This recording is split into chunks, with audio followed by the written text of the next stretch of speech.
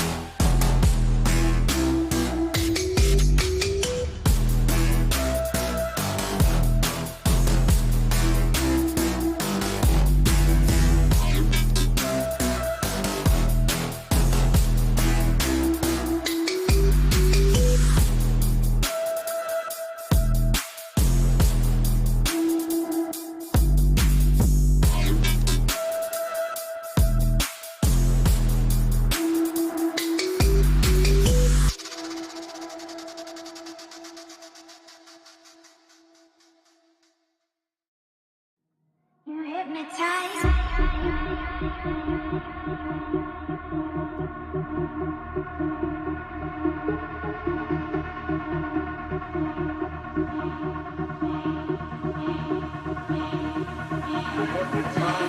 hypnotize me.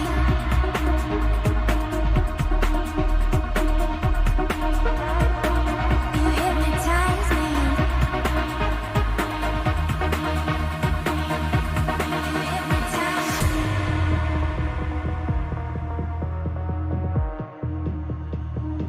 'Cause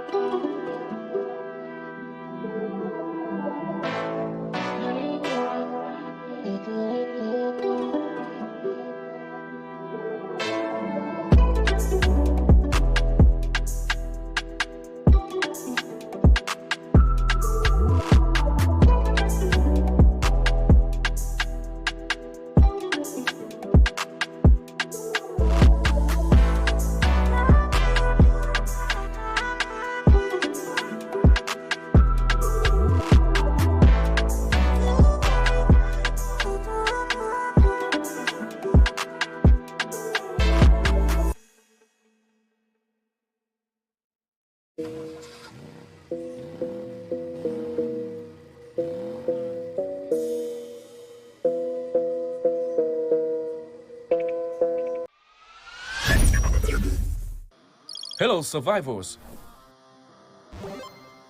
The 32nd SEA Games is back. The Southeast Asian Games, also known as the SEA Games, is a biennial multi-sport event.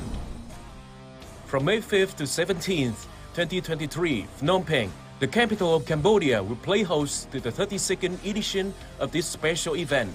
Esports event PUBG Mobile is honored to be part of the medal competition list for the second year.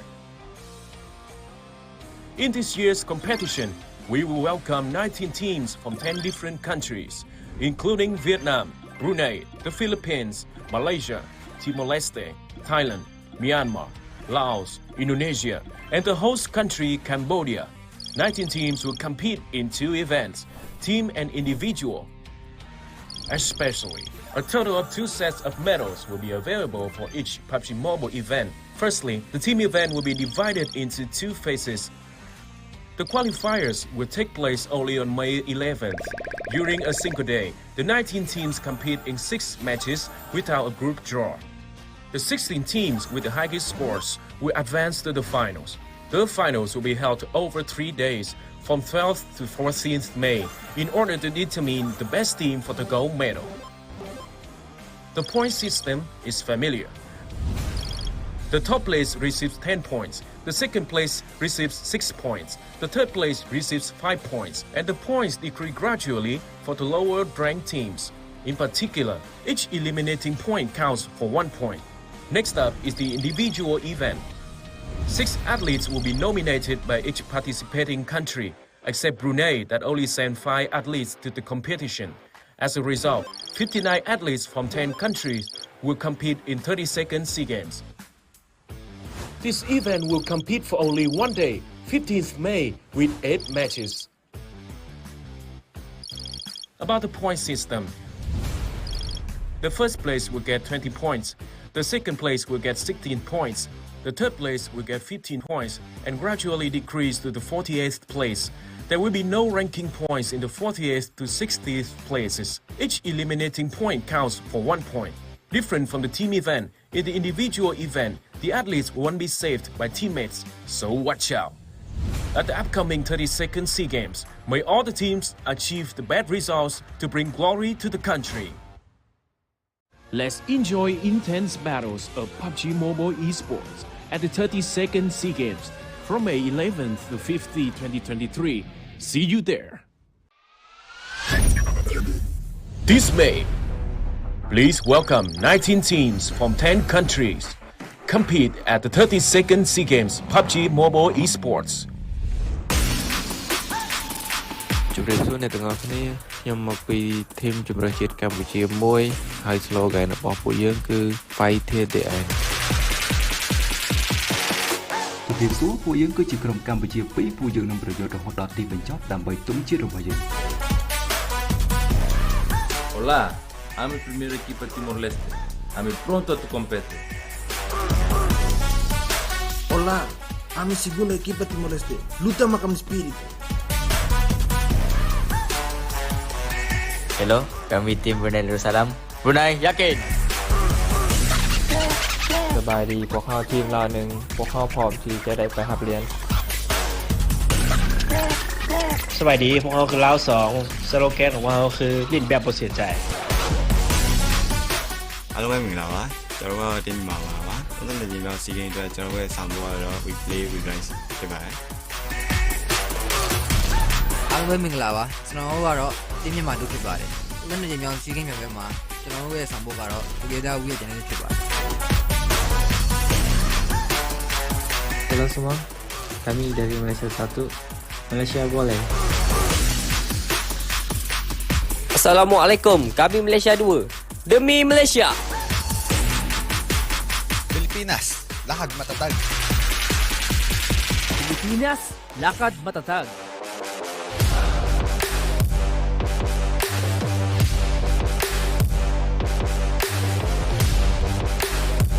Xin chào, chúng tôi là Việt Nam 1. Việt Nam 1, chiến đấu để chinh phục. Việt Nam 2, nơi nào có đoàn kết, nơi đó có chiến thắng.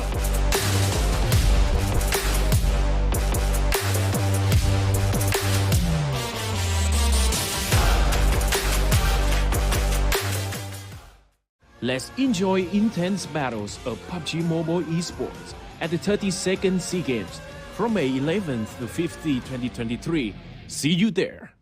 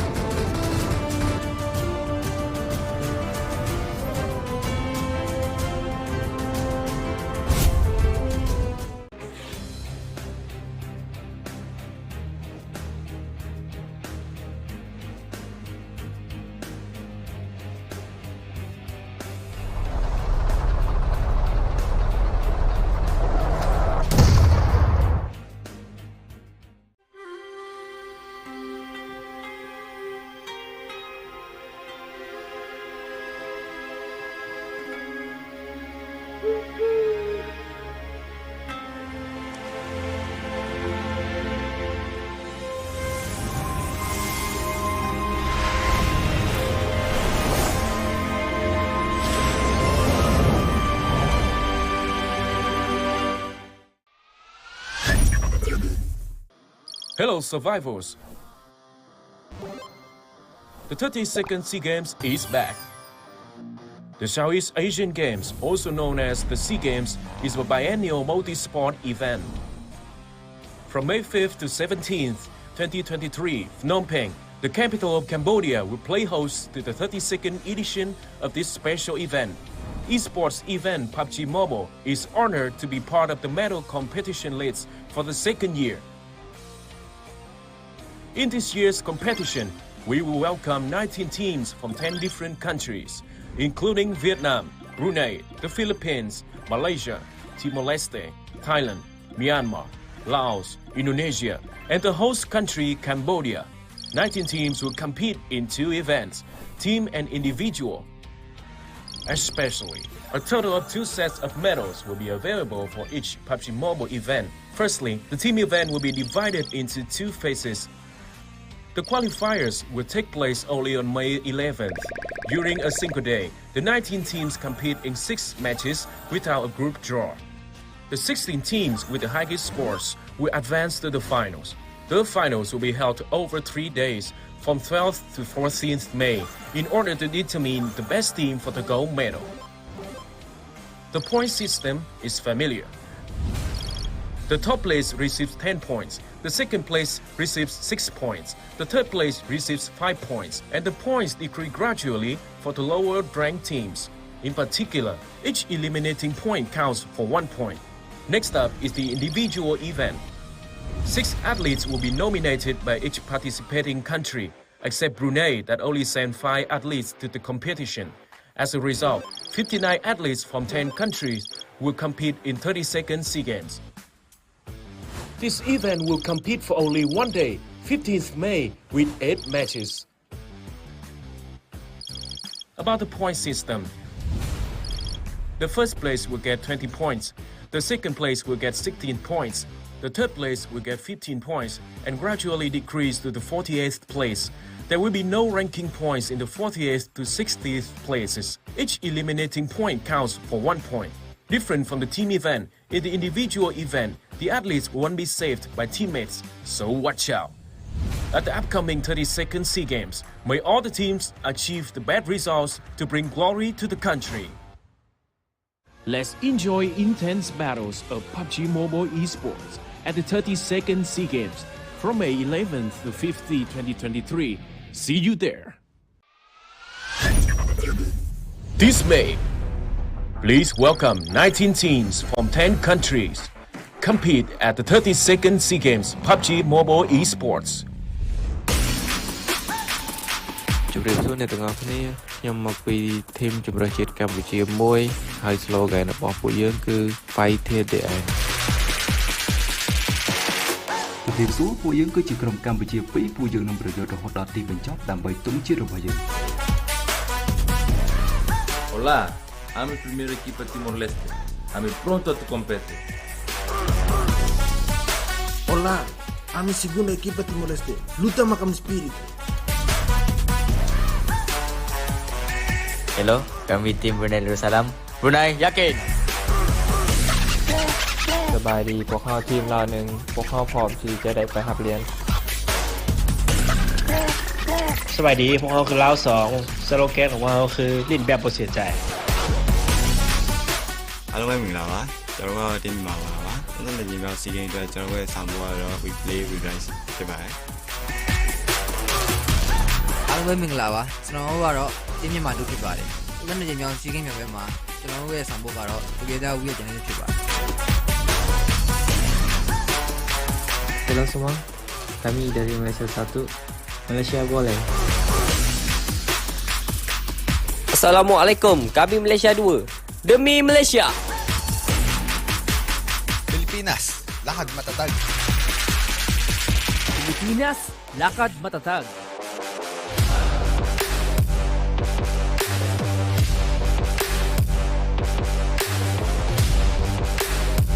Xin chào, chúng tôi là Việt Nam 1. Việt Nam 1, chiến đấu để chinh phục. Việt Nam 2, nơi nào có đoàn kết, nơi đó có chiến thắng.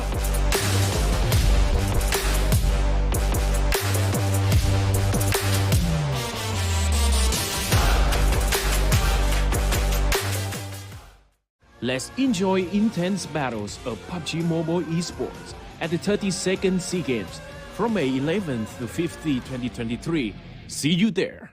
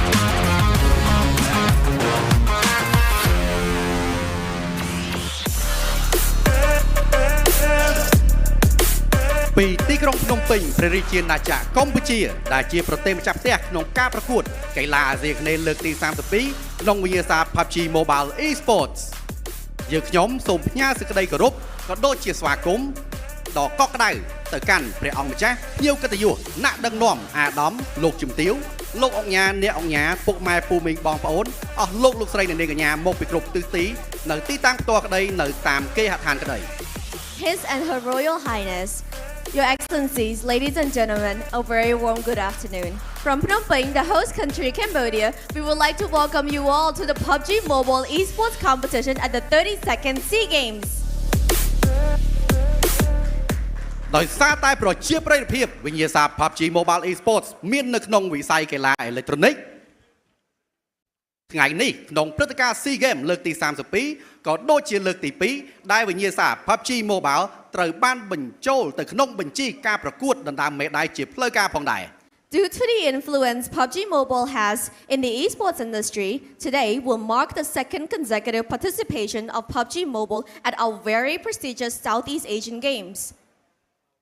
ការប្រកួតវិញ្ញាសា PUBG Mobile នៅ SEA Games លើកទី32នឹងប្រារព្ធឡើងពីថ្ងៃទី11ខែឧសភាដល់ថ្ងៃទី15ខែឧសភានៅ The Olympia Mall ដោយការប្រកួតនេះមានមេដាយចំនួន2ឈុតសម្រាប់ការប្រកួត2ប្រភេទការប្រកួតជាក្រុមនិងការប្រកួតជាបុគ្គលការប្រកួតជម្រុះជាក្រុមនឹងប្រព្រឹត្តឡើងពីថ្ងៃទី11ខែឧសភាដល់ថ្ងៃទី14ខែឧសភាក្រុមនឹងប្រកួតដណ្ដើមមេដាយមាស1ឈុតមេដាយប្រាក់1ឈុតនិងមេដាយសំរិទ្ធ2ឈុត PUBG Mobile at the 32nd SEA Games will officially be held from May the 11th until May the 15th at the Olympia Mall.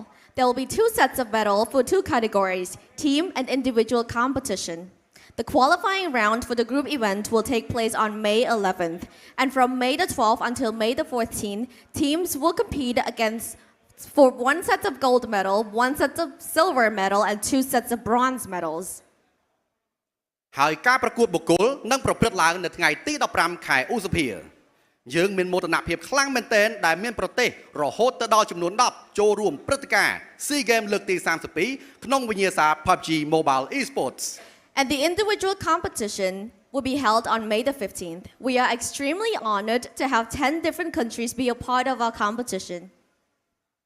ប្រទេសដែលចូលរួមមានដូចជា Brunei, Darussalam, Cambodia, Indonesia, Laos, Malaysia, Myanmar, Philippines, ប្រទេសថៃ Timor Leste និងប្រទេសវៀតណាម Participating nations include Brunei, Darussalam, Cambodia, Indonesia, Laos, Malaysia, Myanmar, the Philippines, Thailand, Timor Leste, and lastly Vietnam.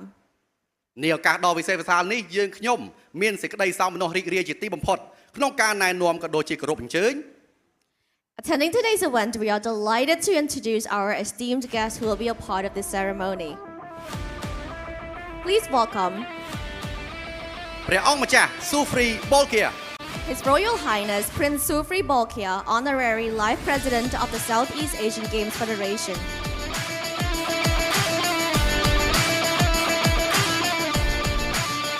Lord Vincente Cavalho da Silva Mr. Vincente Cavalho da Silva, Chef de Mission from Timor Leste. Lord Laurentino Guterres Please welcome Mr. Laurentino Guterres, the Secretary General of Timor Leste International Olympic Committee.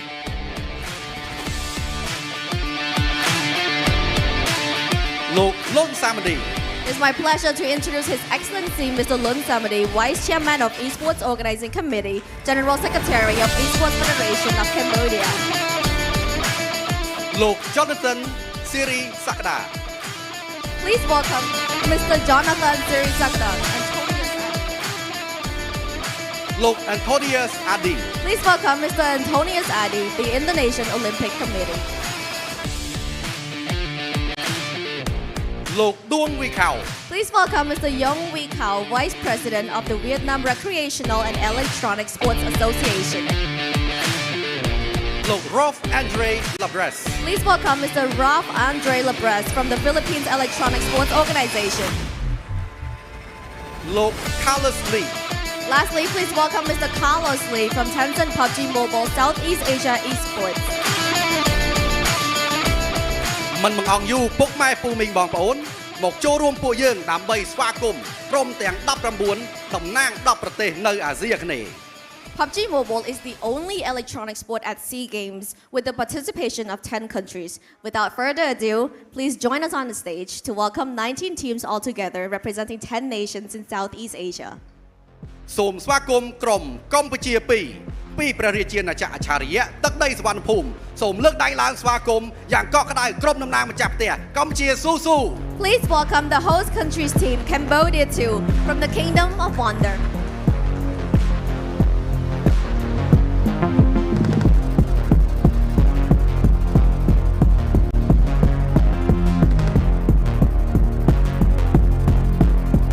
Malaysia 2តែងតែលួចសង្កេតមើលចំណីសូមស្វាគមន៍ខ្លាកំណាចរបស់ Malaysia Bullet Next, Malaysia 2, stalking its prey, the fierce and deadly Malaysian tigers.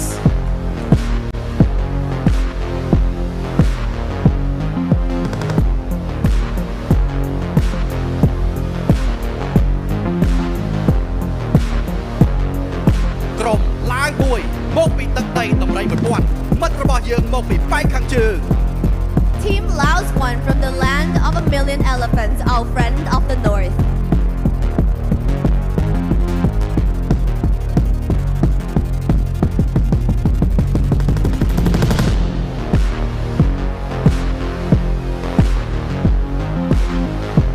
ក្រុម Timor Leste 2មកពីទឹកដីក្រពើយៈលើកទី1ដែល Timor Leste ចូលរួមវិញ្ញាសា PUBG Timor Leste Forza Amuku And Timor Leste 2, participating for the first time in SEA Games history, a nation with great determination to dominate the game.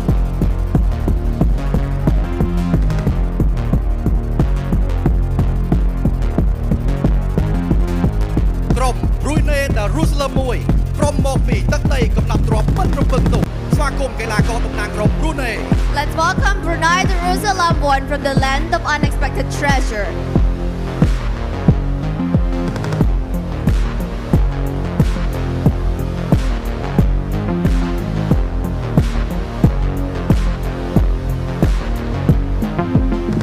Myanmar 1មកពីទឹកដីនៃប្រាសាទមាសមកកែប្រែក្តីសម័យរបស់ពួកគេឲ្យទៅជាការពិត As well as Myanmar 1, the land of golden temples, making their imagination and reality the same.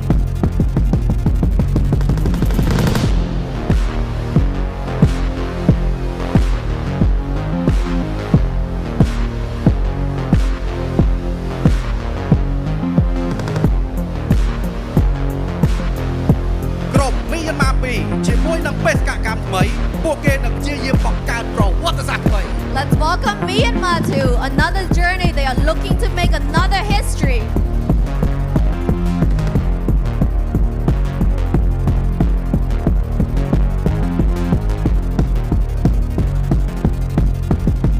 ក្រុមឡាវ2មរណភាពតំណាងប្រទេសរបស់គាត់ពួកគាត់នឹងធ្វើអ្វីគ្រប់យ៉ាងដើម្បីយកមេដាយត្រឡប់ទៅផ្ទះ Team Laos 2, representing their country, they will do anything to bring home the medal.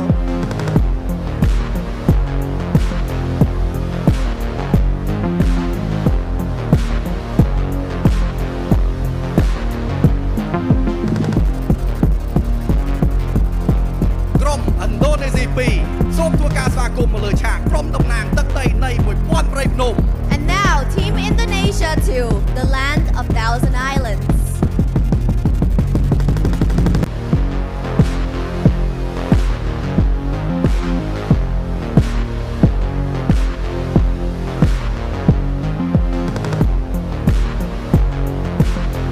ក្រុម Thai 2មកពីព្រះរាជាណាចក្រថៃមហាកម្លាំងតម្រៃសា Let's welcome Team Thailand 2 to the stage. From the Kingdom of Thailand, the power of the elephant.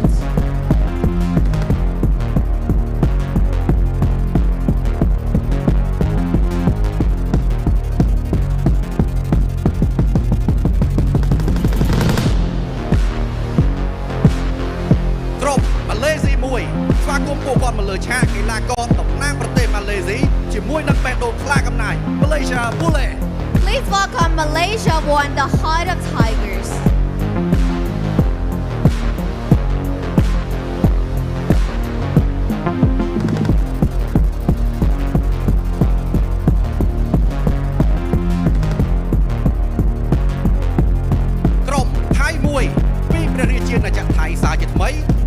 នៃស្នាមញញឹមប្រទេសមួយដែលនាំមុខក្នុងវិញ្ញាសា PUBG Mobile Team Thailand won from the land of smiles, one of the strongest countries in PUBG Mobile.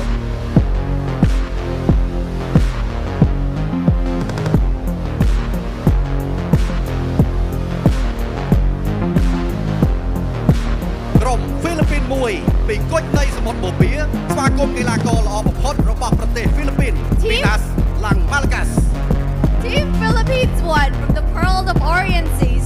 Let's welcome the best of Philippines.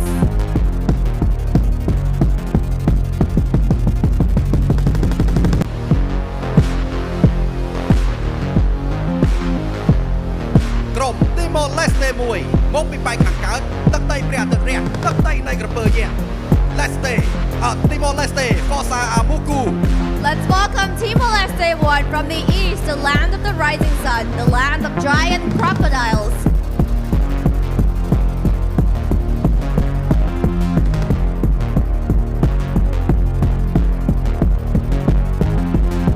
ក្រុមវៀតណាម2មកចូលរួមពួកយើងពីទឹកដីនៃនាគកំណាចពួកគេមកទីនេះដើម្បីធ្វើឲ្យបានល្អបំផុតនិងតំណាងទង់ជាតិ Please welcome Vietnam 2 from the land of the dragons. They came here to give their best performance.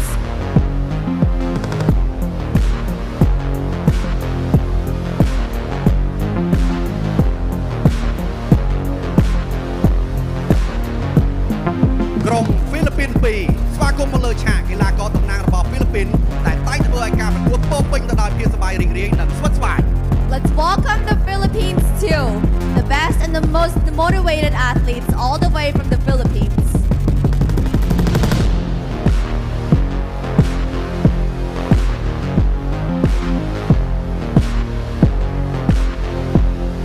ក្រុមកម្ពុជាមួយសូមធ្វើការស្វាគមន៍យ៉ាងកក់ក្ដៅក្រុមតំណាងប្រទេសម្ចាស់ផ្ទះទី2ប្រទេសតូចបេះដូងធំ Please welcome Cambodia 1, the second representative country of Cambodia, a small country with a big heart.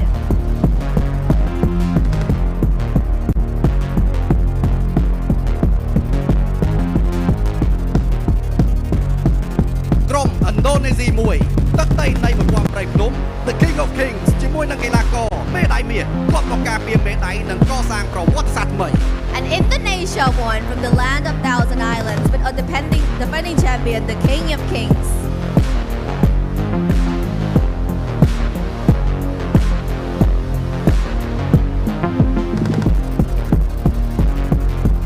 ក្រុមវៀតណាមមួយជាចុងក្រោយសូមស្វាគមន៍កីឡាករឆ្នើមរបស់ប្រទេសវៀតណាម Lastly, welcome Team Vietnam 1 from the land of friendly people.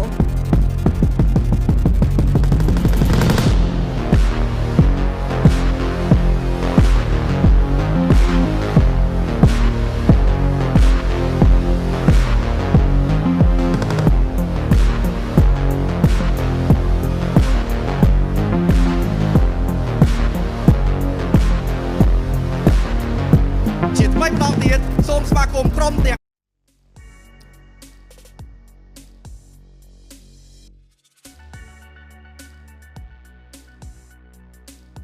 And Tash Buddy here, alongside Keith Lee. We're your casters for today, for at least the English broadcast. And this is a very exciting situation because usually we see these tournaments in other non-official tournaments where we see teams from other countries coming together. But now we are seeing it, nationalistic pride hanging there on the line. I mean, the hype has already been prepped from the get-go here, Tash. Since the CEC 2023, right now we get to see them play pretty much their same stack roster live and again, and this time around with bigger competitions. I remember during that IP, the CE Esports Championship 2023, it was only one team from Indonesia representing, or so I thought. But in that event itself, Thailand and Vietnam, they stormbolt the entire competition. Do you think right now in the SEA Games, the 32nd SEA Games here in Cambodia, it's going to be any different? Maybe a Cambodian team with its home pride getting that home morale booster? We call it a home turf. ឥឡូវនេះ But for now, look ម៉ែ at ភូមិបងប្អូនអស់លោកលោកស្រីអ្នកនាងកញ្ញា everyone មុននឹង seems ចូល to ទៅ be ការប្រ ready កួត and ពួកយើងសូមប្រគល់ទូរទស្សន៍នេះទៅកាន់ caster ជំនាញរបស់ពួកយើងស្វាគមន៍ caster Big និង caster Stalker And now, ladies and gentlemen, before entering the first match, match, we would like to give the floor to our game casters. Please welcome. Thank you very much to our hosts just now for introducing us. It's going to be really exciting. If you guys don't know, there are a lot of various languages that are going to be broadcasted here, from Vietnamese all the way to English. Please do choose the language that you prefer, but we all know that premium content is here with me and Keith. The best of the best. Oh, we like to toot our own horn, to say the least. Hey, if you don't understand the languages broadcasted outside elsewhere, then tune in here. That's why we're here. We're not the most popular, but I'd say we're kind of an underdog, huh? We're kind of the underdog within the broadcasts here. We're that one individual, okay, the duo that speaks English in Southeast Asia, which, let's be honest, is not the primary language here. So if you're here, count yourself in a minority few. Better to be special.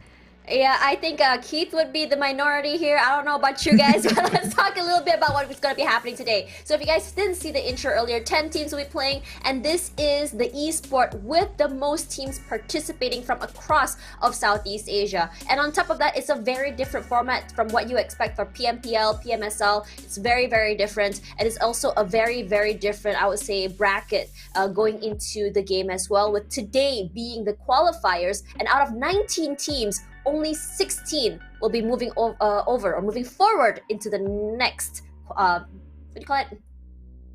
The next round, the next round. There we go. Thank you. Yeah, so I mean, we all know PUBG Mobile, it has the capacity to play with 16 teams only at a given point time and place. So which means some of these teams, or I think about 4 of these teams, will have to work extra hard just to make sure that they are above sea level and make it to the next round. Now, before we get into that one, we would like to also stress that the individual events is also happening. So in case you think that it's because maybe I said this behind the mic, that Thailand has got a full stack of team. So maybe if you think that on an individual level they have to prove themselves on a different wavelength, then the individual event, that one's happening on the 15th too, so don't miss that one out. But the timeline, Tash, tell them about it. Yep, so today is the starting where we're going to be having the qualifiers, and we're going to be moving on to the finals tomorrow, where it's going to be happening for 3 days on the 12th, 13th, and 14th. Now, we all always talk about how teamwork makes the dream work, but what about individual skills? And that will be tested, again, as Keith said, on the 15th, which is on Monday. So stay tuned for that. It's going to be really exciting, and a very different one for us, actually. If you look at most of the official tournaments out there, it's usually in squad form. Now, coming to see them play individually, it's gonna be great, because it's gonna be a mess. It's gonna be, we don't trust no one to have your back, and every man for himself, which is originally what this game is all about. Yeah, I mean, individual, I've seen it gone one of two ways with an individual event. Either they play it super passive, since they don't really have all areas covered being a single individual, or they're just going out there, run and gun, and put up a whole show. I mean, in the end of the day, a medal's a medal. So what do you think about that? Like, do you actually think that people should go in with run and gun, or play things slow down a little bit? I mean, personally, I really always stress this about finding that sweet spot between getting elimination points and also as well as getting, you know, your placements. And I think for a lot of these teams, especially as we see the formats really change over the years for PMPL, PMSL, it's a very different format this time around. I think we're going back to basics, and that's what makes it so exciting. Because if you remember, for today, the format is more of like trying to get as many points as you can as we hit the grand finals eventually. It's not like we're going to be seeing a super weekend and you need to get this points in order to qualify for the weekend to get this points to be heading into the grand finals, which is like, it's kind of like, I would say, a different sort of mindset when you head into the game. But the point system though, which I will hit later, will be changing the mindsets on how exactly this game will be approached. Regardless, if you guys didn't know, the age limitation rather for this game is above 16 years old. Now, coming into the point system, as I mentioned earlier, this is going to be the reason why everyone will be trying to go for the chicken dinner. 10 points, 4 points ahead, second place. 10 points is good, ahead of the second place with at least 4. However, 10 points is insanely doable when it comes to trying to match it through the eliminations itself. So like you mentioned before, that perfect balance has to be stricken here. I've seen teams who plays it super passively, only at the end of the day accumulate about, I don't know, 16 points after 3 matches. So it's not, playing it slow definitely has its perks, but yeah, in this 30-second C games, you have to be a complete arsenal of your own. So which means you can play tactical, you can play it offensive, you can play it passive and aggressive at the same time to be the best of the best. And also talking about what we have here are the teams and the flags. As Tash has mentioned, 10 different countries, a pair of each except for Brunei, which means all eyes are on Brunei right now as they are the single team representing the region. It's definitely it's a lot of pressure, honestly, because you don't have another team to lean on to for that support or, you know, to chase back. Regardless, coming into this, I think that every team or every, you know, player that we've seen here, we've seen play on the big stage before. These are not new teams. These are players that are definitely seasoned when it comes to pro play. The only difference now is that they're carrying the country's flag on their back, because previously it was the team's organizations from the country itself. And I think that's what's really exciting as well, is the fact that each of these countries are able to pick their team from their country and sort of make a dream team for the country itself. We saw it in Malaysia. Like, I was so excited to see, you know, Malaysia won, and you were excited seeing Thailand. So it's a different ballpark. But let's have a look at today's matches here, where we're going to be starting off with Sanhok, moving into 2 Miramar maps and then 3 Erangel maps. So what do you think is going to be the mindset of these teams in this sort of like map setup? I think this is a comfortable stack. It's exactly what they've been prepping for during the CEC. And having the Miramar to only 2 maps and Sanhok, which arguably is consented by all players as the most RNG of maps. Having only one of those, this is going to create a more fairer ecosystem or a fairer battlegrounds for these teams to actually duke it out here, especially towards the last 3 map of the day, Erangel. However, since only 16 teams can play at a single given point of time, which means every team will have to sit out of 1 map every single day, and then this is where things gets it gets a bit funky, right? Because you're talking about the format and how we don't have like a whole league and a super weekend to accumulate points, which also could be a good thing now that players can go full-fledged on the get-go, but also it is less forgiving than you would within a league. What, 2-3 bad maps and you're down there, you're stuck at the bottom, hoping for a miracle at that point. I think that when it comes to these games, I always really prioritize consistency. Whether or not you get that chicken dinner on that map is another issue, but given the fact that you get 10 for a chicken dinner, and then after that from 9 all the way till the end is a 0, it's very, very harsh if you think about it. You do not want to go down. Like, I think like in this situation, there's like a lot of, I think, ideas and thinking about how exactly you want to approach the finish line. There are teams that are going to be playing a little bit more passive and trying to get that 10 points for the chicken dinner, but we also have seen teams that are a little bit more aggressive, trying their best to farm those elimination points. And honestly, it's not surprising, because in one game we've seen players before have 13-14 eliminations in one map, and they're able to get chicken dinner as well. It really snowballs them to the top. And on top of that, there are also situations where we've seen players not only get the chicken not get the chicken dinner, they got to be the 2nd place, 3rd place, but they do have points that go beyond that chicken dinner because they have more kills. So again, it comes down to how exactly you want to prioritize this. From this minute to this minute, what are we going to be doing? Are we going to be playing safe? Are we just going to try and focus on rotations? From this minute to this minute, this is where we are going to go on our aggressive rotations. Are we going to start farming kills here? And then from this minute till this minute, are we going to try and play a little bit more safe and get the middle of the circle? So again, it's very intricate when we think about the layers on how exactly you want to approach the finish line. Because positioning, I think positioning is something that people don't really talk about much in PUBG Mobile, because at the end of the day, where you want to stand, where you want to hold, and where the circle pulls will determine everything, and whether or not you're going to get the chicken dinner. Yeah, but we also have to bring in the factor that they are operating out of hindsight. They have no information on where all the other teams are. We have the luxury to kind of call things on the get-go because we have the eyes of the gods, but not these players. Not these players. And we just saw there, Thailand #1. That is, I'm going to call it right now, the team to look out for. Yeah, stacked rosters. You've got players from Vampire, from Infinity, and all the strong powerhouses within these one roster itself. I think they were the ones who can set records when it comes to elimination points at about 23 kills, if I'm not mistaken, during the CEC. I'd like to see them try that one again, especially in a home ground that is Cambodia. Yeah, the home turf buff is definitely very important. I think that we should really talk about this because especially as the pandemic happened, everything went online. So everyone was playing in the luxury of their homes.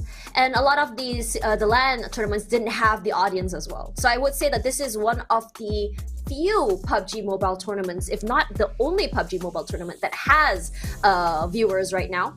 So it's very different when you play alone at home online and when you're at the event itself. Yes, you do have the noise cancelling, but when you look up, you see the crowd cheering and you start to wonder if it's for me or it's not. And then doubt starts to set in when you hear the roars, whether or not they're supporting you. And when you're in your home turf, that buff comes from hearing your name being cheered out. It gives you a little bit of, I would say, a spike in morale, which really, really helps. And look at how many people are there in the crowd. Like, I wouldn't be surprised if they cannot hear the crowd yelling their name. Yeah, I mean, it's the best advice, I guess, to all these young studs here is to kind of silence the noise, man. Don't look at the crowd thinking. Yeah, if you are any other team that is not from Cambodia, don't look at the crowd and look for affirmation because they are definitely not cheering on for you. They've got so much to lose. It is their hometown, and right now, if I'm not mistaken, Cambodia was leading within the 32nd SEA Games here. With the esports title. I can't quite recall how many gold they've picked up so far, but last I checked, which was hours back, could be different now with other game titles that took place during the span of that hours, but they were ahead. And so when you're at #1, you fall pretty hard. Yeah, because there's a lot of expectations, there's a lot of, eyes on you, especially as you play. And on top of that, them playing a CEC as well and playing their best to get first place can be dangerous potentially, because you don't know if that is going to be their strat moving into the finals as well. Because some teams, they don't play aggressively. You remember Geek Slate from Malaysia. They are one of those teams that don't play so well early, and then suddenly they just, in the last minute, they just like plop their top spot. And we always wonder like what happened there. And clearly they're a type of team that likes to take it easy early, don't want to really show all the cards they have in their hand until at the last possible critical moment. And it works well in their favor. But they are also teams that play aggressively early till end. But that's the problem. When you play early till end so very, very, very, very soon, you sort of get microscoped by these teams in terms of your rotations, who's the aggressive person, who to look out for, is which particular area does the flanker or even the support player hold. And it's easy to get, really picked off one by one, especially if they find out if you're playing in that area. So each team, they're gonna have to be very creative. They can't not only just show their cards so early, but they have to be creative in adapting to all these situations. Because I think that, I was talking to some other casters a few months ago about how exactly a team plays is very dependent in their country. Each country has their own play style, has their own momentum, has their own pacing, and it's very, very easy to get swept into the momentum. It's up to these players to not allow these other teams to not only dictate the way they play, but also to adapt and change up, because sometimes you're in a small pool, which is just maybe you're just from Indonesia, you're playing just the Indonesian style of play, and then you're met with Thailand, and it's not necessarily the same way of thinking that you might have with your fellow Indonesians. How are you going to be reacting to that? Well, long story short, good thing that these players have played for a while now within the competitive scene, so you could somewhat draw trends to the play style, which affirms your point regarding the geographical strategies, right? And I've also heard from players from Cambodia saying that when it comes to Thailand exclusively, they only save the best scrims amongst each other. Yes, when they play do. out against a different country, they're just playing for the lols, and that's why they always come in seemingly a step beyond the rest. But we'll see, things can change, and I'm glad you brought that whole play style out, because look around you, this is predominantly a wildcard region. It really is. I mean, when you look at Cambodia, in a lot of situations, I think that after interviewing some coaches, some players, and they say like ping has always been their main issue when it comes to playing competitively, because geographically wise, they're not necessarily closer to us in Southeast Asia. So now, in their home turf, they get to play at their full power, unchained. And that is very scary, because before this, they're not able to. This is the opportunity handed down onto them, and I mean, they were serious. Being at number 1 in the esports category, it isn't an easiest thing to do. No, it's Vietnam not. last year during the SEA Games, they dominated the esports title. Right now in Cambodia has to do the same. It is only fitting to follow the trend, but will Thailand and Vietnam, the two regions that has been known time and time again to be undeniably dominant within this game title, will they finally falter playing in a different region in amongst the wild card whose strategy is not really well versed in the competitive scene? So we'll see. Maybe can they handle the pressure? You know, seeing this from our perspective makes me wish I was there, because look at how nice the venue is, honestly. It's just so fun to be able to see these players and just hear the roar of the crowd. It's definitely a very electric experience coming through into this. And you know, some of these teams are actually, I would say again, the dream teams created by each country. You mentioned Thailand has that Malaysia 1, Malaysia 2, also I would say a dream team pick. We also saw from Vietnam, they had their firepower. I think like this, in this situation, when you are not separated by your organization and your country is free to pick any player from any organization to play, this is where it can be very, very interesting, because like this is where the firepower comes through, the best of the best put into one team. But at the same time, you also have to remember these players may or may not have had the longest time to practice or play together as well. So how does it work with their dynamics? And it's going to be very fun to watch how exactly it's going to work. Yeah, that's a good point, right? When it comes to the SEA Games, it's a different ball game. How they put the team together differs from country to country. I know Indonesia, they like to break teams apart, right? They take the most mechanically skilled individuals within a single position, and they have multiple players filling in that role. And they'll run them through a pretty much a cohesive test just to see if chemistry or a certain attitude, something a bit more subtle traits within a player, see which one actually gels well, and they form their own team. But the team did not perform well during the CEC. I could argue that maybe they're hiding some strats. Thailand, though, it seems like you can throw a rock and somehow put them in a bingo ball and shake things up, and it somehow still works out, just because Thailand likes to run and gun, and most regions cannot handle that because of how accurate their firepower is and how they actually like to take fights. They have emphasis within the roles, especially with the position on how they take things, right? They're not just running at your doorstep. There's always two rushers going up front, one guy coming on the flank side, and maybe a support from the back end in case you overpeak. And so that's Thailand, when it comes to war, undeniably them. Vietnam has got a reputation for sharp eyes. Frankie, he shoots from a mile away, and he never missed. This man never missed, but he does go on a mood swing every now and then. Whoa! So, I was not expecting that. But you know, coming back into the team, I think that you also are seeing some shifts in the players as well. Like you see Chilrex, who usually plays predominantly in Malaysia, is now playing for his hometown or his country in Brunei. Yuhai Boy, who has been swapping in between Malaysia and Indonesia, back in Malaysia.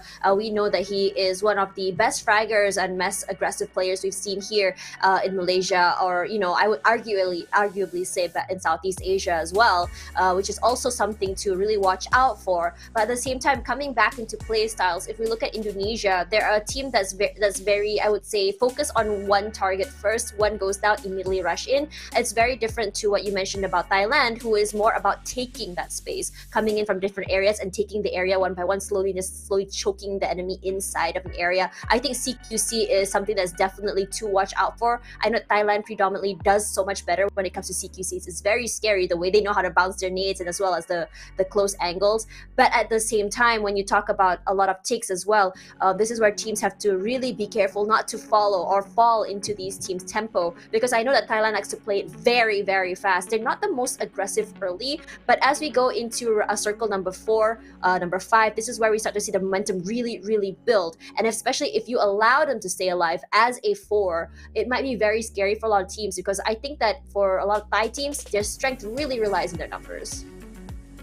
They do, and it's just unfortunate for the rest. All their numbers come with good quality, so they're not just a volume game with hollow shells, right? They're rock solid, and so we all know that they're going in as favorites. They have really good survivability. Honestly, when you think about them, it's very rare that we see a Thai team go toward the top 5, the top 3 without a 4, and it's just really crazy how they're able to do that as a team. They know how to back each other up. Now, I know that Malaysia does have like those kind of situations. I would say firepower is something that's really important for them. But when you look at Malaysia, I think that while they do have firepower, I think that one of Malaysia's biggest weaknesses is that they either go too hard or and it's a double-edged sword, honestly, when I think about how they play, because it's very, very aggressive to the point that like you think like, damn, that was just so aggressive how they took it and it's so good. But at the same time, it can catch them off guard, and it can end up having another team coming to their backs, getting backstabbed. And in some situations where they're not too, I would say, aware, they might be third party. And that's also something else I want to talk about. But as we go into our first map of the day, ladies and gentlemen, this is when you want to keep the eyes on the screen. This is our first map for today, and this is a SEA Games 32nd for PUBG Mobile. We're going to Sanhok, ladies and gentlemen. I'll do you one better. You said it's rare for a Thailand team to make it in the top 5, not as a 4. Yeah. Pretty common, but it is not rare. That's what I meant. No, it's rare for no. them Hold to on. But it is not rare for them to make it as 1v all. Oh yes. If they can lose 3 members, but that one guy who clutches up towards the end could even rake in like 12 kills and the chicken dinner all by himself. This is why this region is not to be trifled with. But yes, let's have our eyes onto the rest of the competitors here. Malaysia, they took a different approach than some of the other countries who's breaking superstars apart. They seem to go with what's safe. Having the entire geek slate there, their entire stack, nothing's changed. Now, will that stand on the Southeast Asian level? It sure did in the Malaysian region, but will it stand on a regional level? Yeah, at PMSL, Geek Slate did pretty good as well. They did make it toward the end.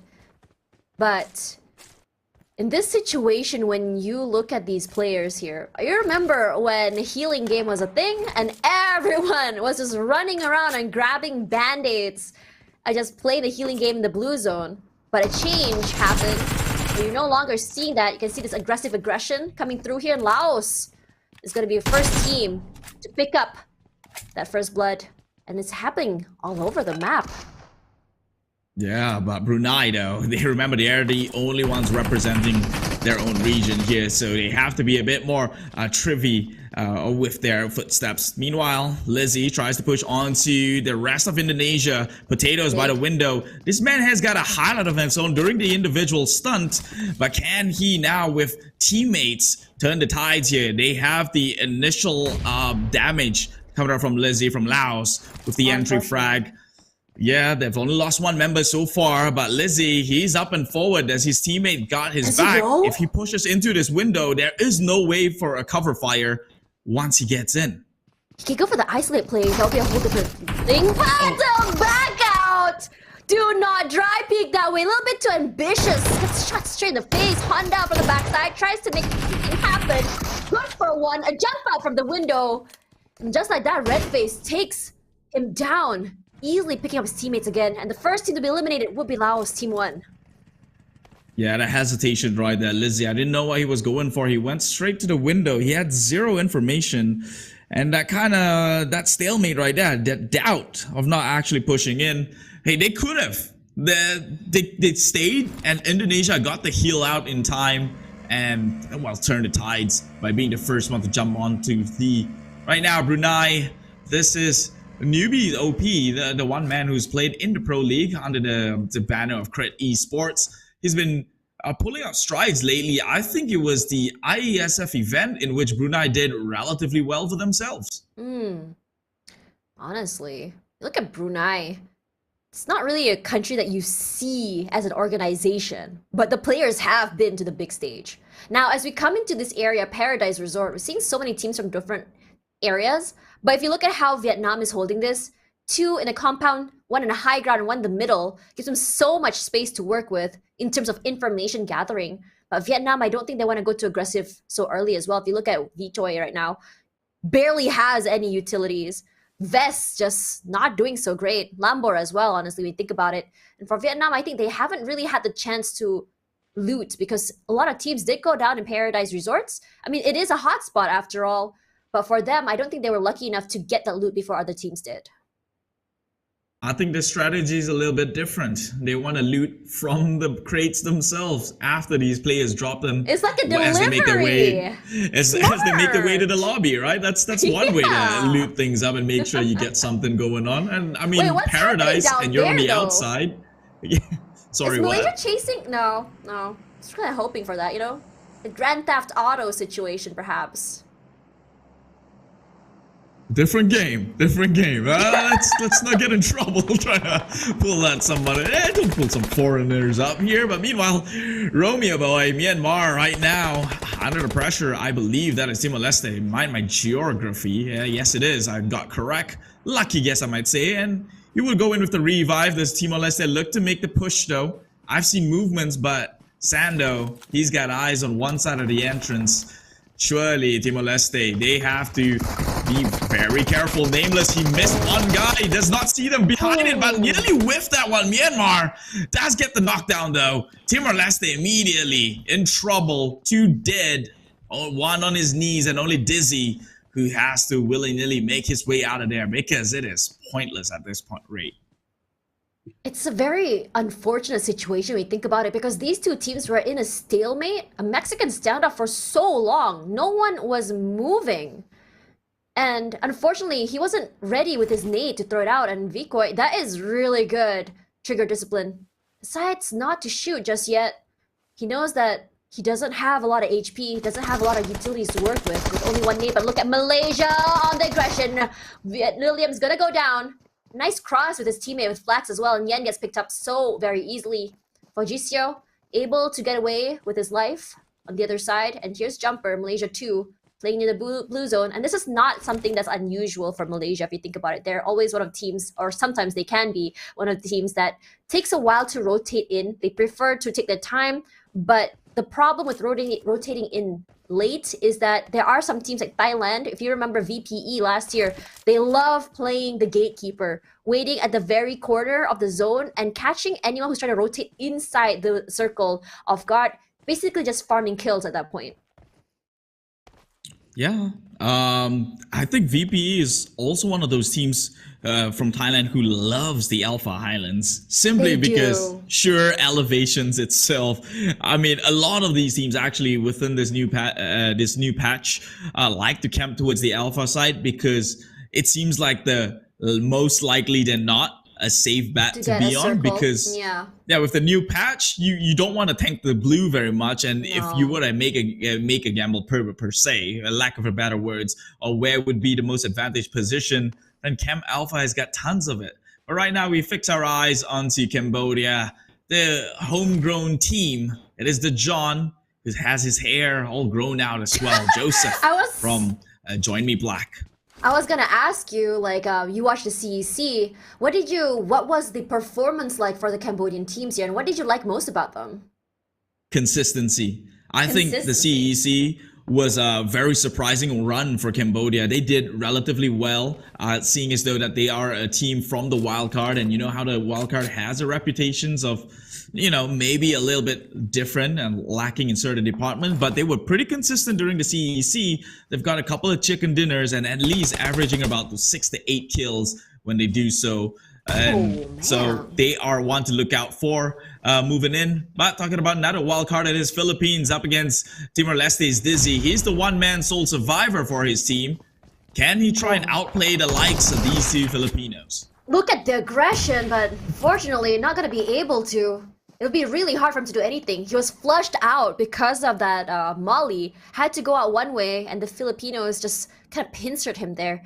You really got to give it to them as well because they were double swinging him together, not allowing anyone to fall down. But let's look at a circle here coming in toward the southern side. And I think for a lot of teams who are on the northern side, coming toward the southern side is going to be a big problem as they navigate not only the trains, but the teams who are waiting at the edges of the circle. Now, if we look at here, there's already 2 teams already out. It's going to be Laos as well as Timor-Leste too. But for the rest, you can see that for Laos 2, lost 2 players already. Not too sure what happened, and 20 down. Laos 2, their second team here, about to go out, but at least they still have half the team left. And gets shot at by Newbie, but I think he whiffed that shot. Gonna cook up that nade just a little bit. What he's gonna do here is try to clip him out with that nade as it bounced. Unfortunately does not. He does take a little bit of damage. Newbie's OP and Chewy's coming in from the other side. 2 different areas to worry about. The shots come out. Newbie takes a lot of damage, goes down immediately lobbied. 1 point in the pocket, and Chewy's as well. What on earth happened there? They had a strength in numbers, but clearly was separated, not able to play together. That's actually pretty bad. You had 2 members from Brunei, all healthy. Laos had 2 members, but they're all low. You had 0 info, but have the high ground, and you went pushing downhill blindly, got shot, caught out, lose 2 member, and Laos still having members in. That's gonna hurt. Yeah, that blue zone hurt too. Did go down, 3 eliminations in the pocket. Not the end of the world. I always say that so long as you don't get lobbied with 0 points, it's not the worst thing to happen. But Thailand, this team, is taking a lot of damage. Beer all alone, tries to spray it out. Did not realize that Vietnam was playing in a corner, all 3 of them there. It was a fiery squad. It's so nasty. Lambor tries to trade it out. Get some revenge to his teammates. Thailand over there on the other side as well. They want to go aggressive. Mela still holding down the line. But over on the high ground there is still another team there. Myanmar holding. Trying to steal some kills. Third party might be the name of the game for them. Chua tries to push out. Does not take any shots properly. Does not get any damage in. Frankie as well playing to the blue zone. They want to get this pickup, but doesn't seem to be happening just yet. Yeah, Mela actually fended off that compound really well. Gets the shot and the DBS onto Lambo, who was trying to push in immediately. Frankie calls off the pursuit here as they lost member 2, in fact. Lambor and Chua GH in Thailand. This is why I say they are an absolute beast right here. Sando gets clipped out from the tree lines. Frankie, he's hiding behind one log, but it doesn't seem to do him much good here. He does have allies around the area to maybe shoot him down. But remember, Thailand was at a disadvantage of only 3 members, and they turned that tide around. Right now, though, Thailand marinating in the blue. They have to make a move fast. Feels bad for Sando. Was trying to third party. I was honestly surprised that Frankie was very aware of him. And on top of that, Frankie in a very dangerous position, managed to fence for himself, pick up that knock, and runs away. Now Vicoy is all alone here. He has to rush over to his teammate. He has to pick him up. He is still waiting in the ditch for him. Now what he's trying to do is, for Vicoy, he's not going to return any fire. Just play it quietly, and hopefully the Thai team decides to rotate another way.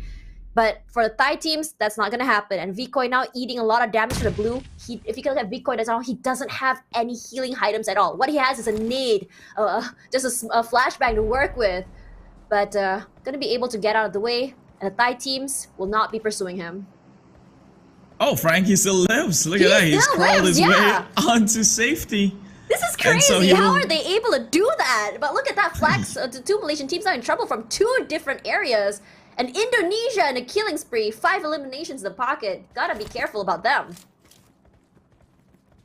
They will get the pickup, but now Thai will find their way on the inside right here. Mela gets caught out though. Vichoi, nice one with the clutch here. Now Malaysia going on an uphill battle against Myanmar, who's got that entire top of the hill covered left, right, and center. It is a no-go. Call the shots, pull off, pull back. You gotta get out of here, Malaysia. Find another way in. I think they're stuck, honestly. The low ground is not in their favor. The blue zone is pushing up. Like it or not, they have to find a way up here. They hit so much damage from that nade, and Indonesia as well. Myanmar is with the one. I talked about the team to play the gatekeeper, and it's gonna be Myanmar here, not allowing anything inside, and Jumper outside, gonna go down to Vavel. At least a pick off there. Vietnamese team does get eliminated with 2 eliminations in the pocket, 15th place. But for Indonesia, they want to try and climb up here. But Tuzai is not letting in at all. With this cover as well as the high ground, they can really, I can say like this whole area is literally their oyster. They have so much freedom to move around, take up an area. They can spray and then just move backwards away. But then this cut of noise by the Indonesian teams is going to keep them on their toes. They have a general idea where Indonesia is, but it's really hard to say if they've rotated out or if they're moving into a different spot. But as time runs out here, Indonesia, you're running out of time. They have to find a way up onto this compound. These two teams need to win. One of them either Indonesia or even Myanmar, because they want to try and get to the final circle. Yeah, but Indonesia is playing it really smart though. They're positioning their members one north, one south, try and sandwich their opponents. Right now, Thai team, Mela gets picked up by Logan. Won't make the travel across, but wouldn't hit. So I would say that was a successful push into the circle. They made their way across, and they will pretty much live to fight for another day here. With 2 members in a Thailand team, I'd say they're still pretty lethal themselves. I mean, that's being me. I would have said they're lethal even with just a single member alive, regardless anyway. But Vietnam, Thailand, off to a rough start with shooting each other from ground zero, making passageway for the rest of the teams to try and inch it closer. Cambodia is still in with their first team. Malaysia still a first stack of team here. Thailand number 1 has not shown their might just yet. Speaking of that, I mean, we did talk about some teams who are playing it a little bit more safe early, and I think that because this is the first game, hold that thought as Joseph really want to get picked there into a Thai player. Cambodia is so aggressive right now. Snipes will be stealing at least one from Akartes, and the Philippines will at least fire back. It's a 1-for-1 trade at least. Not the worst way to go. But in this situation, when you want to try and get the pick off, it's going to be a problem. Another team bites the dust. It's going to be Timor Leste 1, 0 eliminations. That also means it's 14th place. Means no placement points as well. But for Cambodia, I mean, we talked about a team that likes to play a little bit more, I would say, safe. I think the first map is a team that call it an icebreaker game, right? Because you're trying to figure out what exactly each team can bring to the table. No clue what kind of strats they want to play. But for Cambodia, this aggression looks so good at them. They have a game plan. Look at both these teams. They are playing it really silently, only taking fights on the mid to long range level, never trying to get into close quarter combats because they know that's where their strength lies. Cambodia is one of those teams that if you give them a compound and the luck of the circle, they are going to turret you down in the attempt here. Both Cambodian teams still very healthy. Of course, Cambodia 2 with the 3 eliminations and Cambodia with 1 of their own. They might spot out some of these teams, especially Malaysia, who's pretty much an eye level at this point. Meanwhile, Fluketh from Thai gets knocked down. That's Thai team number 1. Oh, it's so unfortunate for Fluketh. You know that he's one of the firepower, the main firepower, especially we've seen in the previous tournaments here. But for a lot of these teams, the circle is going to be pushing downwards. It's going to be so hard to rotate. Now for Thailand, the last 2 players, for Thai 2 at least, it's going to be so hard to get into the circle. They don't have the high ground. If they want to get inside, the best bet they have is to go for a long rotation. But if you remember earlier, their vehicle actually got blown out. But as time ticks here, look at how many teams are still up toward the north. They want to get to the circle, and Cambodia is just, they have so much control over this high ground. They're not allowing anyone to come into their area. They have a nice hold. They have all the information they need. And seeing the way they push and just move around here allows them to really get the information if anyone will be pushing out. You hear the sounds of gunshots, but no one is really shooting back, honestly, at this point. They are third-party kings. And Brunei goes down. Surprising, actually, when you think about it. Not the best of a start for Brunei, but obviously they've made their way this far to have a representation, and that's not an easiest thing to do. Up until recent, Brunei was not even acknowledged within the PUBG Mobile ecosystem, and right now they are here and they are looking to stay. Meanwhile, Cambodia, same things can be said with this nation who's only had esports for about less than 5 years now on a high, showing why they should not be shut off from the world itself. Cambodia consistently through and through already 6 points, 5 eliminations. For Cambodia right now, I think that this is why they look so good in the CEC. Look at that shot onto Ponbit. Just run, spray it out and move away. And for the Thai 2 players, they eat a lot of damage from that nade. Cambodia pushing up, still being very, very careful. Tony K going down, Shrebsy trying his best to save his teammate. Trying to go for a 1v1, trying to go for the isolate. Does get one easy. The John coming in from the other side. Joseph also goes down. What on earth coming in from Shrebsy? But unfortunately, they do go down. But still, enough damage to the Cambodian team. That would have been pretty bad had he had more allies on his sides here. Meanwhile, talking about getting knocked down by grenades, it is Cambodia's second team, Paya, getting hit a little bit too hard for comfort, but this is going to allow Indonesia to maybe go in with the push or pretty much get the info and reposition, understanding that the direction the threat is coming from. Right now, they're split into a pretty good position here. All 4 members still alive. They can take on off flank angles to ensure that Cambodia doesn't push on forward. Yeah, for Indonesia right now, they are the low ground, but they're playing it very safe. Lapar playing a prowl game.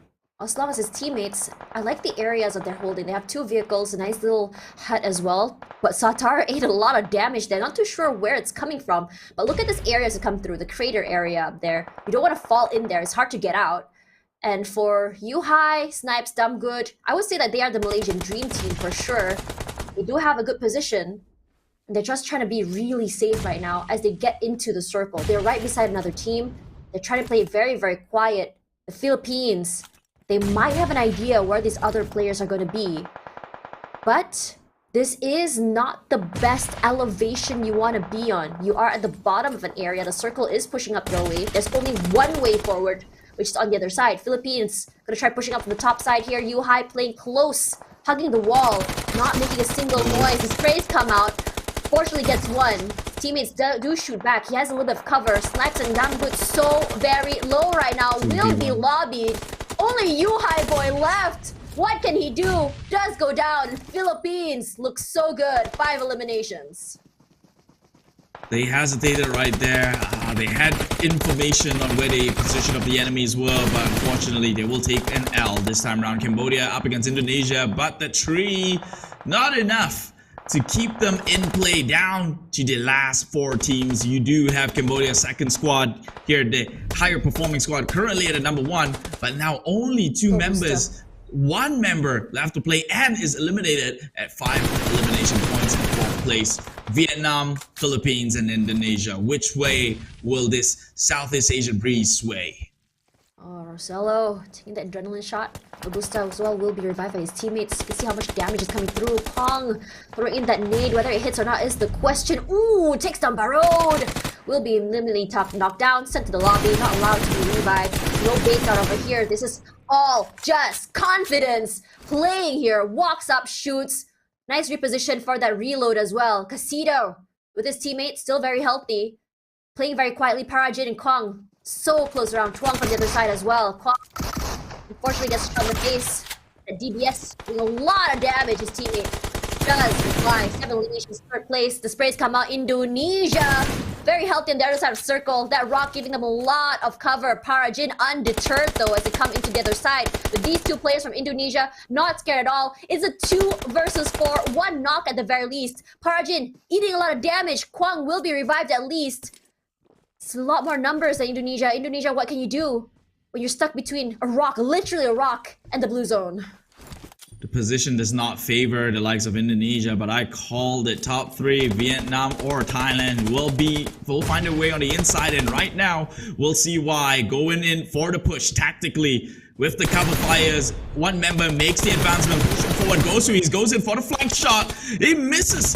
It was a whiff, but he does get the location set. Behind the rock, he says, and he tossed one over. It's a nade. Will it hit? Oh! It will. It's good. And only one member down who will be eliminated. Vietnam taking home the first ever winner with a chicken dinner here in the 32nd Southeast Asia Esports SEA Games title. Dude, did you see that nade? Hits them both, sends them straight to the lobby. Indonesia could not do anything. You really gotta give it to the Vietnamese players. How they played together, how they played a take. In a long time, they were playing together close enough to not get clipped by a nade, but good enough for them to really throw out that damage to the Indonesian teams. But for the Indonesian team getting second place, also a very, very big achievement, because how long were those two players playing together and only for the two of them? We talked about strength in numbers, but at the same time, Keith, you highlighted this. There are some players who know how to play a survival game. That will be Team Indonesia. And on top of not only just surviving, they were also clipping players left and right, stealing as many points as they can. They are very, very aware of their positioning, of their limitations, and knew how exactly to take advantage of that. Yeah, but props still goes to Indonesia and actually Vietnam with their maneuvers. And towards the end, really, they could have played as still as possible in trying to cut the losses here. But that would have gone Indonesia's way. They were behind a rock during that push. One mistake could have caused them to somewhat even to tie it out. But that cover fire and immediately a teammate taking that opportunity to make the advancement forward and getting into a flank position, that right there is exactly why taking fights or the knowledge in the modern warfare is something that Vietnam and Thailand has. Unfortunately, we didn't see much of a Thailand this time around. They were absolutely demolished and destroyed. But Vietnam showing again why they were, well, in the top 4 position as the CEC concluded themselves. And so already a good start for the Stars in Red.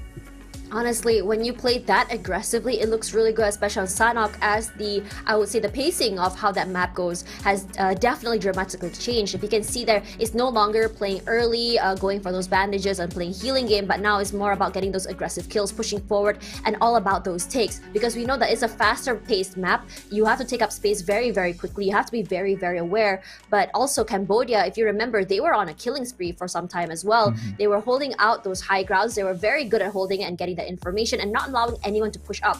On top of that, I would say the circle was quite, I would say, difficult as well to maneuver when you think about it. It kept pushing down toward the southern side. A lot of players coming in, rotating from the top side, had to fight each other in order to get into the circle. And then you have teams like Team Philippines who were playing the gatekeeper, not allowing teams to get into the circle, which where they were able to farm points from that as well. The crater area as well made it really hard for the Malaysian teams to not only rotate into the area, but also push inside. And when you don't have the high ground, that's where the problem begins, because you don't have the information to work with.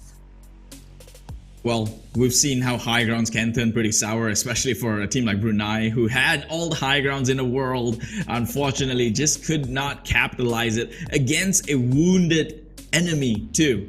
So for them to drop that ball, it's not really the best of start, but obviously it only has just begun here for the 32nd SEA Games Esports. PUBG Mobile, more games to be played later on, but man, right now that home ground buff is looking super apparent. We're seeing the Cambodian teams, they pop off, although you could say that they were third-party masters right now, always They're really uninvited. good at third parties. Yeah, but they got the kill, and at the end of the day, when in modern warfare, or you would say PUBG Mobile, in a battleground, it doesn't matter. Rules don't apply. Hey, if you see an opportunity, you gotta take it. Truly, when you think about the Cambodian teams, I think that's really exciting about seeing them play is how aggressive they were. Not only were they third party, but they were just straight up, just not really, I would say just straight up confidence when you think about it. I think Cambodia and Vietnam had I would say, a very similar style of play and the idea on how exactly they want to approach a fight. They're not afraid to just push up. They are a kind of team that would just run up forward, spray, move back for that reload, and they don't really go for that bait either. They were just immediately sending these players to the lobby because they do not want to leave anything 1-2 chance. Not going to allow someone to try and come back, kill them, and then get those revives as well. You might as well secure those eliminations, put that point into their pocket, and that's exactly, I would say, the idea a lot of teams had, because it's less about those baits and more about getting as many elimination points as they can. And with the, I would say, the point system right now, it does make sense to do that, because from 9th place all the way till 16th, you are not going to be seeing any placement points. So any points you can get early is something that's very, very welcomed. Regardless, we did see a different sort of, I would say, sides for a lot of these teams as well. I mean, we did talk about this, how you were saying that unfortunately, we didn't really see much from Thailand. I think in this situation, we didn't see much from Malaysia either. And I would say that these two teams are very, very aggressive in terms of powerhouse, in terms of how they play. But at the same time, you also have to remember that sometimes there are some of these teams, I think Thailand and Malaysia are these teams, if you think about it, who take a while. They take a while to really analyze and figure out the Rubik's Cube, that is how exactly the other teams play. And once they have that information, they have an idea how to solidify their strat. That's where things look up for them. Regardless, Vietnam too, with the chicken dinner, 11 eliminations and 10 points, looks so good with 21 total points. Sets them apart from the other teams in this match. They are definitely one to look out for here, moving into the at least anything that takes place on a Southeast Asian level. Vietnam, Thailand, not so much this time round, but I'm pretty confident they're going to bounce back. Indonesia, 13 points in total, only tying that one with Philippines, a team who might have snuck under the radar a little bit. But right there, Cambodia. But of course, the overall MVP, that one has got to go to the likes of this player right here. I believe this is Indonesia wearing the jersey, and the eagle is very apparent. 2 eliminations, numbers does not do him justice. For him to be within the top 3 position in a map like Sanhok with a very, I would say, scary circle. So pulling down to the southern side, they made it work. They made it work for sure, Satar. Really, yeah, I mean, Satar, we saw that he survived for a very long time with his teammate. I would say that they were still able to get eliminations despite only having 2 players. We talked about him clipping players left and right, stealing kills as much as he can. But look at the amount of damage he put out and tanked as well. This guy is literally a tank. And you remember, for Parajin, getting low damage is definitely something that made sense. Because if you remember, for Parajin, he was in his team, still 4 players very much left alive. So the damage, I would say, has been, separated or just distributed amongst teammates. But for the outstanding teams here, you have to look at Vietnam 2, Philippines 1, Indonesia 2, as well as Indonesia 1. The elimination numbers don't lie. With 11, 8, 7, and 6, these are the 2 teams that are not only bringing in the firepower, but also very quick when it comes to putting in that damage. The rotations were also very, very intense, especially if you look at Philippines. Look at how far the rotations we took. Yeah, they always, Philippines, one of those teams who like to play late within the circle, find a safer way into that circle, in which they did, finds themselves behind Malaysia, and fortunate for them, on top of their heads. And that was when the Malaysian team got wiped out in the process. But let's take a look at the elimination and damage here. Towering across all, it is Vietnam with the 11 kills and a 1.5k damage output. Second to that has got to be on the side of Indonesia, I would say, because they've dished out 1.3 at the very least, although only securing 7 kills. Philippines got the best bang for their buck, I guess, with 8 eliminations, dealing only a tad bit less damage within the competition. It's always really exciting. I think that Indonesia definitely has to get props for that. They didn't have the numbers toward the end, but still able to put in that damage. It's something that's really, really scary. I think we might be seeing a different ending if that nade didn't clip them both at the same time. Perhaps another point in their pocket before they go down. But I have to say, for Vietnam, they are a team that is, I think that we've seen them perform before in different tournaments, and they've really come to rise to the occasion, especially on Sanhok. A map like Sanhok, in my opinion, really, I would say, rewards players who like to play aggressive, who are really, I would say, eager when it comes to getting that rotations right, taking up that space, and moving into the circle early. How do you feel? It's so good when it comes to the hold. Yeah, but right now we've got interview with the player, so let's have a little listen on what this Wonder Kid has got to say.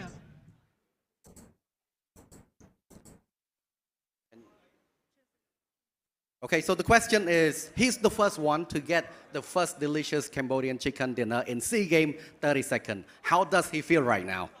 Em là người đầu tiên đạt được cái chicken dinner của SEA Games 32 thì em cảm thấy như thế nào về cái chicken dinner này? Em thấy khá là vui và tự hào vì đã giành được top 1 cho Việt Nam ạ. He feels extremely proud and happy that he won the prize, the chicken dinner for his team. He should be proud. So you played safe early game.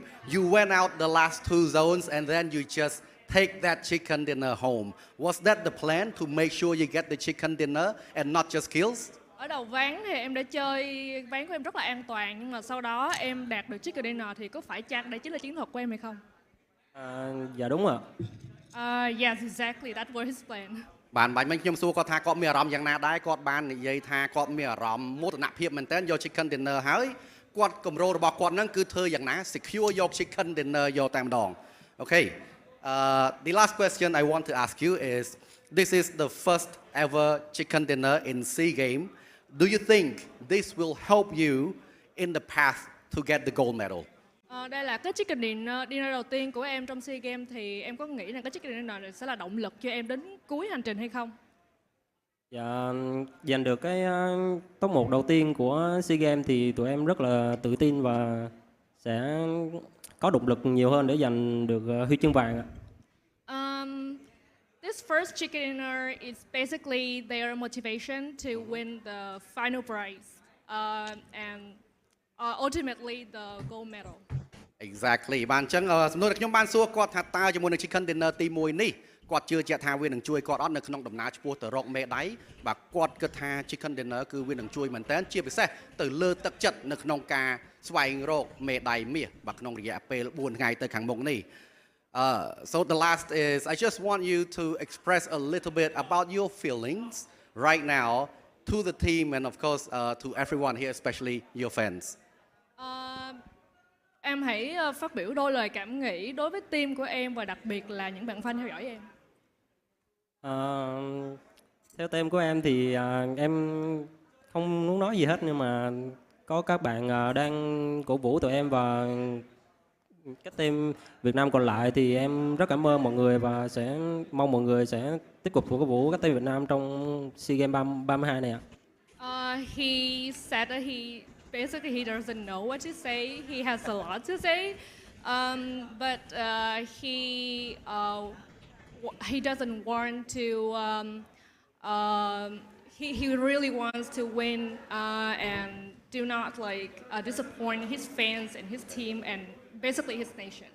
Of course, you make sure you give your best and get home the medal. អញ្ចឹងសំណួរដែលខ្ញុំសួរគាត់បាញ់មិញហ្នឹងគឺតើគាត់មានអ្វីខ្លះនិយាយទៅកាន់អ្នកគ្រប់គ្រងរបស់គាត់ហើយគាត់បាននិយាយថាបច្ចុប្បន្នហ្នឹងគឺគាត់កាំងទៅលើយោបល់ហើយបាទព្រោះថាអារម្មណ៍របស់គាត់កំពុងតែកជ្រោលប៉ុន្តែគាត់នឹងសន្យាថាគាត់នឹងព្យាយាមមកអស់ពីសមត្ថភាពដើម្បីយក chicken dinner ក៏ដូចជាមេដាយបកទៅកាន់ប្រទេសរបស់ពួកគាត់វិញ Thank you Parajin for being on stage with us. Back to our casters. And there you have it, guys. That was the interview with Parajin. And if you guys don't know Parajin, one of the most legendary players that we have seen here in PUBG Mobile Southeast Asia. Keith, what do you think that we can expect now that everyone knows that, you know, this is what kind of aggression we can expect from Vietnam? Is there going to be an adjustment as we move into Miramar? I think it's less of expecting them. It's more surprise, right? That he blatantly just laid out their game plan right there. We're going to play it slow in the beginning and only then be aggressive. So if a team like that, who's got so much firepower within their midst, is already adapting that sort of strategy, then maybe people can expect to replicate what a champion does. But there is one thing that he said that caught my mind was that he has got a lot to say, but he doesn't know how to say it. So you need your fingers crossed he's not the in-game captain right here, because that right there is exactly how people start panicking in the game of PUBG Mobile.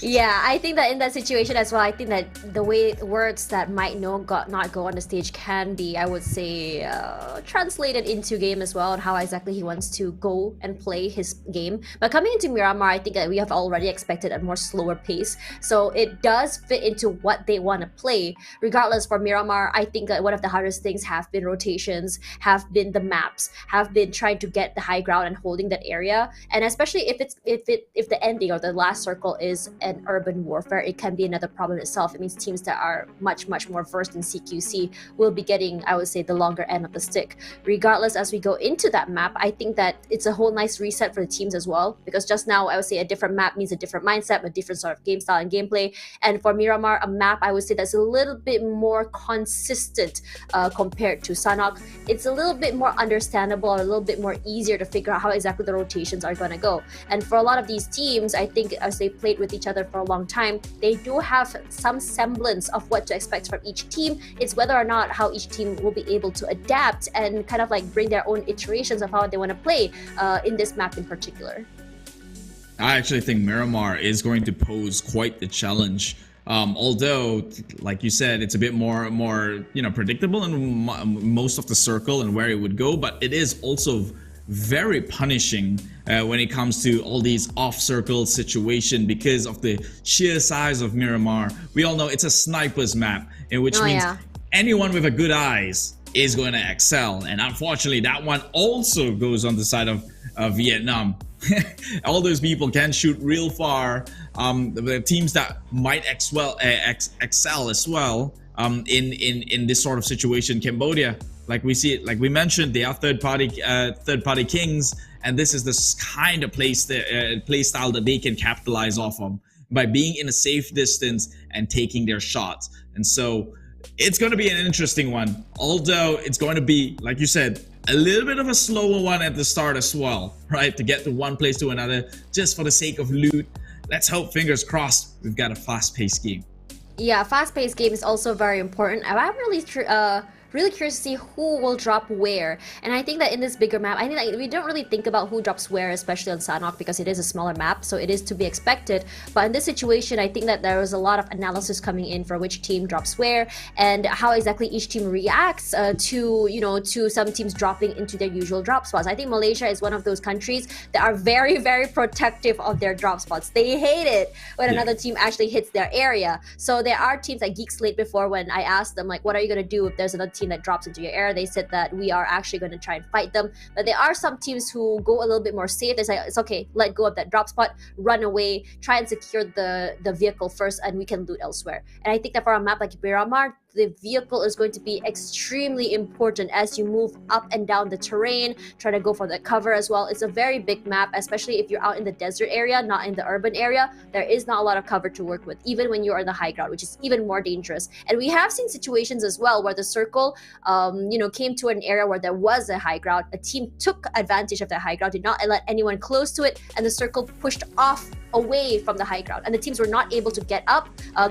the mountain, and they unfortunately had to just drop down and take a lot of damage and die. So let's hope we're not going to be seeing that today.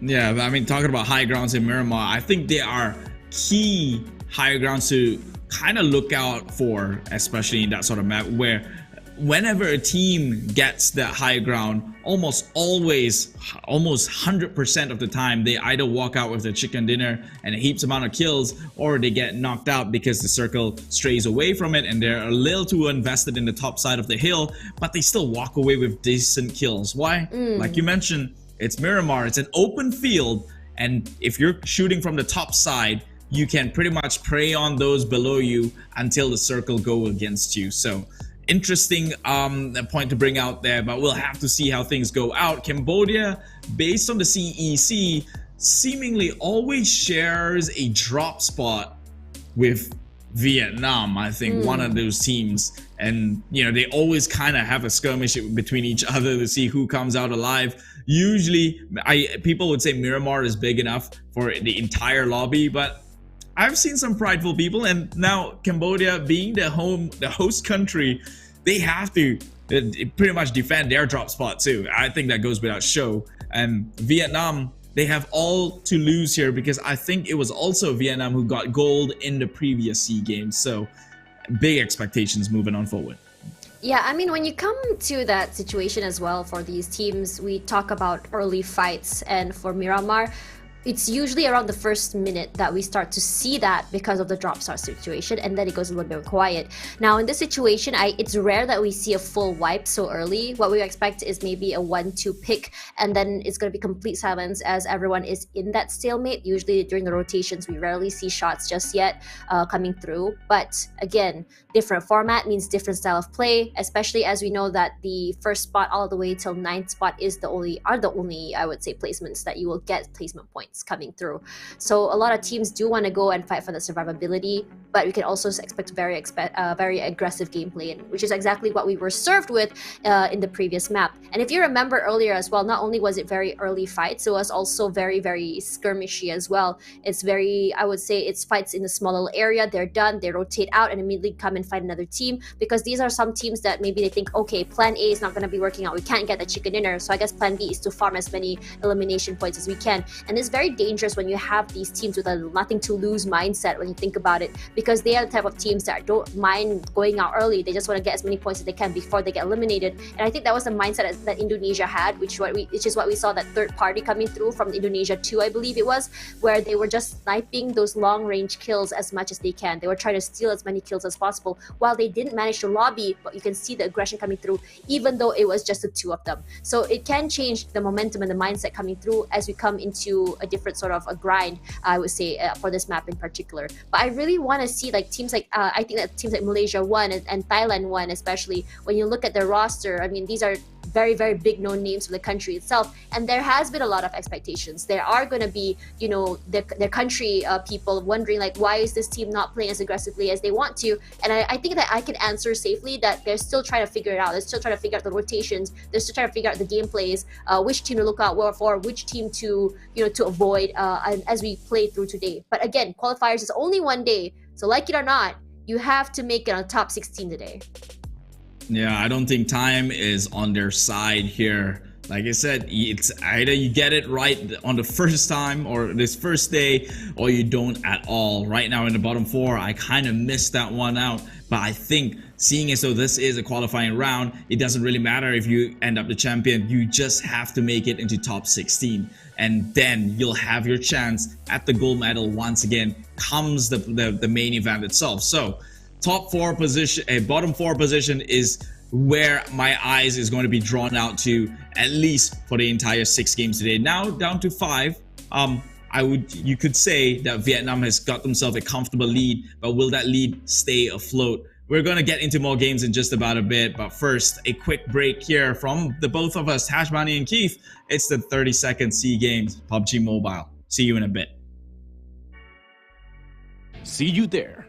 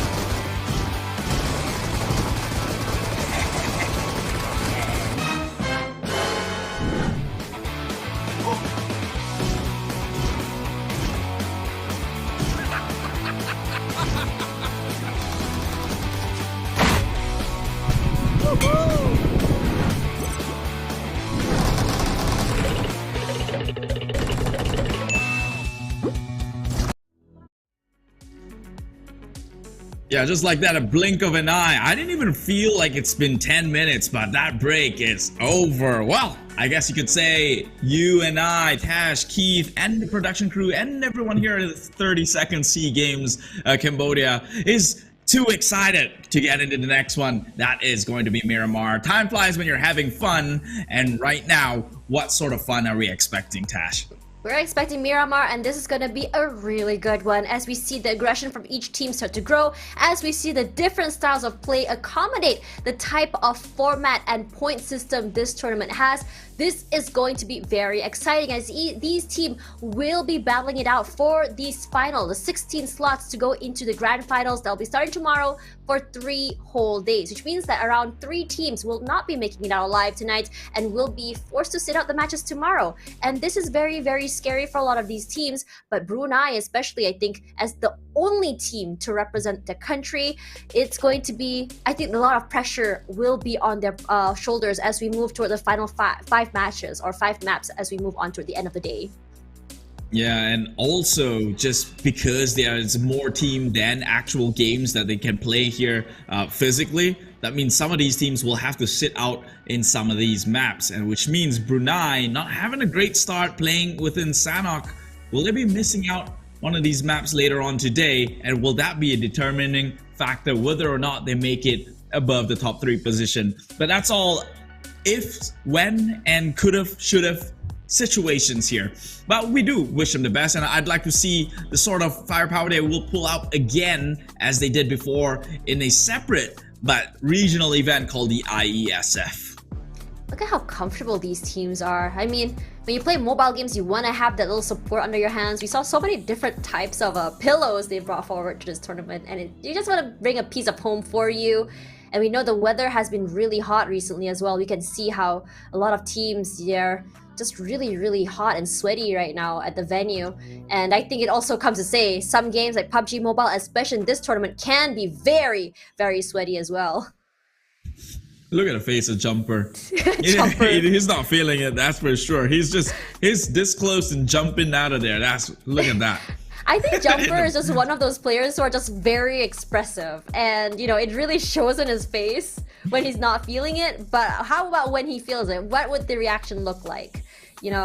As we come into the situation as well for a lot of these teams. Look at that. Oh, we love that. We love some players who are very okay to joke around as well. We can see that they're not letting pressure get to them. They're trying to have as much fun as they can. I mean, when you think about it, the SEA Games is a way for not only to show which country is the best, but also to create relationships with players and even make friends with people from other countries. And I think this is what makes it so great as we move out away from the pandemic and we go back to LAN events. This is one of the best things that we can see in this tournament so far.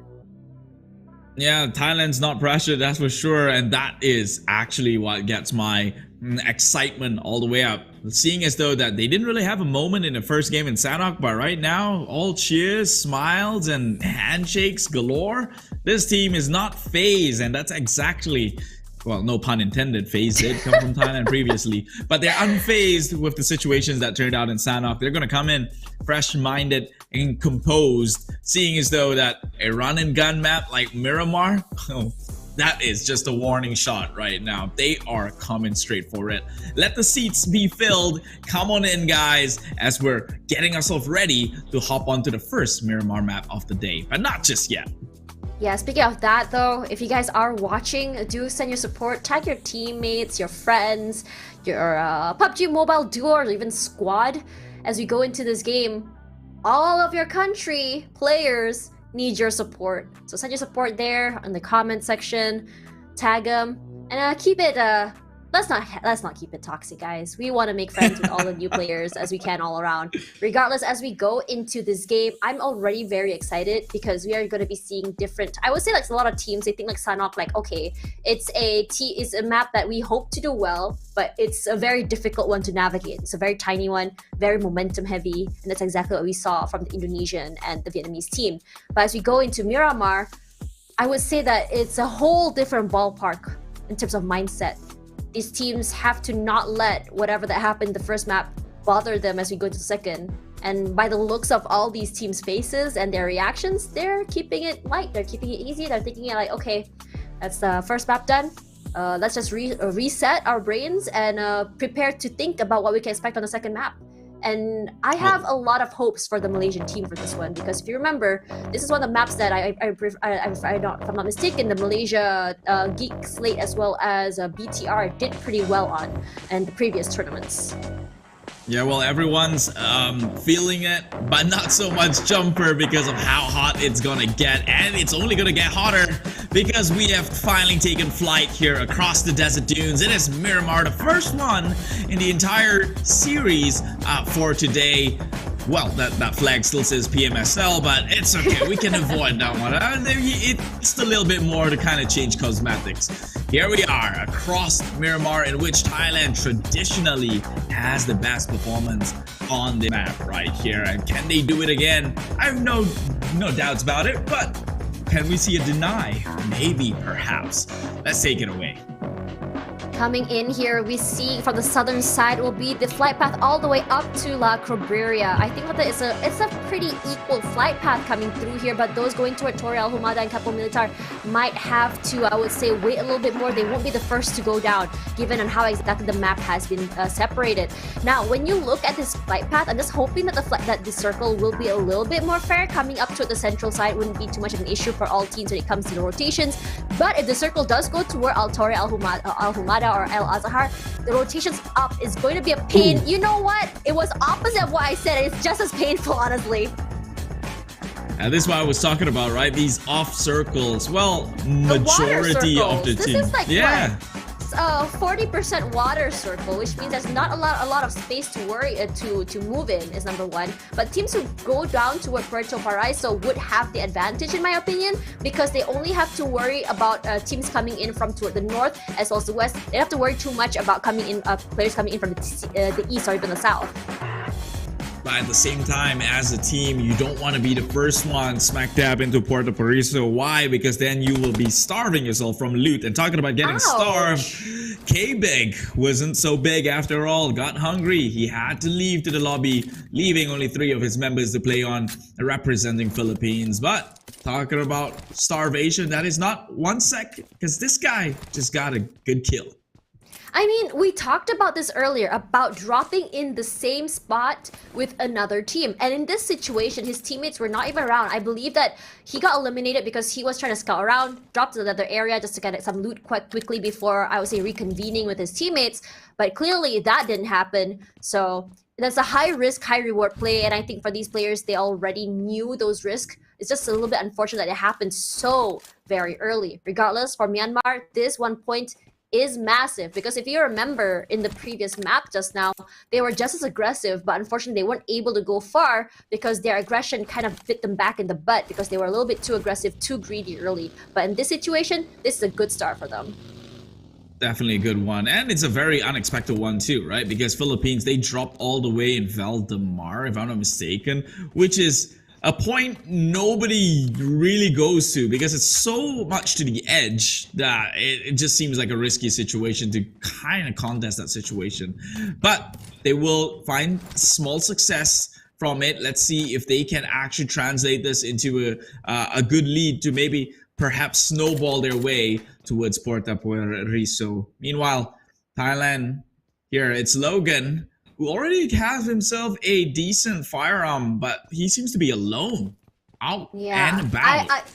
I really like this sort of high-risk play. When you kind of separate from your teammates, you are the one who's not only scouting, but taking up so much space, being able to not only get good firearms, but also look at how many vehicles are around him.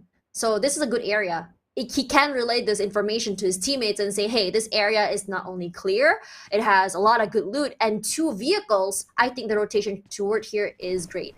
Or he could just loot for himself, get the vehicle, reconvene with his teammates.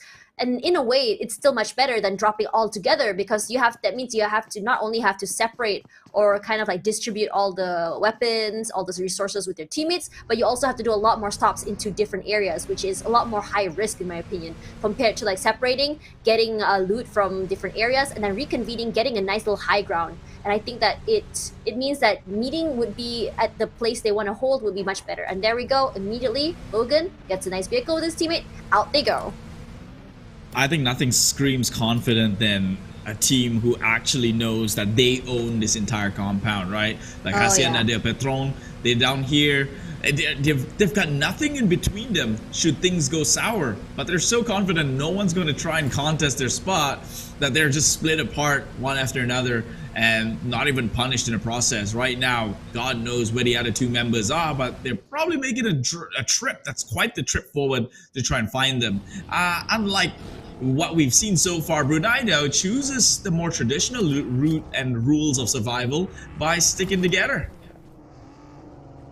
This for Brunei, they were the first team to be eliminated earlier, and they weren't able to get an elimination point as well. I think coming into this game is more about playing catch up, trying to see how many points they can catch coming forward, because they don't want to be left behind too much. And I think this is one of the scariest parts about I would say this particular format, is that when you go to a map and you're not able to get a single point, the panic starts to build, because other teams are starting to accumulate those points and go further and further ahead. How do you catch up with a team who maybe already has, I don't know, 40, 50 points ahead? It's hard, because that means that you are going to have to play and get a chicken dinner plus elimination points in the next map, which means that the harder you have to try the next map if you didn't get points in the map that you lost in earlier, is number one. Number two, there are only 6 maps today. With one map already out of the way, it's all about trying to catch up at this point.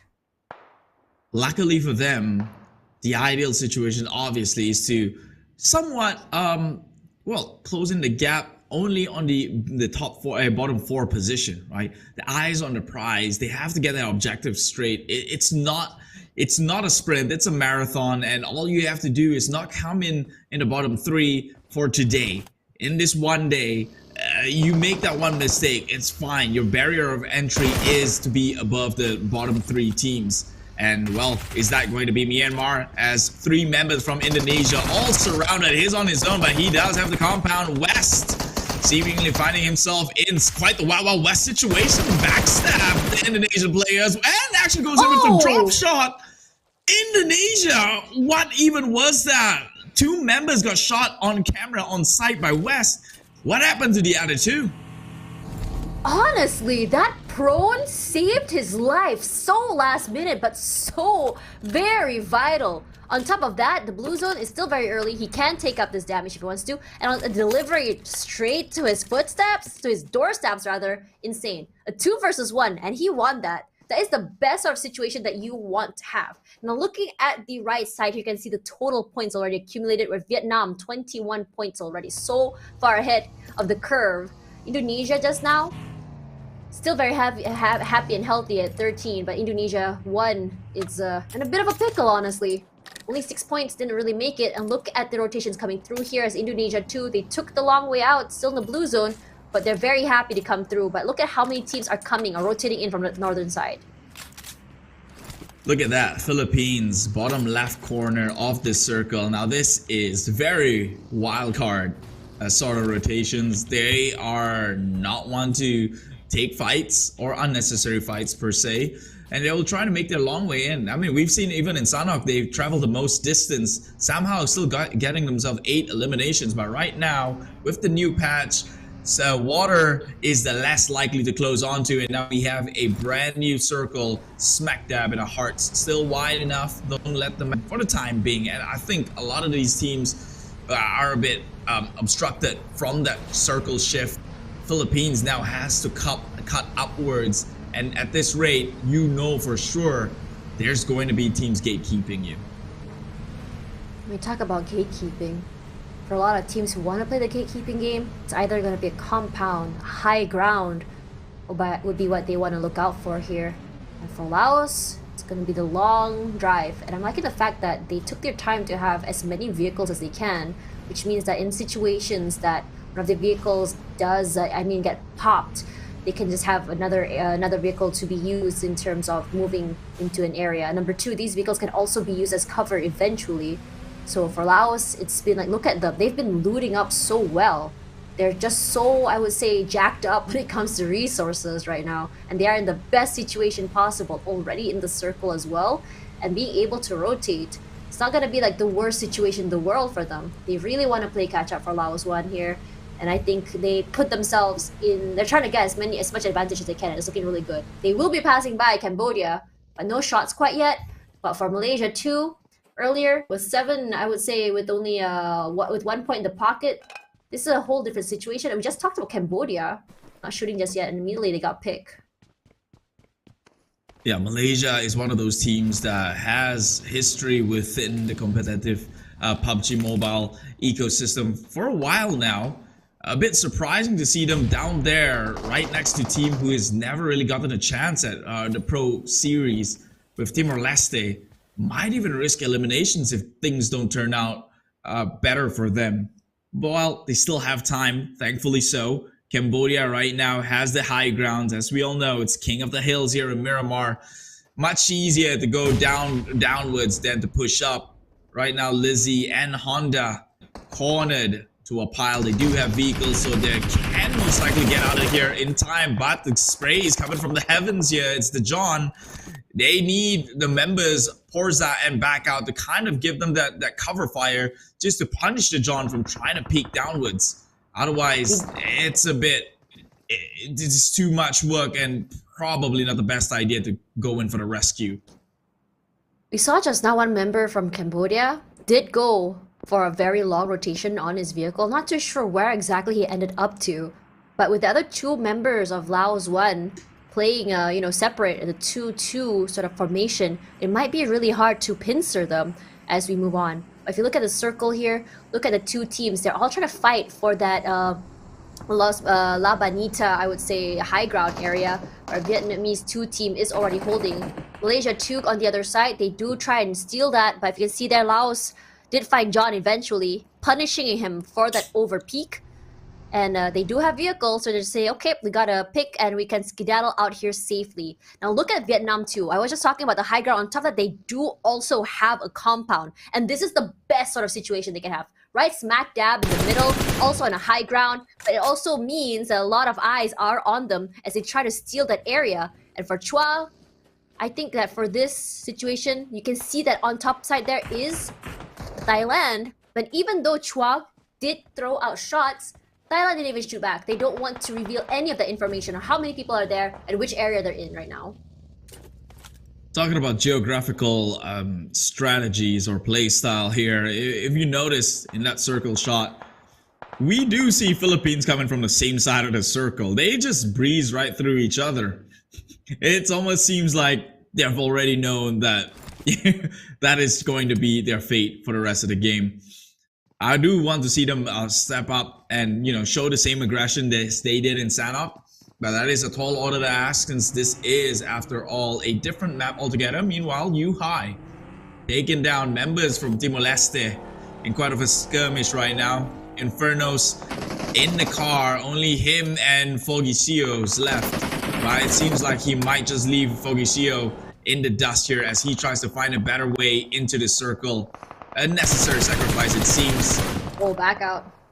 In trouble. Bit of damage taken, but not enough to really explode the car. Will be reconvening with his teammates. As for Vietnam 1, still in a Mexican standoff with Cambodia 2. Haven't moved quite yet. Cambodia 2 holding the bottom side of this high ground. So they're teammates. Nice gentleman agreement, but I don't think it's going to be going on for long as Vietnam 1 can hear the rotations come through. And on the other side of the map, you can see fights from different areas. So Malaysia 2 gets one pick off. And another one from Thailand onto Timor Leste. Looking at back here at the map, Frankie.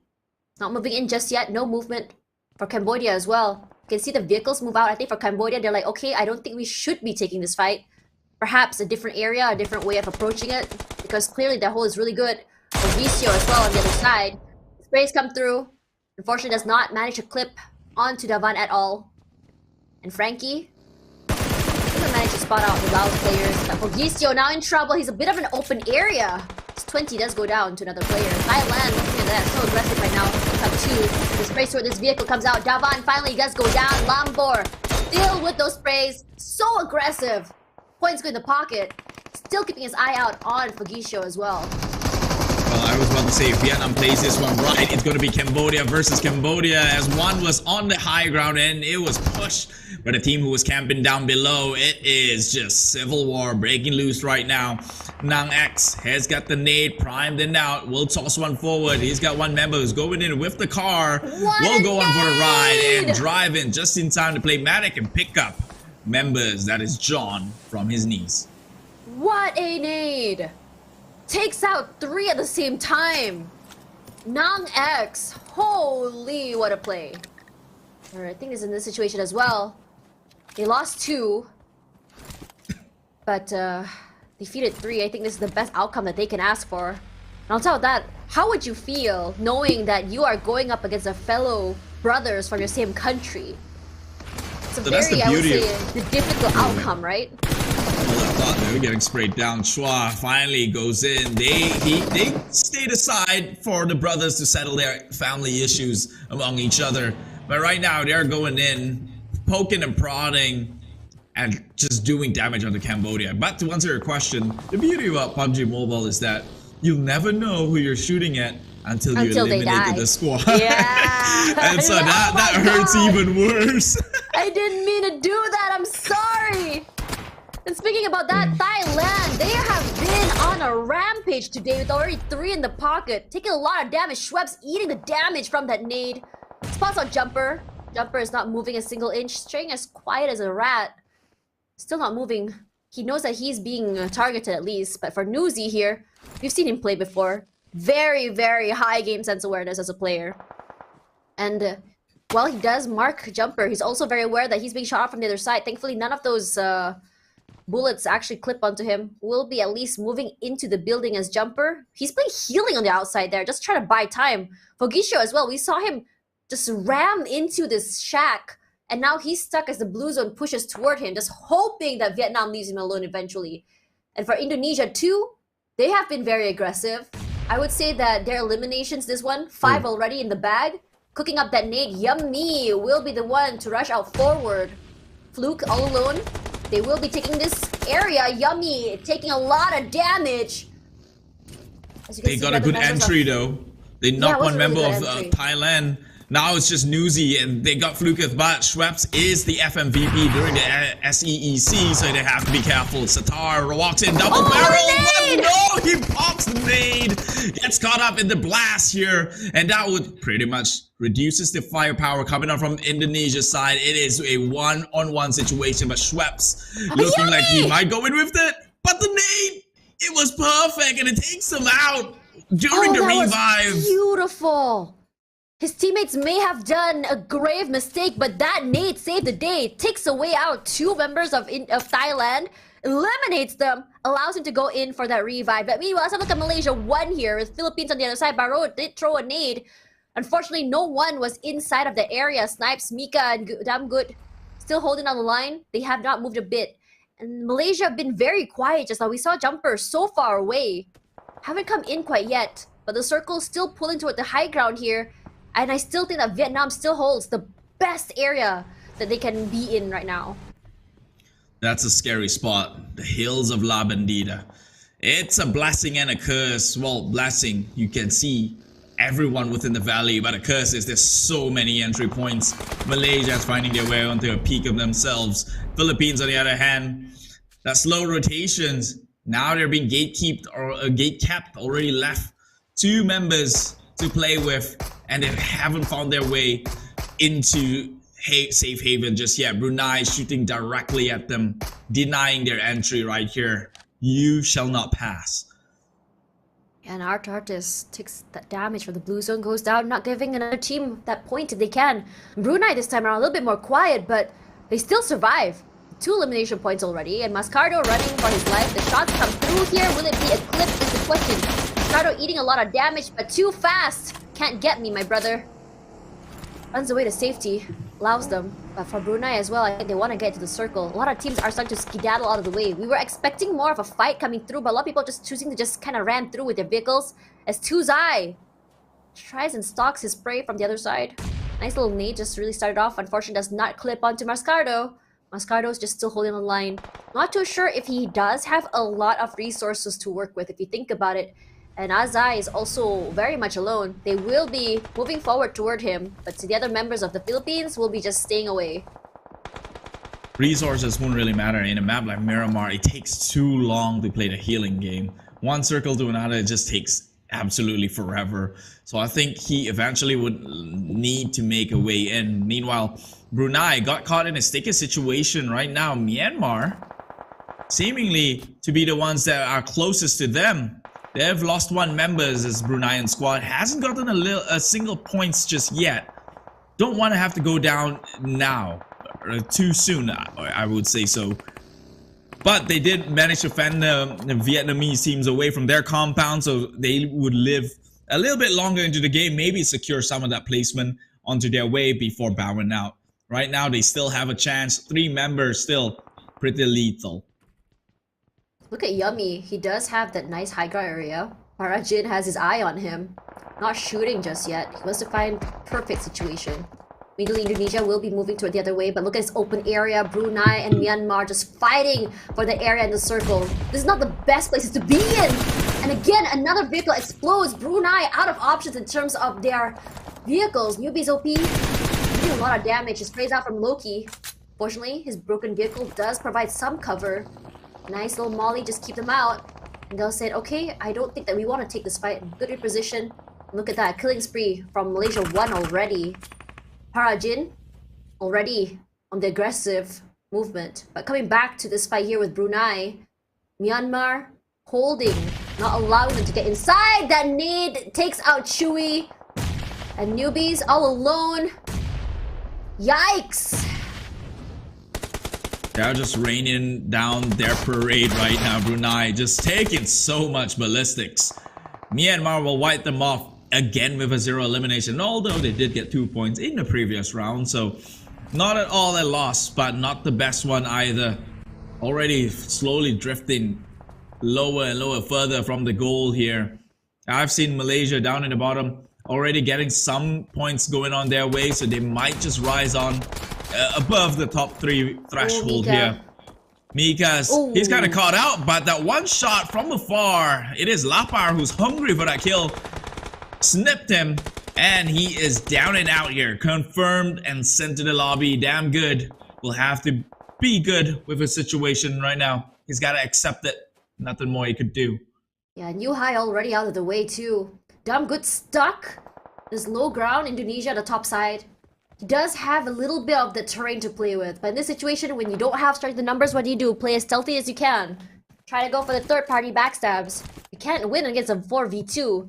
At least you can, but it's gonna be very, very difficult. Now for Indonesia here too, upon bit, already aware that there's a team inside of that shack, and Lapar as well. We saw this man just now. Nice shot to come through, immediately taking Mika out as he's trying to rotate out to his teammates. Well, just saw Malaysia 1 just now on a killing spree with 5 in the pocket. Suddenly, their rampage stopped just like that. Snipes, throws out the nade, but it does tell Phil that there is someone inside of that compound. Nice molly to really just take Dumb Good out, unfortunately. Ooh, that's a lot of fire damage he took. Has to go outside, has to go for the reset, fortunately. Does have a little bit of space to play. Philippines not pushing out quite yet. There's no clue where exactly Snipes might be. He knows he's inside the area, but not sure if he had rotated out. And Snipes playing the long game, very quietly moving. To the other side, they slot him out, they put out the damage with the spray. And Snipes still surviving another day. It has to be careful. Filobusta trying to go in for the aggressive shots. Switches out, but another shot from the other side. What a long-range shot, honestly! And will be eliminated at 10th spot. That was a misstep right there. It's Damn Good was still alive very much, and he went in the compromising position. Or it could be that Snipes intentionally bait him out right there, but bites one in the back here as Smile do onto others as they did onto them. Right now, Beer 11. It's a pretty good trade. Nah, not really. I mean, could have been better. He could have stayed hidden, but right now, Thailand, they are the ones outnumbered here. Beer 11, he's amongst 2 of the members earlier on. Milas is busy guarding his own end, which means Beer 11 is trying to secure things on themselves, and he's doing it so successfully. So, as I say that, gets shot down by another Myanmar team. We're seeing so many multi-team fights coming through here as Vietnam 1 will be on a killing spree. We talked about... Yikes! We talk about aggression, but look at that roadkill. He did not waste a single time or a single second to do that. Unfortunately, Mas 1 will be taken out here. 8 eliminations, a much more aggressive or just a successful play compared to the first map. Lapar throwing out the nade one more time. Thankfully, does not hit any members from Laos. As Satar going for that long rotation, wants to go for that flank, trying to get some information. It's really hard for them to do this because it's such a big area with so much terrain. You can't really tell where exactly each player is going to be. He knows it's going to be someone inside of this tiny little valley. Cooks at the nade, unfortunately does not know that there's a player not on that car but the other one. But it does confirm that it's going to be on the other side. Through the smokes will be just shot out. Zimbles takes a lot of damage. Sprays! Satar. Whoo! Taking a fair bit of damage there. Well, look at Indonesia, the way they're positioned across this hills. There's no one there who could skip across their eyesight right here. Eliminated is again another team. Cambodia's next. They found out a person within the shed. It will be Nang X. He's got to get out of there before they try and hot pocket him, keep him naded within that compound and clip. So that confirms their trajectory. All he has to do is do it 2-3 more times and try and get him out within the blast radius. But sticky situations has come upon themselves here as Vietnam now positions their way on the top side of the hill, actually third parties, and take that member from Cambodia within that shed, and the tide has returned. Vietnam has the compound, has a slight hill to play around with, but it is Myanmar who has eyes across the valley.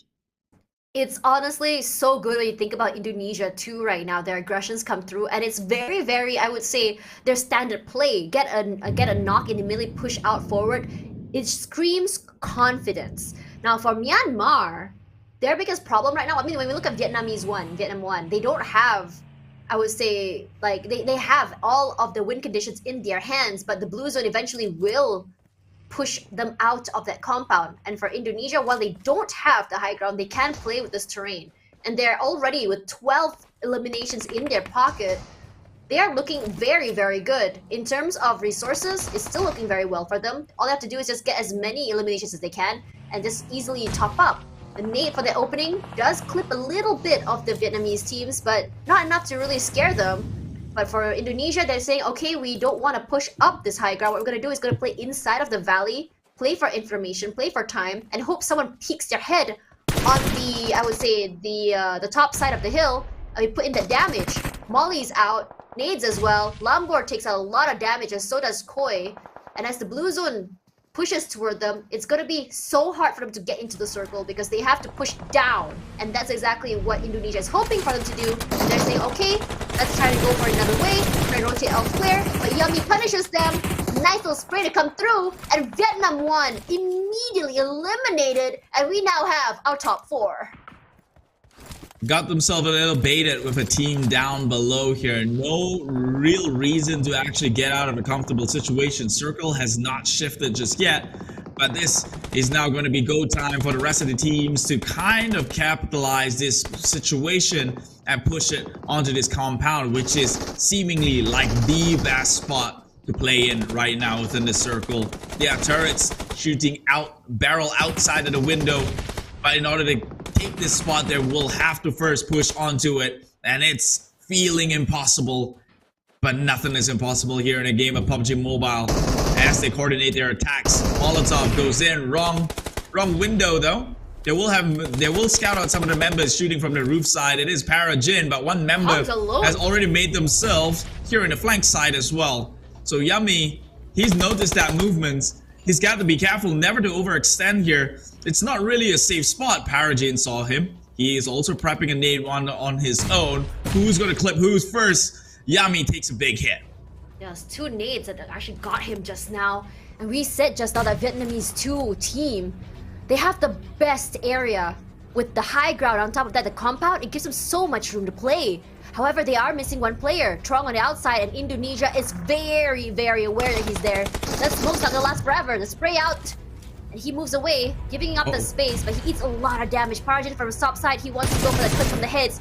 Spray up to Satar, picks off one.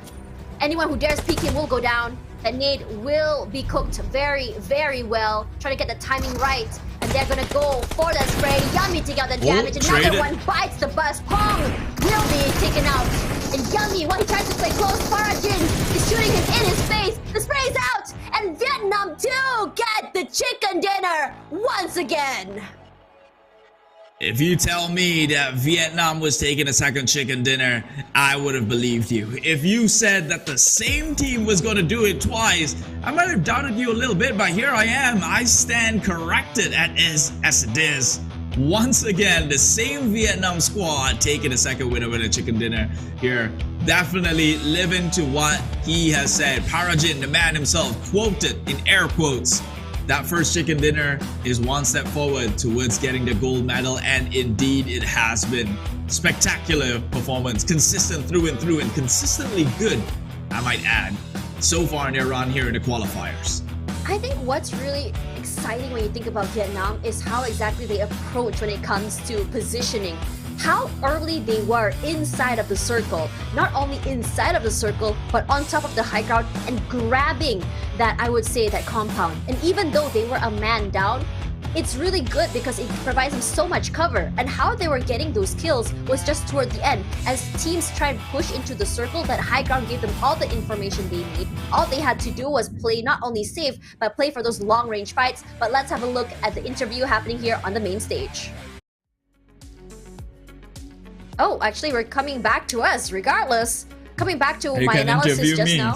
I mean, I could, but I also would really like to break down the game. But coming back to that, we always talk about what are the downsides of a team taking the middle of the circle first. It's always about all eyes being on you and your compound being taken. But Vietnam is very, I think Vietnam too is just very, very, I would say, confident of their firepower, confident of their crossfires, as well as their map awareness. And no teams were even close to coming to their compound until the final circle. And even then, even though Indonesia too had 15 eliminations in the bag, they weren't able to reach their, I would say, their insane, I would say, hold onto the area. And also Parajin on the top side, and the information given by his two teams coming to play outside gave him all the information he needs, and all they had to do was just clip them from 3 areas and they were out, down and out of the game. But with 15 eliminations in the pocket means that they have more points than what a chicken dinner gives. So I'm really curious to see what the final points are for Indonesia too. Well, that's 6 plus 15. You get your answer right there. No, there was more toward the end because I wasn't sure how many they picked off eventually. So we'll have to see. So definitely the bigger victors here. I guess you could say also kudos for Indonesia. There was an impossible push, right? That was the same team that got second earlier. For them to have pushed onto such a compound and made it seem even, leaving down to the one last member from each side is a remarkable feat itself. You were playing against all odds against you, and to make that into a 50-50 turn of events, that's something to be applauded of from Indonesia. Vietnam, I guess you could say, a little bit of blessings coming in for this round itself, as all teams were trying to shift towards Puerto Periso until that second circle closed in close to where Vietnam 2 was already within the area. So they are first mover. They were already first mover within said compounds, and all they had to do is stick to the game plan. As Parajin said, we played it slow and only get aggressive when we need to be. And that seems to be a recipe of success right now. He's done it before and he's doing it again. I think that as well for Indonesia. I think that when you come into the second map, it's a lot more aggressive than the first, and I think that how big the map is and their rotations really allowed them to take as many fights as they can. And it's not really a third party either for Indonesia. They are taking these fights head on. And I talked about confidence. That's exactly what it is. We saw just now how they were able to just walk up, spray, and then move out of the way. And I think one of the biggest problems that they faced just now was just that, that one mistake, which was Sattar kind of like popping up his head and Parajin getting him at the very, very final moment as he moved out of the way. And even then, when you think about it, Indonesia too, despite not getting a chicken dinner, with 16 eliminations in the bag, 6 rank points give them 22 points, putting themselves 3 points ahead of Vietnamese team 2, even though they had the 9 rank points. Unfortunately, because of the amount of eliminations they got, which was only 9, puts them on second place. Only 9, that's an incredible feat to still get 9 kills. I mean, sure, it's shy compared to the 16 that this Indonesian team has pulled out, which makes them the overall victor. But Myanmar, these two back-to-back here at 13 and 11 points each. Meanwhile, it is down into the bottom 3 that I will be looking at, with Philippines not really paying off with this strategy of moving into circle later than sooner itself. So perhaps they might have to consider going a little bit of an aggression. I mean, take a look at who's down in the bottom 4. Brunei's in there, Timor Leste is in there.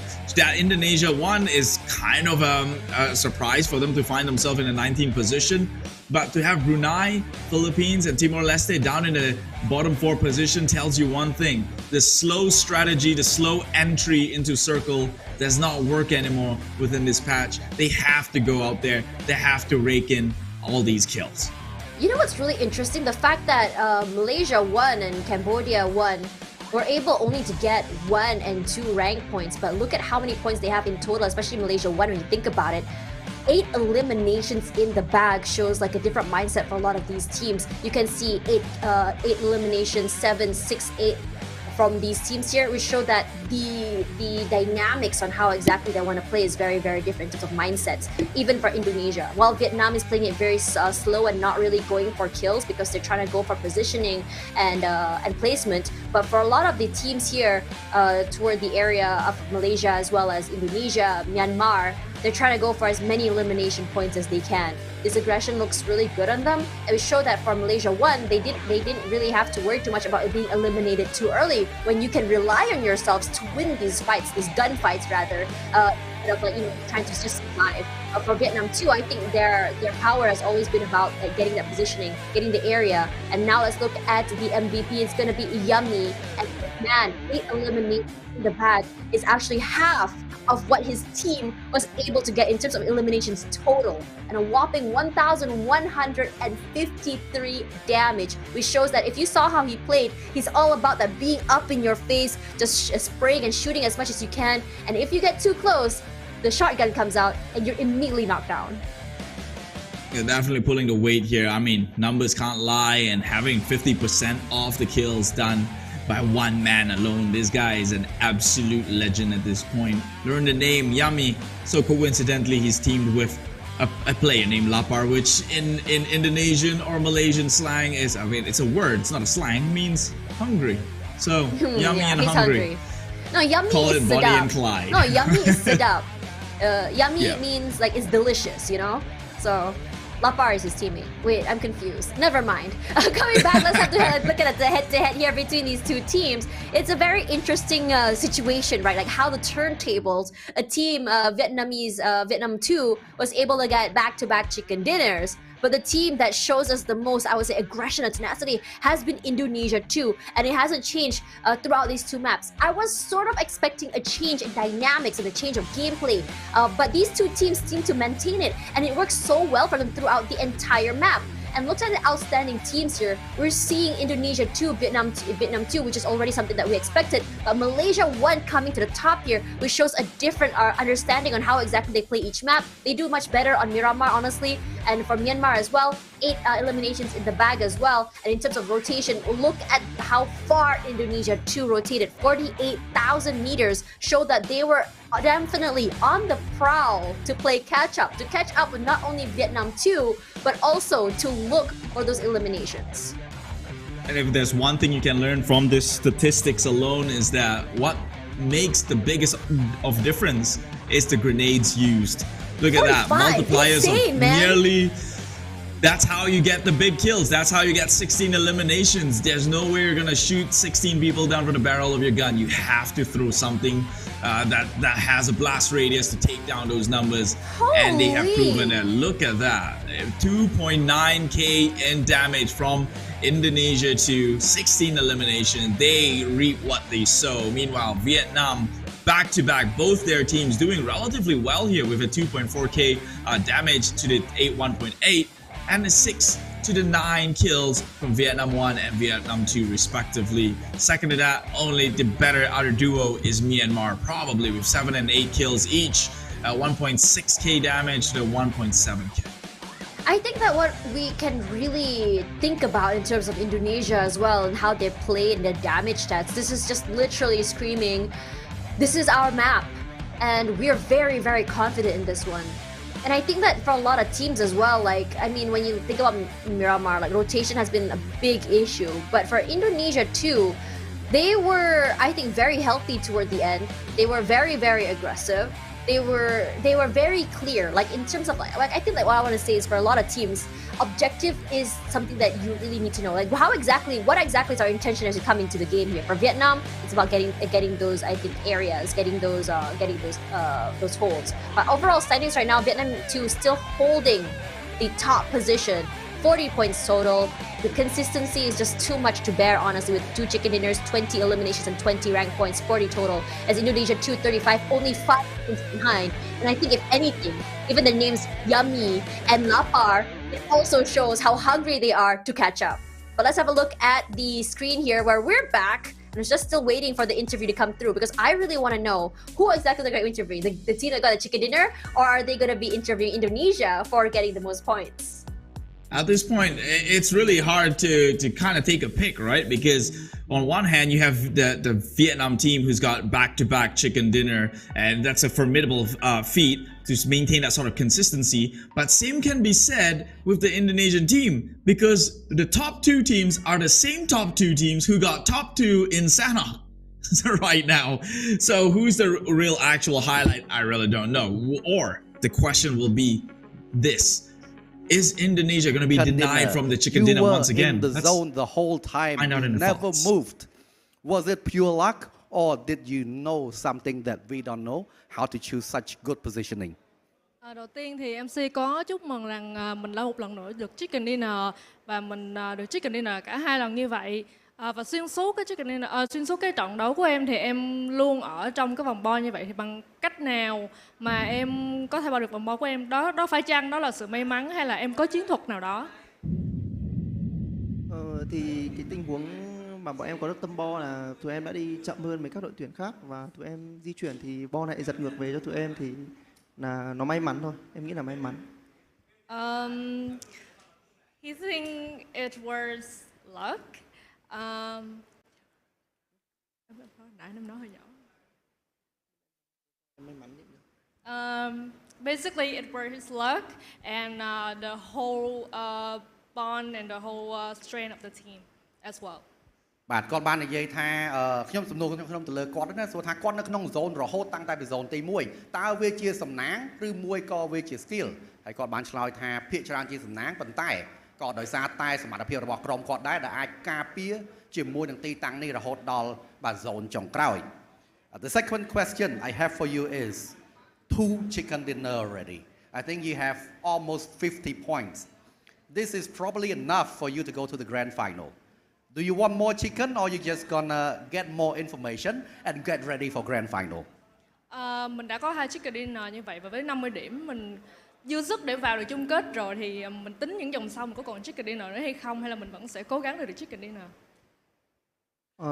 Tụi em vẫn sẽ cố gắng bắn hết sức mà cố gắng kiếm thêm chicken dinner cho đội tuyển nước nhà mình vui thôi.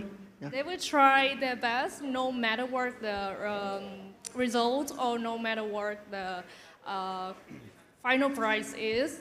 Their whole goal is to make the nation proud.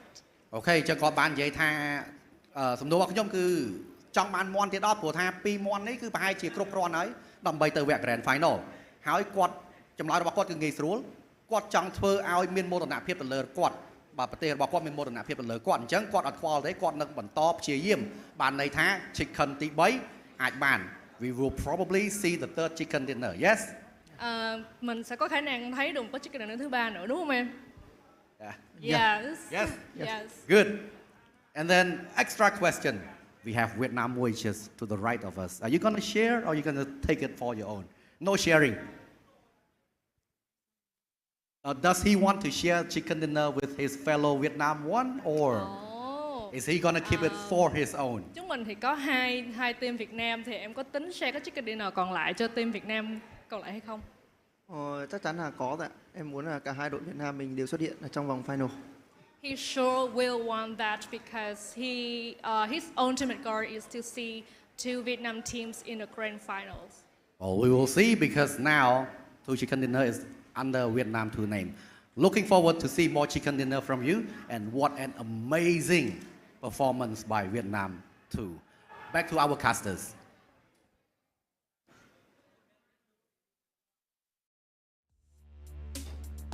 And there we go. They said that they want to be able to share their chicken dinners with their fellow brothers, but clearly for other nations doesn't seem that way, especially if we saw Cambodia actually demolished their brother team. Now, as we go into the next map here of Miramar, I think a lot of teams have learned a lot in terms of their rotations, as their drop spots, as well as how they play. We might just see a different sort of play as well as, I would say, mindset altogether. And the team in the bottom 4 right now, I think this is where the struggle will be happening, as we saw a lot of them do not have points still just yet. And I think this is a very scary situation as we move into map number 3, which is the halfway mark of the qualifier day. Yeah, and I think despite that conclusion of Miramar, although they can try and learn as best they can within that rotation, but it's good that members from the Vietnam team who got the chicken dinner pointed it out. No shame in there. They got the luck of the circle. Like I said, it shifted towards their way. So let's see if they can get lucky again in this next one, or will Indonesia finally get this winner chicken dinner. But we're going to get into a quick break first. Tash Bunny, once again, Keith, this is the 32nd SEA Games happening in Cambodia 2023. We'll see you after this one.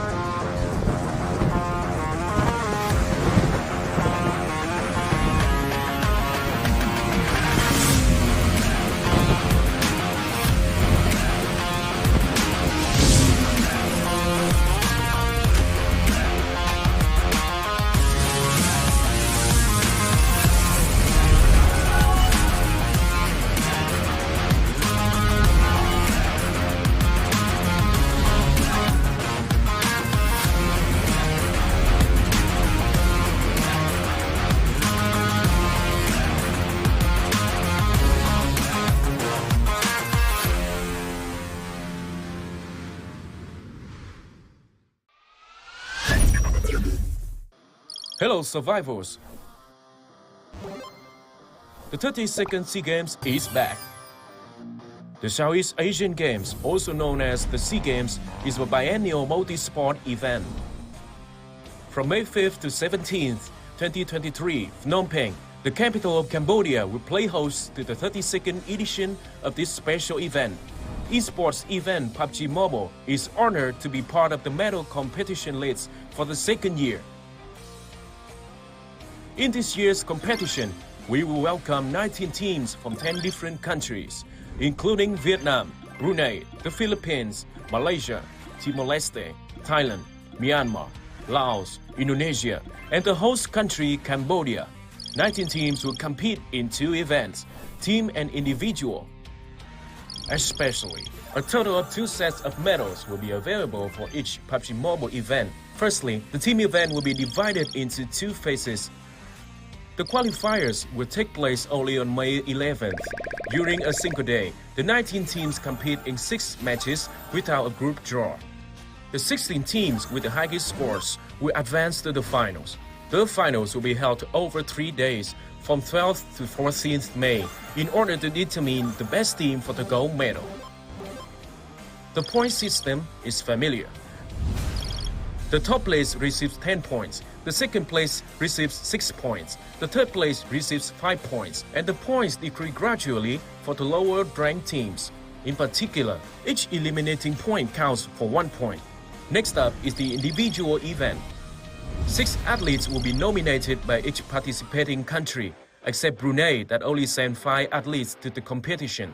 As a result, 59 athletes from 10 countries will compete in 32nd SEA Games. This event will compete for only 1 day, 15th May, with 8 matches.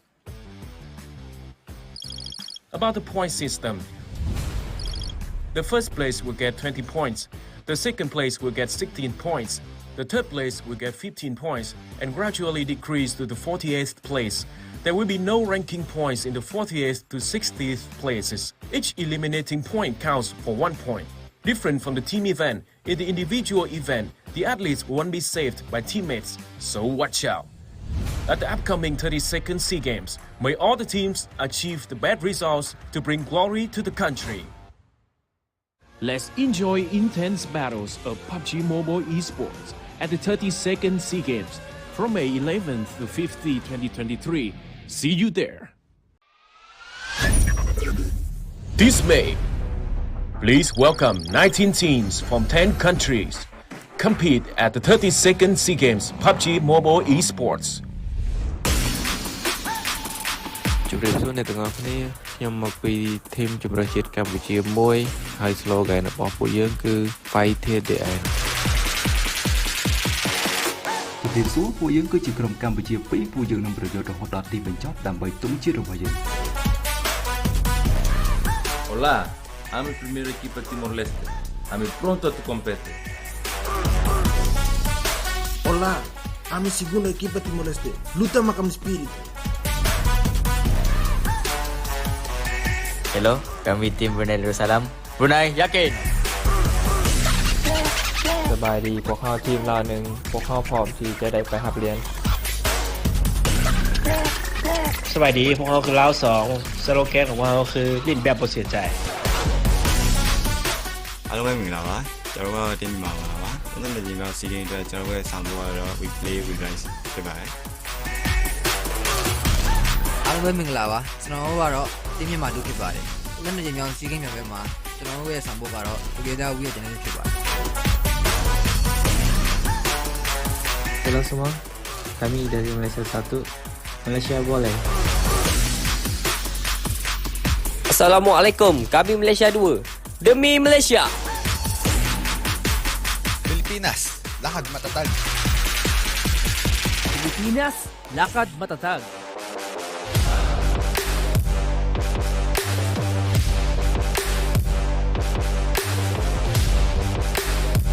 Xin chào, chúng tôi là Việt Nam 1. Việt Nam 1, chiến đấu để chinh phục. Việt Nam 2, nơi nào có đoàn kết, nơi đó có chiến thắng.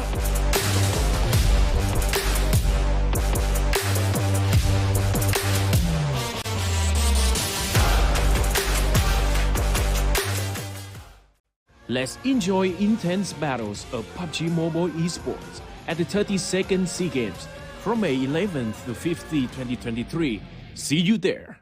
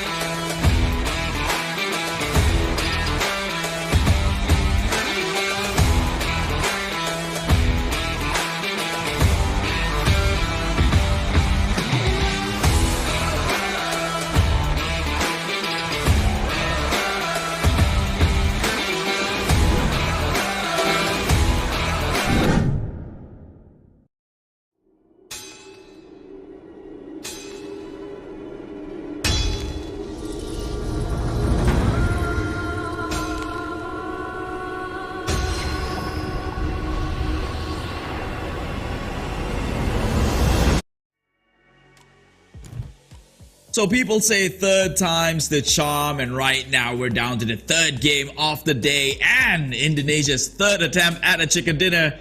Yet again, potentially the third chicken dinner for Vietnam if they so deny it against Indonesians themselves again. What is it going to be this time around? I don't know, but it is, as Tash Bunny mentioned before the break, the tipping point. We're midway point, so the scale might just go onto Indonesia's favor soon enough. They're here with me. It is Tash Bunny. My name is Keith. This is the 30-second SEA Games, PUBG Mobile, and Tash, what do you want to see different from this Miramar as compared to the last?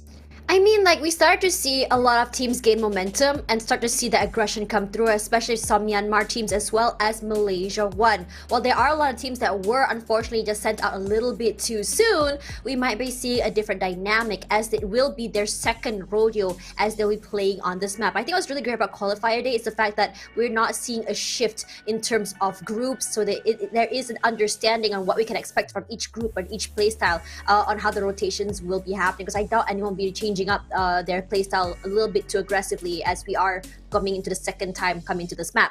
But as you know earlier, it was a very difficult circle after all. It was a pull toward the southern side, toward La Bandita. It was rough, so maybe a centralized circle might give a whole different story. Regardless, this will be the final Miramar map of the night, so teams that do really well with this map, Indonesia 2, Vietnam 2, as well as Malaysia 1, and both Myanmar teams, I think they can still continue to ride off that momentum and the heat they had from the first map, at least for the first Miramar map.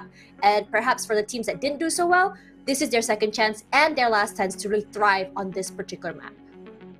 Talking about chances right now, well, Vietnam and probably the second Indonesia team, the top two victors back to back right now. They pretty much secured themselves into the next round. What is the playstyle going to be here? Do you think it's wise that they just take their foot off the gas and just let it cruise a little bit, hide a little bit of their potential within their holsters, or do you think that they might just want to go out guns blazing nevertheless anyway? I think that just now they didn't really have to play aggressive. They were given the circle. I mean, given will be like the right word, right? It was just like right place, right time. They didn't really have to take so many of those fights. But if, say, the circle did not go in their favor, we might be seeing a different momentum or playstyle come through from the Vietnamese team. And we did see the fire come through. They can play gun blazing, but I think the idea for the Vietnamese teams is to not play aggressive until maybe towards circle 3 or circle 4, where all they're focusing on is just a survivability, get enough placement points before they decide to go aggressive. Now, coming back, I mean, we did see, what exactly I predicted earlier, given the fact that 10 points is the chicken dinner point. We did see teams like, say, Indonesia 2 decide to play aggressive and take fate into their own hands by collecting as many elimination points as possible. And this is clearly echoed, a sentiment echoed by the Malaysia team as well as the Myanmar teams as well. So now coming into this map in particular, I think that for Vietnam, they need to be careful because looking at the teams, I mean, for the last 2 maps, they didn't really have to really pull out their firepower so early. So I think the best way to stop Vietnam's momentum is, kind of hope that you meet them in that mid-rotation and hopefully win those fights to really stop them in their tracks.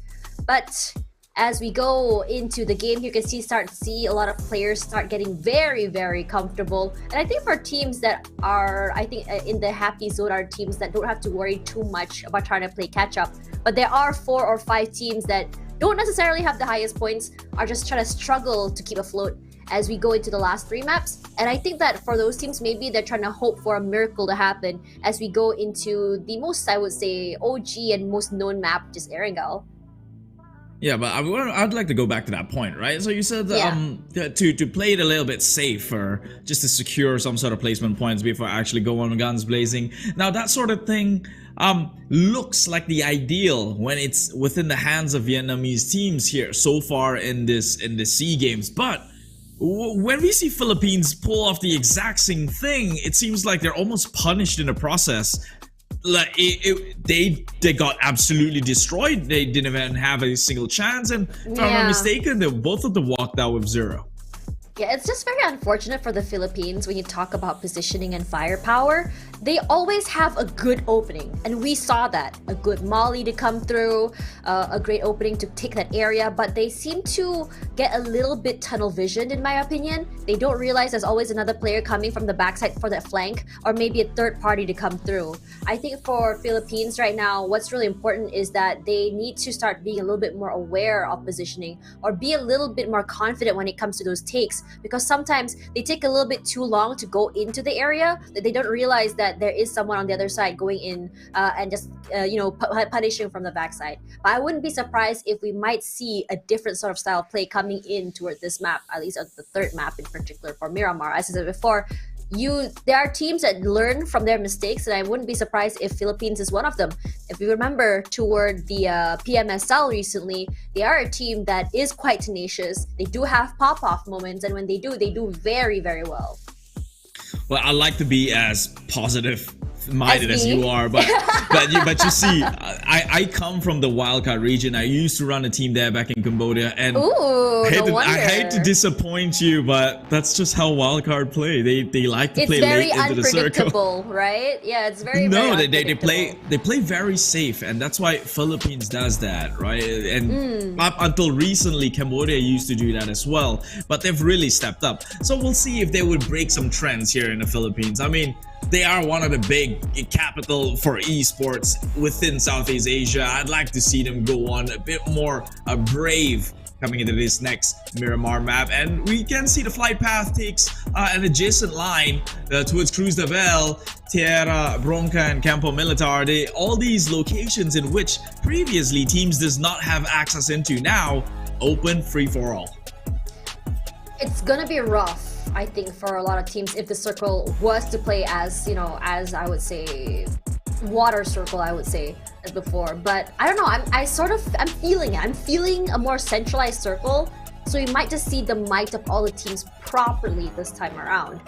Regardless, to come back to, you know, to what you said about the Philippines, yeah, it is rough as number one. Number two, I think that for Philippines, I think that since they came into like the big leagues of PUBG Mobile, I think it was last year, they have shown tremendous improvement. I think in that 1 year, there is a lot of expectation. There is a lot of improvements coming through.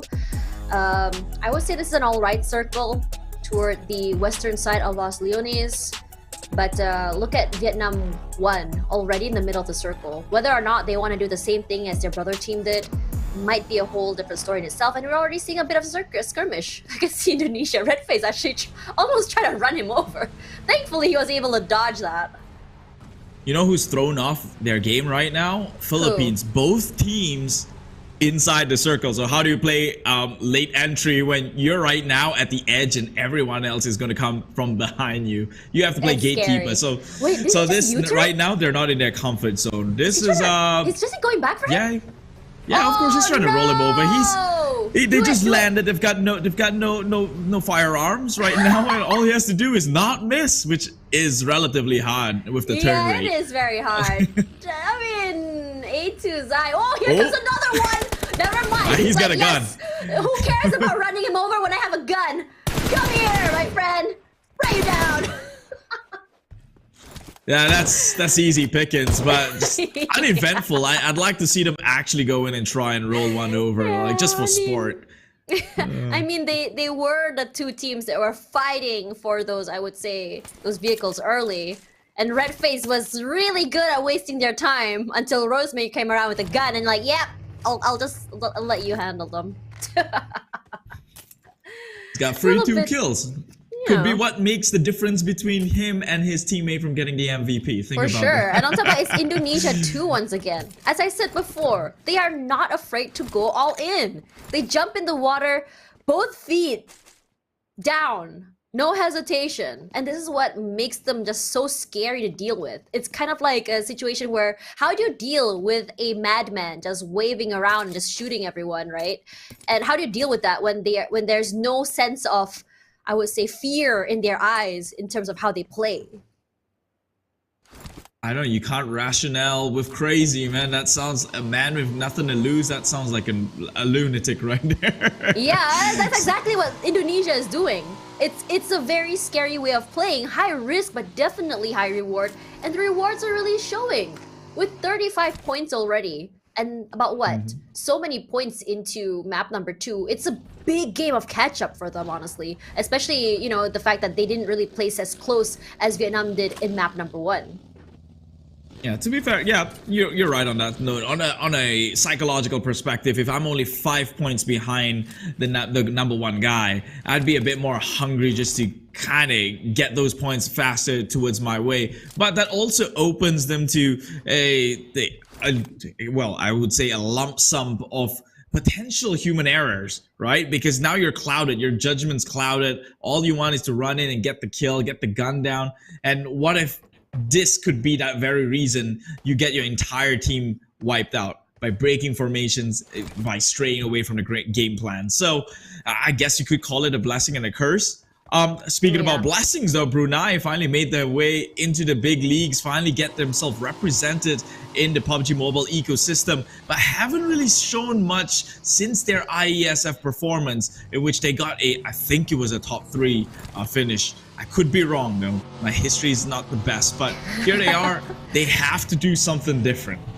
Yeah, I think for Brunei, they've been really unlucky. They've been the kind of team like, okay, we'll take this fight, get a pick perhaps, and then they just get so unlucky as they're not able to really clean up the house. Like, yeah, they get 1 pick, but at the expense of the rest of their team can be very, very, I would say, unfortunate. But for Cambodia, I think that their rotations have been very, very similar between the two teams, which is what we see in the previous map just now, where they would see both Cambodian teams fighting each other and taking each other out. But this time around, the team that they're meeting first will be Thailand, and they're already, look at that,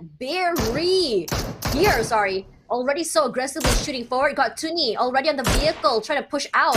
As Beer wastes their time, makes it a little bit more aggressive. Got Tuni meeting up with his teammate, and they're saying, okay, it's best for us to just move out of the way. We're just trying to go for those picks, but we don't have to fully commit to this fight, not this early. Wait, what is actually happening? So this happens a lot in CEC. Cambodia likes to share a compound with big teams like Thailand, but this is the first time I'm seeing Thailand fleeing from the fight. I guess they're not feeling too hot this time around, or at least today during the qualifiers, because they would have never ran away from the fight. Yeah, it's still very, very early, and I think that in this situation, given the fact to where they are right now, 13th place and 14th place, they want to be able to survive a little bit longer and collect more points as we move toward, you know, the 4th and the 5th and the 6th map. Again, this is the tipping point, and, you know, as you said before, a change in play style is definitely what we can expect, especially given the fact that today on the stage, we only have 1 day of qualifier. 1 day indeed, and that's gotta sink in. That reality is a tough pill to swallow, not gonna lie, right? Timor-Leste only 1 point each. It's almost seeming like that they're already solidifying themselves in the bottom, but of course, one good game could circumvent that. Again, they're playing to be within the top 16, so they don't really have to come out as champions for today, but they have to do something real fast, because with 1 point and 3 games has passed, there's not much left within the pool. Thankfully for the rest of the competitions, that majority of the points has been accumulated at the top 2 position. Right now, Philippines again taking edge circle, making their entry in. Philippines on the top side, Philippines on the bottom, but whoa, Philippines won, going straight into the middle ground where all hells break loose. So right now doing already a different maneuver than what they did previously. Oh, look, he did blew up that vehicle, but didn't get a pick. So that means the player was able to get out safely. But I look at how many players are there toward the high ground of Chumasera. Everyone's just fighting for the high ground. They learned a lot from the last game, how Vietnam 2 got a lot of value from that, but this time around, Vietnam 2 is okay with playing toward the bottom side. Again, Malaysia 1, they're always the last team inside of the circle, but they're always a team that is okay with being last, but is always good enough in terms of rotation to win these fights. They are a little, I think, in my opinion, they go out a little bit too early as much as I would like them to be, but they are a team that's very, very aggressive. Now, as the circle does pull up toward the northeastern side, everyone is scrambling down the high grounds of Chumasera. And again, I don't know what is going on, but Vietnamese team 2 has been really on the ball when it comes to kind of like figuring out or predicting the circle, because they had a good area of the compound on the lower side and they weren't even miffed. They're in the middle of the circle once again. So when they say 3rd time's the charm, it could also mean them and the 3rd chicken dinner. It seems. With the I Yeah. don't know how they do this. Their prediction is just so good. Like, mostly, I mean, for a lot of teams, they would just go to the smackdown middle of the circle, which allows them for easier access of rotation. Also, it's more predictable way of how a circle will move. But these ping pongs just works out so well in their favor. Mika, great opening, does find one. Unfortunately, not able to see the rest. Now, for Myanmar, their eyes on the Philippines team. And for Philippines, we're just talking about them just now, how they are in a very scary situation. They have 2 teams, and they want to bring both teams, if possible, into the qualifiers. Now again, Thai team, inside the compound, they are very aware that Cambodia 2 is on the outside.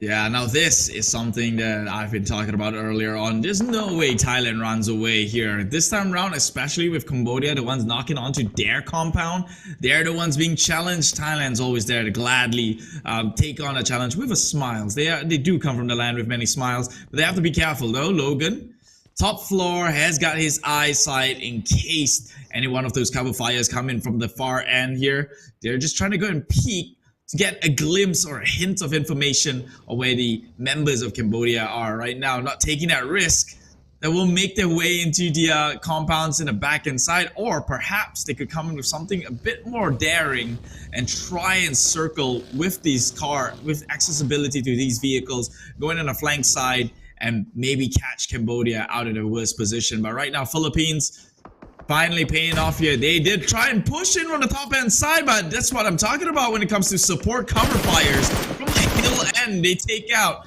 members from Philippines, immediately cancels the nade that was been primed. But he is about one person right now, and Mascardo coming out with the DBS. Oh, Philippines dropping like flies, left down, center. Mascardo trying to 1-on-1 with Romeo Boy. Will it be a happy ending, or will it be as the original Romeo and Juliet, a failure at the end? Very poetic, honestly, as Artatis just trying to fight for his life. Romeo Boy still holding down the flank. It's Mascardo. They're trying to use Artatis to really try and lure Mascardo out. Eventually does get him out of the way because Mascardo took a little bit too long to come out. Both teams cooking up that nade. Mascardo eats out that damage from the blue zone. Loki did get clipped a little bit damage, but it's okay. He does have a lot of resources to work with. He will stay in this blue zone for as long as he can. This Loki, he is gonna be the Hawkeye for the team, giving the information on where the other teams are. Myanmar, one, they have a lot of control on this area from the high grounds all the way to the other side of that valley. But all of them are playing inside the blue zone. And this is not the best situation for them because too long here means a lot of depletion of resources, and you really don't want that. Romeo Boy is able to get on a vehicle to get out of there alive if he wants to. He can reconvene his teammates, but this point is a little bit too important for them. As for Vietnam 2, again, meeting up with Vietnamese 1. So much about sharing that chicken dinner, not going to be happening right now, and I don't think they're aware. They should play a bit more selfish. It is all the man for themselves here. Oh, well, maybe not this event, the individual event. So I've got myself lost in time. But talking about being selfish though, Brunei is literally the only man for himself, as they are the only team to represent the region. And right now, again, 3 games in a row, getting shut down before they could do anything. They're barely playing at this point. They're playing to survive, and even that, they're struggling down in 19th place. 0 elimination. That is 0 points going across their board. And as you can see, their position drifts further and further closer now to the bottom 3, in which Malaysia separates them from elimination. Very unfortunate situation for Brunei. They want to be able to play catch up here. Vietnam 2 goes to, if you remember in the previous map, he was the only player to have been knocked out so soon. I think he wants to change this, wants to be able to play with his team, at least toward the end. Here's Yummy, gonna cook up that nade. Has their eyes onto Vietnam 2. And this is a very interesting, I would say, predicament. These two teams have been meeting up a lot toward the last part of the circle. And this time around, if they do take this fight, we may be seeing a different outcome for these two teams who will be surviving toward the end. Smokes out here for Yummy, gives him a little bit of cover, a little of space to work with. And for Gosu, even though he did get that reset, he will be the one getting a brunt of that damage, and a lot of eyes are on him. Hornbit knocked, Lapar coming up forward for that revive. Trong is going to be the one trying to push out here. But we have Satar on the other side, giving all that information. Long range shots is what he's trying to go for. But they have to be careful. Malaysia, the mid-rotation is also Malaysia. Yeah, Malaysia might just stop him because, oh, actually, they just choose to ignore. They're driving past Malaysia, by. Yeah, they don't really try to go into these big fights early. They don't want to go out too early. In this position at 6th place, they are very comfortable, but they're in a position where at 11, 12, 13, 14th place can just catch up with them if they make a single mistake. And they don't want to go out back to the lobby with 0 points. As we see here toward a quarter of the circle, the high ground there, look at how many teams are stuck here. But it is Micah and Yuhai. All they're good for is to run in and gun. they're wasting their potential just running away. But I mean, perhaps they take a recipe from the winning team, right? Play it safe a little bit. But even your winning team might find themselves in sticky situations right now. As Indonesia, they've recovered that one member who was down on his knees, now up and running. They have the high ground too. If I was Vietnam, I'd count my eggs and blessing, get the heck out of there.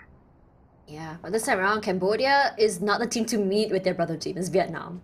So it's a little bit more quiet for Cambodia, honestly. They have this corner of the circle held down. It's a nice area for you to farm those players coming through the circle. You can see there is a team at least outside, so they can go for the sprays, they can play inside, they can lure the inside to play CQC. But this one time around, Mika is unfortunately his vehicle is on fire, and Satar will be taking a lot of damage there. Not sure if he's actually knocked out, but yeah, yes he does. Unfortunately, this time around he will not be the one left alive. Yuhai taking the brunt of that damage despite the ghillie suit. Does get spotted out here. You can see some smokes come out, just give a little bit more space. it's been a little bit of healing as well, as the other members of Malaysia 1, while they did do very well in the previous map, they were unfortunately eliminated a little bit too early with only 1 placement point. Nades come up for Indonesia 2. Scary predicament and scary area to be in. Well, Malaysia, this is prime opportunity for them to kind of shoot down the barrel if they want to, but it seems that they're straying further and further from God. Meanwhile, though, Vietnam, it is just easy pickings. They've got them all surrounded here, poured back against the wall. Indonesia found themselves in a sticky situation, but Malaysia coming in with a third party. They're quite nearby. Indonesia, they're definitely not making out of this one alive, but I could be wrong. Vietnam has got them on one end, Malaysia on the other. How do they play their way out of this? Smokes are running out. Vietnam making a push on forward. And Indonesia, actually gets one of the throng, so that's 1 member down. Even the odds, it's 2v2, but proning forward, it's 1 member, gets one of the pawn bit. Lapar, Yummy is on the top end though. He was trying to go in with the flank side. They knew the location of Ghost. Ghost is missing those shots, and who will he go down to? Yummy wins that clutch, turns the tide, and now Indonesia has got 1 member up against the odds. Maybe, actually no, Quan Ji got that kill. He's going to secure the 2 more. It is only 1 player each from both sides, Vietnam and Indonesia too. The top 2 victors now, only 1 can remain. And Nades is coming down from Yummy. He has been priming it. It's 1 member here. Should Quan Ji actually win this trade-off, he could actually go in and save Ghost and he does! Eliminated! Is the Indonesians once again denied from a potential chicken dinner. It is Vietnam who will go in with the pickup. Look at Thailand though, they are a team in trouble. Newsy trying to rectify this very scary predicament. 2 of his teammates are down, but Thailand, unfortunate for them, the team with the highest power we've seen in the region. 16th place and only 1 elimination, with Cambodia coming up on top. Not too sure what happened there. As for Malaysia 2, with 3 points right now, 1 elimination. They are 16th place right now. Not in the best situation to be in. They want to change that. The smokes are out here from Myanmar. They want to be able to come out of this alive. But for Malaysia, even though they don't have the circle, they do have the high ground. They can go a little bit more aggressive. Yen marking Smile, a lot of information, a lot of damage as well. Yen eats the damage from that nade, and Smile will be immediately lobbied. Chi staying very quiet in that corner. Doesn't look quite yet. Will be spotted out by Flax Soppy, and suddenly the other is praying and praying, and the prone saves his life. 0 eliminations for Myanmar too. 15th place. Battle of the Wildcards about to commence in front of us. It is white, red, and blue for both sides, Philippines and Cambodia. But the top has got eyes onto Malaysia too. So they could come in, as we all know, Cambodia king of the third parties. But right now, Philippines in big trouble. Going to the side of Nang X. They could be in big trouble. They're running towards the direction of spray down, but they just crashed in. Takes easy in the process. Joseph retaliates, gets onto Rosello. Will take the members of the Philippines, but exposing himself in the process. Easy pickings for the Philippines, and now it is down to the wire here as Lobasta will fall off. And I think that should be what seals the deal, hammers the nail into the coffin. Oh, actually, Philippines still around though. 1 member still living. They cannot make this mistake. This is a matter of playing for another round or going down here. Casido, last man standing for Philippines. He's trying to go in with the pickup though, but he has the Molotovs in hand. He kind of get the idea of where these members are and might just go in and throw 1 nade in, but this one's coming in as a third party. It's coming from Rosemary. Yeah, this is a very, very scary situation. They did get the reset. Barod will be able to get that heal up. Molly is taking a little bit of space, and Rosemary with the sprays. John in trouble. Rosemary fears nothing, puts in the damage, sends him immediately to the lobby. His teammates were not able to back him out at all. Indonesia 1 coming in with a mission, and it is to catch up with his brother's team. And Casido still hasn't moved quite yet. Rosemary cooking up that nade. Understanding that the Philippines now in trouble, managed to get that reset, but look at the damage taken up by Casido. Fortunately, none of the bullets will be hitting. Casido trying to reconvene with his teammate. They're both so very low, fighting with that blue zone. They can go for that reset, But Indonesia 1 has them in a chokehold. They cannot move forward without getting wrists being sprayed off by the other members of Indonesia. Potato will be the first one forward. Nice little reposition with the vehicle. Very aware that Laos is right behind. And look at the sprays come out, and immediately 2 members of Philippines taken out just like that. They have to be careful though. This could very well turn sour for the likes of Indonesia. But again, Vietnam, they're just eagles soaring the sky right now. King of the hills. Everyone bowing at their feet. They will have to fight their way just to get up onto Vietnam. And by then, you're most likely dead than not. 6 eliminations already for the squad. Vietnam, second team, really trying to draw in the leads here. Further and further away from the Indonesia second team because of that skirmish, turning successful for the Vietnamese here. Guerrilla warfare is their tactic. It's working out so well for them. This time around, Vietnam 2. You know they lost 2 this time around. They have their eyes on Malaysia 2 right now. The nade, fortunately, barely hits Malaysia 2. But this low ground is not doing them any favors. We know that Kong can be very, very aggressive if he wants to, but he's down to his final nade, and he'll be using everything in his arsenal to bring down the hurt. Echo with the reposition, he runs away by his vehicle, barely missing that nade. Those smokes give them a lot of value. Allows them to reposition, but Snipes, how on earth does he get that shot from down there? We gotta see where Snipes positioned right now, because I am pretty sure he wasn't down in the foothills. But until that one comes, right now eyes onto the Thai squad still in the area right now, trying to push onto this Vietnamese squad who has, yeah, he's got the compound, but Frankie's still alive, tries to shoot on it, but will fall out in the shade. And Vietnam from all the outsides coming on clean will take Malaysia.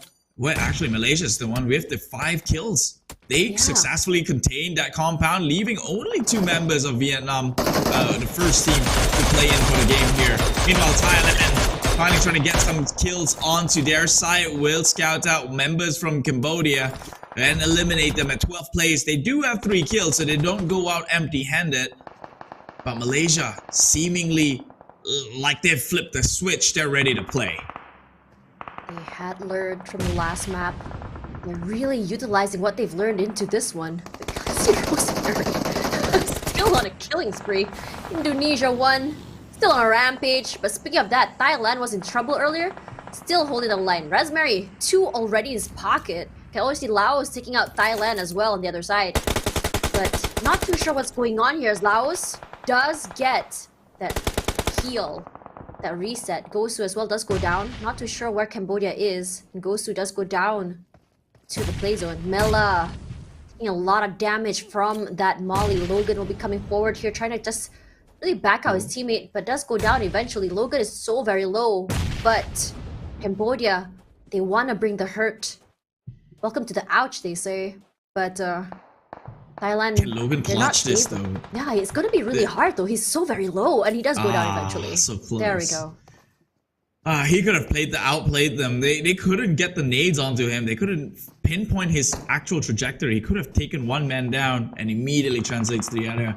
If it wasn't for the backstab of Laos, well, we don't get to see the greatness that is Logan in that very moment. But it's alright. Malaysia still in the game here. Chua GH as well, the last remaining member. Actually, no, he's got a friend from Vietnam within the same team, but he is by himself and he has to play as if this was an individual event. Right now, cornered, a blue zone right neck behind him. He's hiding behind boxes at this point. Now, this doesn't feel very good, but if he can make his way out of this one, that's applaud to him. I think for Malaysia, they're still marking him, but Indonesia is right outside. Jumper has his eye onto Rosemary. The other 2 Indonesian players for Indonesia 1. This is where they want to do the comeback, regardless of the kill feed. Kaya from Cambodia, another point in the pocket. TLS as well, so very close by. Laos with the sprays, unfortunately, will go down to Kaya. That peak will be punished at least, but it will at least be rectified. Allows them for that reset. But for the other members of Cambodia, they want to go for that push. And look at that molly. It's a lot of damage. Vietnam 1 goes down, 0 kills. Down the top, still just pushing forward. There's no breathing at all, no breathing room for Laos. And they go down. Cambodians, you can see how happy they are at this outcome. They had a DBS too. It was impossible for him to miss. But he's got to be careful though. Devon X. There's got a group of Laos who's about to just gun down his entire vehicle, and that could be very, very sour really fast. Right now, civil war again. Malaysians gunning down each other for this position. Damn good. Taking a far too much damage here. Sliver of HP, but he will eventually go down. That would be damn good. Taking a hit by the Cambodians. Malaysia too this time around, surviving very well despite not having echo. Last OP will be pushing up here. They'll be meeting up with Malaysia 1. This is not the outcome they want. They do go down. And this time around, Yen is fighting 2 at the same time. Cambodia 2, 5 eliminations already. And this time around, every man for himself. Vavel straight smack dab in the middle of an open area behind a vehicle. His teammate Redface is close by. At least he's there for the trade. Unfortunately for TLS, does go down to the blue zone here. They do have 2 eliminations. The other members of Malaysia will get that reset. Cut of sound, cut of noise, just to really allow them to reposition. Make them really wonder where exactly they're going to be. But for Indonesia, this aggression clearly is something that we can expect from both teams here. They have full control of the circle. They're just driving around as though they own this open area. No problem at all. And they'll be taking the area. They do get hit by some shots, but no follow-up just yet. Vavel aggressively pushing up towards Snipes, but Snipes have not reacted at all. Well, good news for the Malaysian fans. Finally, this time round, 2 Malaysian teams in the top 5 position. Laos found their way up here and have all members up and running as well. And a compound to add on to that favors their way. Cambodia and Indonesia with 3 members each. This is a turnout nobody would have seen based on the past 2 games that we have played. It is the tipping point right now. Yen and Jumper will have to die off in the blue, denying points, but that just means green light for the rest of Indonesia to go in, get Snipes onto the ground, but now they've taken a bunch of hit. They are looking worse than where right now. Cambodia snaking the grass, trying to make their way, closing in onto the Indonesians, but it is Laos who made their position known by shooting against the Cambodians here. Their host country. They are born and bred in this very land in which they are competing in the game of PUBG Mobile, and they are about to make a statement here. Laos pushing up against 2 teams, have no clue, no directions at all. Could be a high risk, high reward kind of situation. Blackout has got the nades on, catches on the Kaya. That's 1 member down. Devon X shoots a bit backwards, but will not secure the kill, and that is Cambodia, who would find 2 of their members out of play, only 1 left to live. Yeah, but look at Laos 1 with 4 members still very much alive. Cambodia 2, their final member now down and out.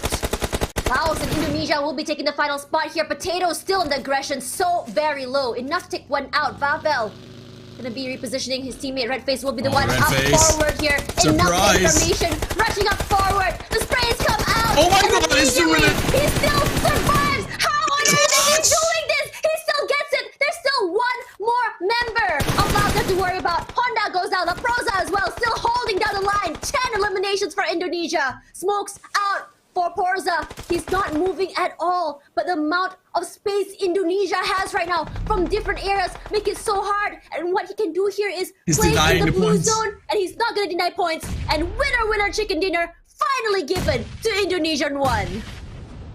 My god, after that performance, if I was on the members from Laos, I would have just given my way to the gun, because that play right there is spectacular. Redface with such a high-risk maneuver, drives straight into the face of danger, jumps out, took a little bit of damage there because it was a moving vehicle, and still won the clutch 1 man against all 3. Granted, maybe 1 member was already down on his knees, but still, that would have been impossible should members from Laos actually turned and stood their ground and fight back, because them turning their back away from him was the exact mistake that they would like to capitalize on. And my god, Redface finally showed why he's called that way, because when push comes to shove, the blood vessels in his face starts popping red, and well deserved for Indonesia. Their first chicken dinner within the qualifier rounds. Honestly, what a ballsy play! Rushing up forward with the idea and intention of taking that damage, allowing his team to go for long-range kills, being the distraction, but he didn't even need them. Did you see his movement just now? To swing left and right, it was so hard for the enemy team to land those shots. And on top of that, just completely spraying, that was insane. This is a whole different ballpark, and it shows exactly the quality and the kind of gameplay that Indonesian teams, both their teams, can bring to the table. And with Indonesia 2 out of the way, Indonesia 1 was able to have a lot of breathing room to play without really worrying too much. They were getting pincered by another very aggressive team. If I'm being honest, he nearly lost that matchup. So sure, he got one member, but he nearly lost towards the last guy. The dude decided to panic and run away. Then there was no way bullets were shooting backwards. And so, man, I mean, who could have blamed him?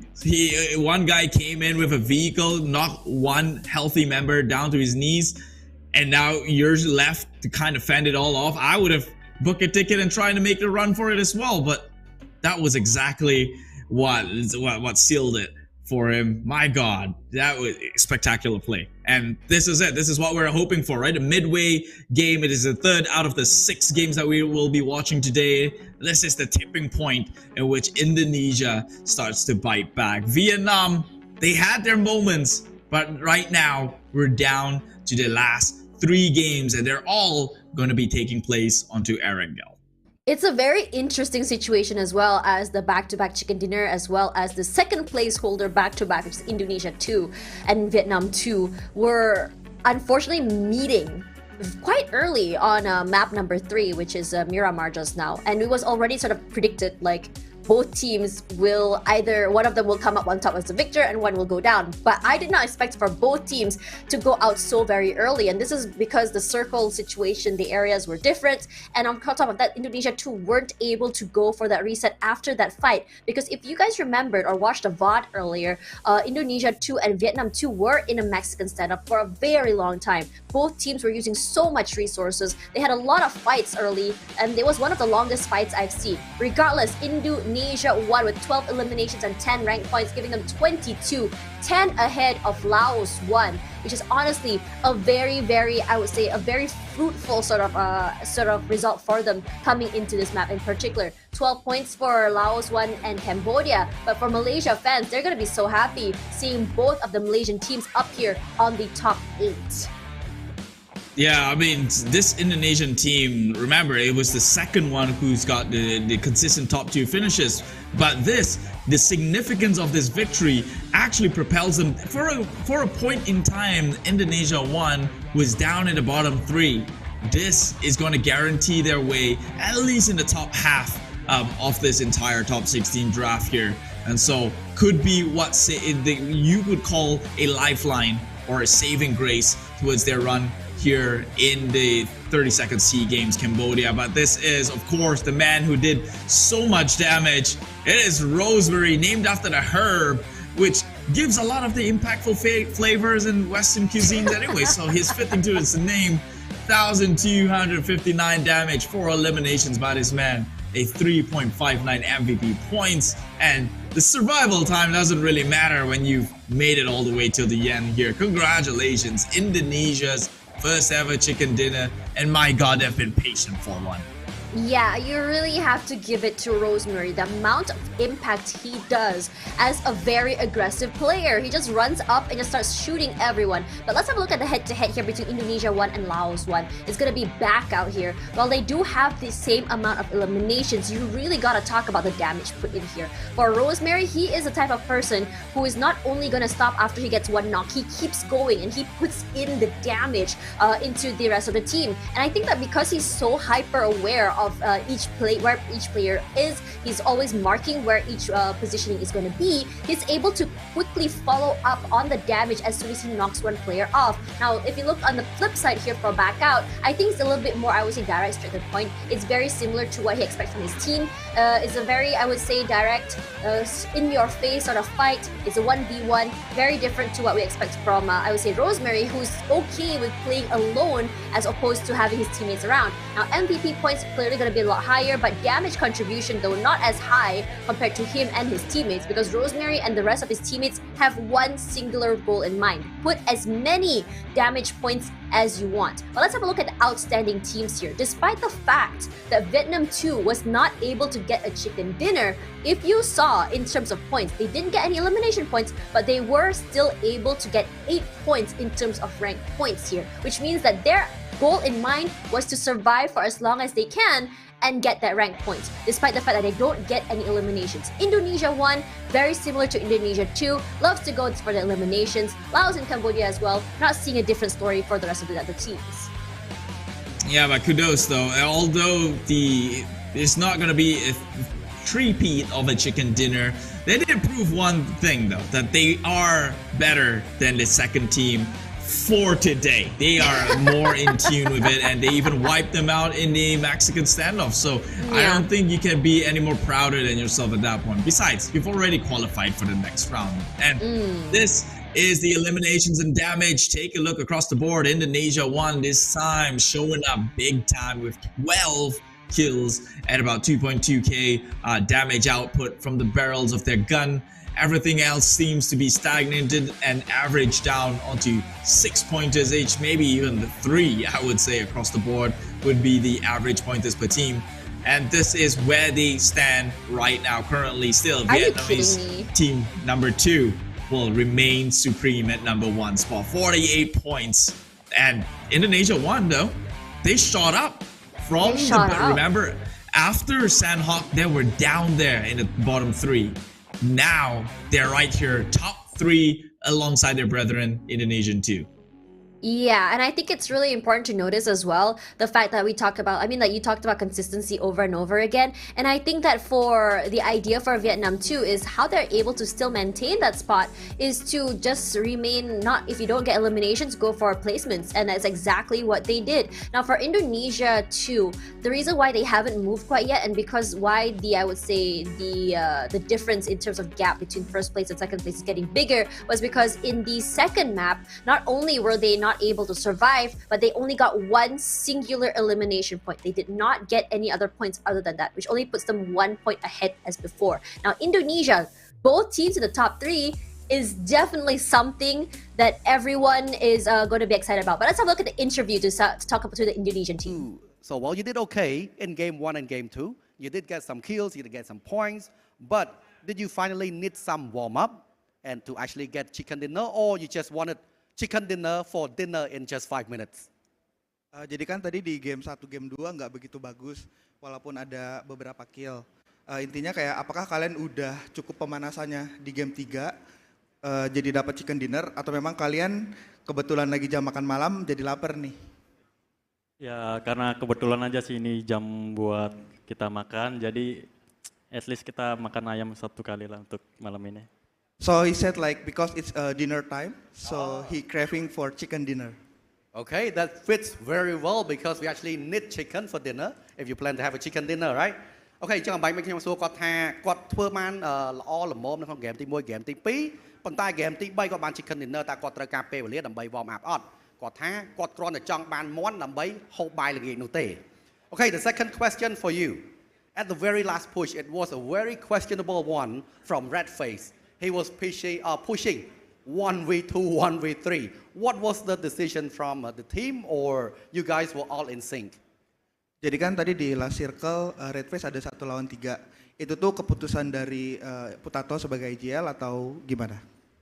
Itu emang karena keputusan kita bersama lah. Kita juga udah tahu zona bakalan kecil di mana, lalu ada momentum perang, jadi kita juga manfaatin itu.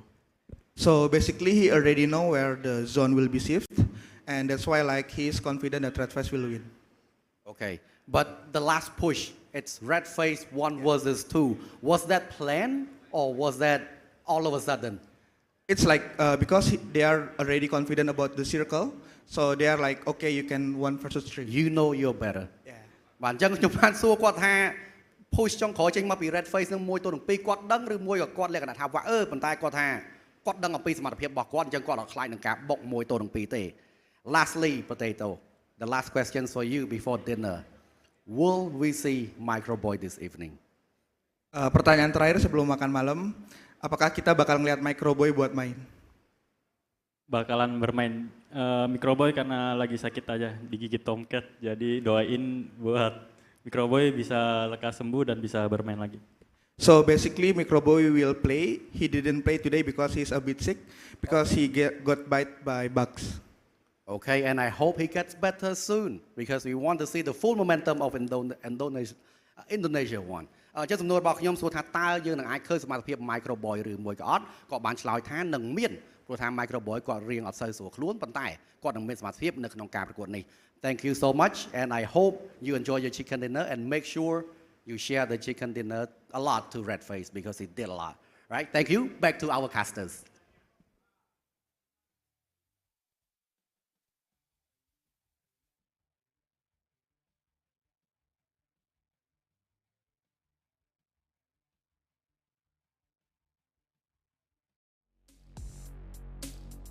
Man, I gotta be honest, although Indonesia is just like neighboring country to where we're from, which is Malaysia, the usage of terminology is very different. I swore I heard the man said tomcat, like a bobcat. I was like, Microboy got bitten by a wild cat, which is a bobcat, right? And then it turns out to be bugs after all. But one thing I know for sure, and that's disappointing to find out that Microboy's never gonna play today. Regardless, after this, what's going to be happening, Keith? Oh, after this, well, I guess since they're going off to kind of have their chicken dinner, I think I want to have my chicken dinner as well. And it's going to be a relatively longer break, right, for those at home because, why, the player are hungry, we're hungry, we're going to get more chicken dinner in just about a bit here in the 30-second CE Games PUBG Mobile Esports. But first, we're going to have our feast. That's Tash Bunny. I'm Keith. I'll see you in just about a bit. Bye-bye.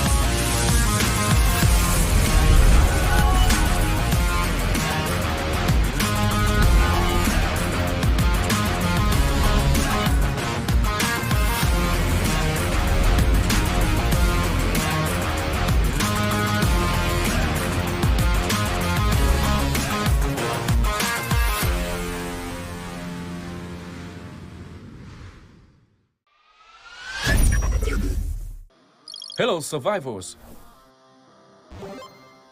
The 32nd SEA Games is back. The Southeast Asian Games, also known as the SEA Games, is a biennial multi-sport event. From May 5th to 17th, 2023, Phnom Penh, the capital of Cambodia, will play host to the 32nd edition of this special event. Esports event PUBG Mobile is honored to be part of the medal competition list for the second year. In this year's competition, we will welcome 19 teams from 10 different countries, including Vietnam, Brunei, the Philippines, Malaysia, Timor Leste, Thailand, Myanmar, Laos, Indonesia, and the host country Cambodia. 19 teams will compete in 2 events, team and individual. Especially, a total of 2 sets of medals will be available for each PUBG Mobile event. Firstly, the team event will be divided into 2 phases. The qualifiers will take place only on May 11th. During a single day, the 19 teams compete in 6 matches without a group draw. The 16 teams with the highest scores will advance to the finals. The finals will be held over 3 days, from 12th to 14th May, in order to determine the best team for the gold medal. The point system is familiar. The top place receives 10 points, the second place receives 6 points, the third place receives 5 points, and the points decrease gradually for the lower ranked teams. In particular, each eliminating point counts for 1 point. Next up is the individual event. 6 athletes will be nominated by each participating country, except Brunei that only sent 5 athletes to the competition. As a result, 59 athletes from 10 countries will compete in 32nd SEA Games. This event will compete for only 1 day, 15th May, with 8 matches. About the point system. The first place will get 20 points, the second place will get 16 points, the third place will get 15 points and gradually decrease to the 48th place. There will be no ranking points in the 48th to 60th places. Each eliminating point counts for 1 point. Different from the team event, in the individual event, the athletes won't be saved by teammates, so watch out. At the upcoming 32nd SEA Games, may all the teams achieve the best results to bring glory to the country. Let's enjoy intense battles of PUBG Mobile Esports at the 32nd SEA Games from May 11th to 15th, 2023. See you there. This May, please welcome 19 teams from 10 countries. Compete at the 32nd SEA Games PUBG Mobile Esports. ជម្រាបសួរអ្នកទាំងអស់គ្នាខ្ញុំមកពីធីមជម្រើសជាតិកម្ពុជាមួយហើយ slogan របស់ពួកយើងគឺ Fight to the end ជំរាបសួរពួកយើងគឺជាក្រុមកម្ពុជា2ពួកយើងនឹងប្រយុទ្ធរហូតដល់ទីបញ្ចប់ដើម្បីទង់ជាតិរបស់យើង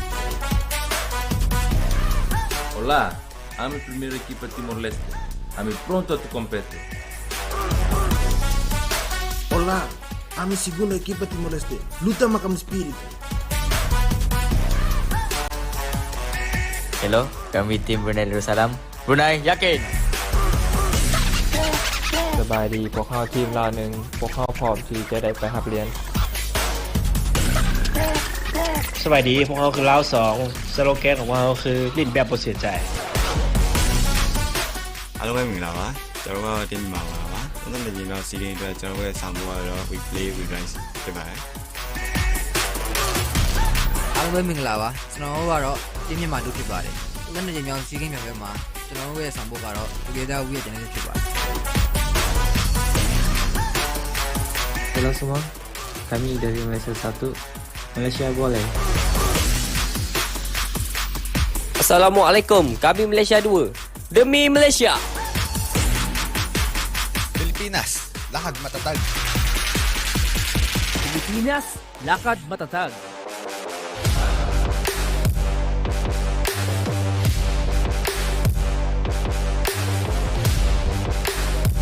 Xin chào, chúng tôi là Việt Nam 1. Việt Nam 1, chiến đấu để chinh phục. Việt Nam 2, nơi nào có đoàn kết, nơi đó có chiến thắng.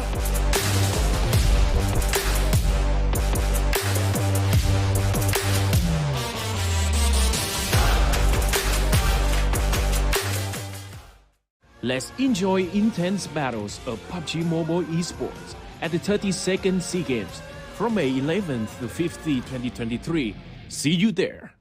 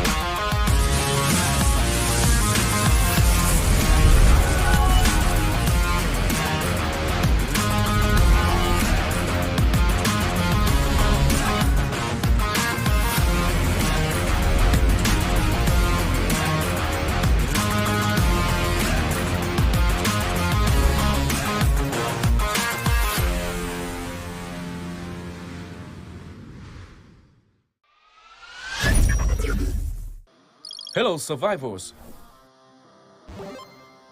The 32nd SEA Games is back. The Southeast Asian Games, also known as the SEA Games, is a biennial multi-sport event. From May 5th to 17th, 2023, Phnom Penh, the capital of Cambodia, will play host to the 32nd edition of this special event. Esports event PUBG Mobile is honored to be part of the medal competition list for the second year. In this year's competition, we will welcome 19 teams from 10 different countries, including Vietnam, Brunei, the Philippines, Malaysia, Timor Leste, Thailand, Myanmar, Laos, Indonesia, and the host country Cambodia. 19 teams will compete in 2 events, team and individual. Especially, a total of 2 sets of medals will be available for each PUBG Mobile event. Firstly, the team event will be divided into 2 phases. The qualifiers will take place only on May 11th. During a single day, the 19 teams compete in 6 matches without a group draw. The 16 teams with the highest scores will advance to the finals. The finals will be held over 3 days, from 12th to 14th May, in order to determine the best team for the gold medal. The point system is familiar. The top place receives 10 points, the second place receives 6 points, the third place receives 5 points, and the points decrease gradually for the lower ranked teams. In particular, each eliminating point counts for 1 point. Next up is the individual event. 6 athletes will be nominated by each participating country, except Brunei that only sent 5 athletes to the competition. As a result, 59 athletes from 10 countries will compete in 32nd SEA Games. This event will compete for only 1 day, 15th May, with 8 matches. About the point system. The first place will get 20 points, the second place will get 16 points, the third place will get 15 points and gradually decrease to the 48th place. There will be no ranking points in the 48th to 60th places. Each eliminating point counts for 1 point.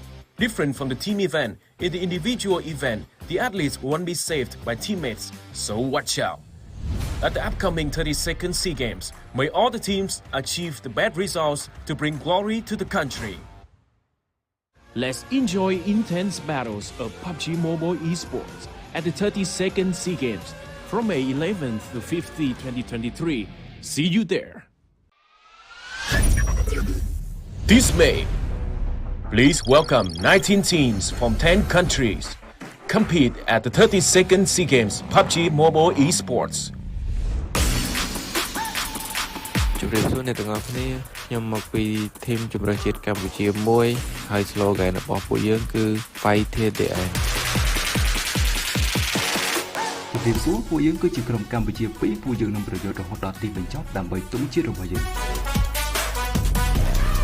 Hola, I'm el primer equipo de Timor Leste. I'm pronto a competir. Hola, I'm el segundo equipo de Timor Leste. Luta macam espírito. Hello, kami tim Brunei Darussalam. Brunei, yakin. สบายดีพวกเขาทีมเราหนึ่งพวกเขาพร้อมที่จะได้ไปหับเรียน สวัสดีพวกเราคือลาว2สโลแกนของเราคือลิ้นแบบบ่เสียใจ အားလုံးပဲမင်္ဂလာပါကျွန်တော်တို့တင်မှာပါကျွန်တော်တို့ညီမစီးကင်းအတွက်ကျွန်တော်တို့ရဲ့ဆောင်ပွဲတော့ we play with guys ဖြစ်ပါတယ် အားလုံးပဲမင်္ဂလာပါကျွန်တော်တို့ကတော့တင်းမြန်မာတို့ဖြစ်ပါတယ်ကျွန်တော်တို့ညီမစီးကင်းမြန်မာမှာကျွန်တော်တို့ရဲ့ဆောင်ပွဲကတော့ together we ရဲ့ channel ဖြစ်ပါတယ် Halo semua, kami dari Malaysia 1, Malaysia boleh.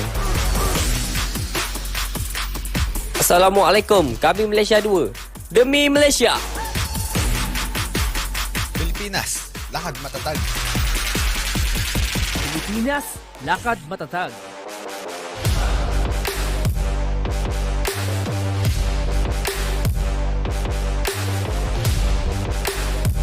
Xin chào, chúng tôi là Việt Nam 1.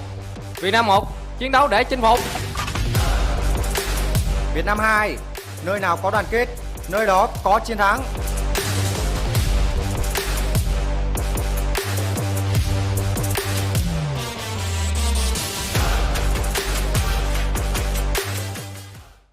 Let's enjoy intense battles of PUBG Mobile Esports at the 32nd SEA Games from May 11th to 15th, 2023. See you there.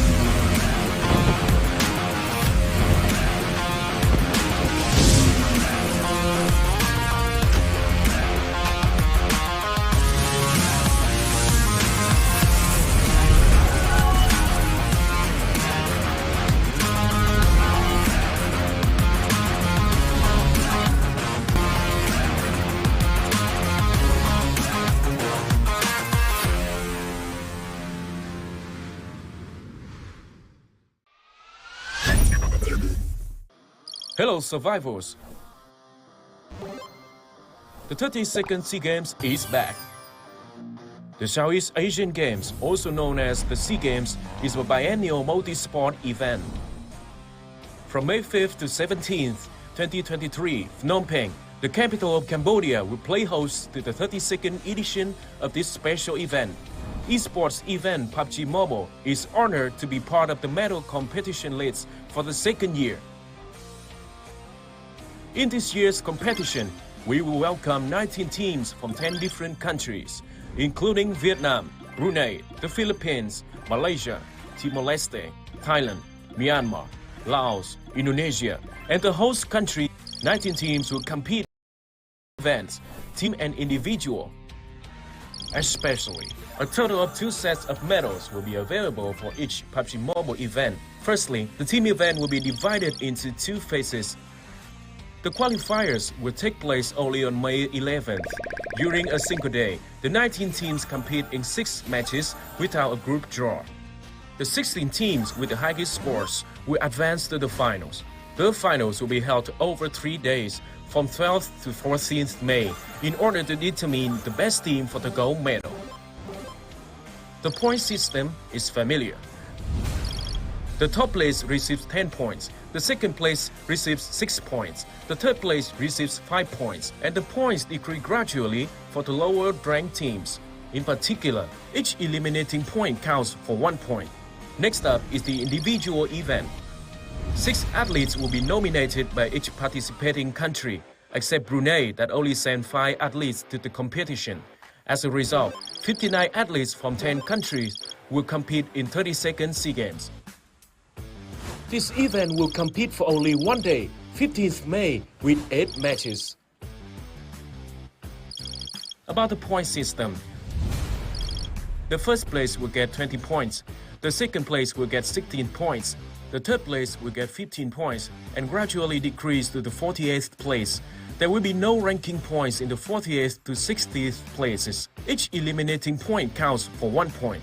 Different from the team event, in the individual event, the athletes won't be saved by teammates, so watch out. At the upcoming 32nd SEA Games, may all the teams achieve the best results to bring glory to the country. Let's enjoy intense battles of PUBG Mobile Esports at the 32nd SEA Games from May 11th to 15th, 2023. See you there. This May, please welcome 19 teams from 10 countries. Compete at the 32nd SEA Games PUBG Mobile Esports. ជម្រាបសួរអ្នកទាំងអស់គ្នាខ្ញុំមកពីធីមជម្រើសជាតិកម្ពុជាមួយហើយ slogan របស់ពួកយើងគឺ Fight to the end ជំរាបសួរពួកយើងគឺជាក្រុមកម្ពុជា2ពួកយើងនឹងប្រយុទ្ធរហូតដល់ទីបញ្ចប់ដើម្បីទង់ជាតិរបស់យើង Hola, I'm el primer equipo de Timor Leste. I'm pronto a competir.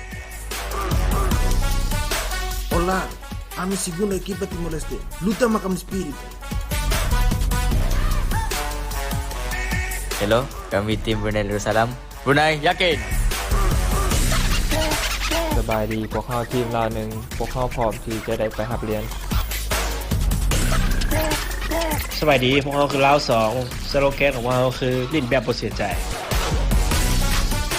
အားလုံးပဲမင်္ဂလာပါကျွန်တော်တို့ကတင်မှာပါဦးဇင်းတဲ့ညီမစီးရင်အတွက်ကျွန်တော်တို့ရဲ့ဆောင်ပေါ်ကတော့ we play we rise ဖြစ်ပါတယ် အားလုံးပဲမင်္ဂလာပါကျွန်တော်တို့ကတော့တင်းမြန်မာတို့ဖြစ်ပါတယ်ဦးဇင်းတဲ့ညီမစီးကင်းပြန်မှာကျွန်တော်တို့ရဲ့ဆောင်ပေါ်ကတော့ together we ရဲ့ channel ဖြစ်ပါတယ် Halo semua, kami dari Malaysia 1, Malaysia boleh. Assalamualaikum, kami Malaysia 2. Demi Malaysia.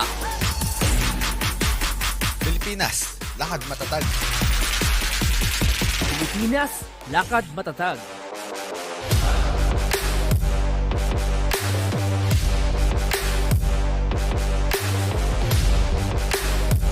Xin chào, chúng tôi là Việt Nam 1. Việt Nam 1, chiến đấu để chinh phục. Việt Nam 2, nơi nào có đoàn kết, nơi đó có chiến thắng.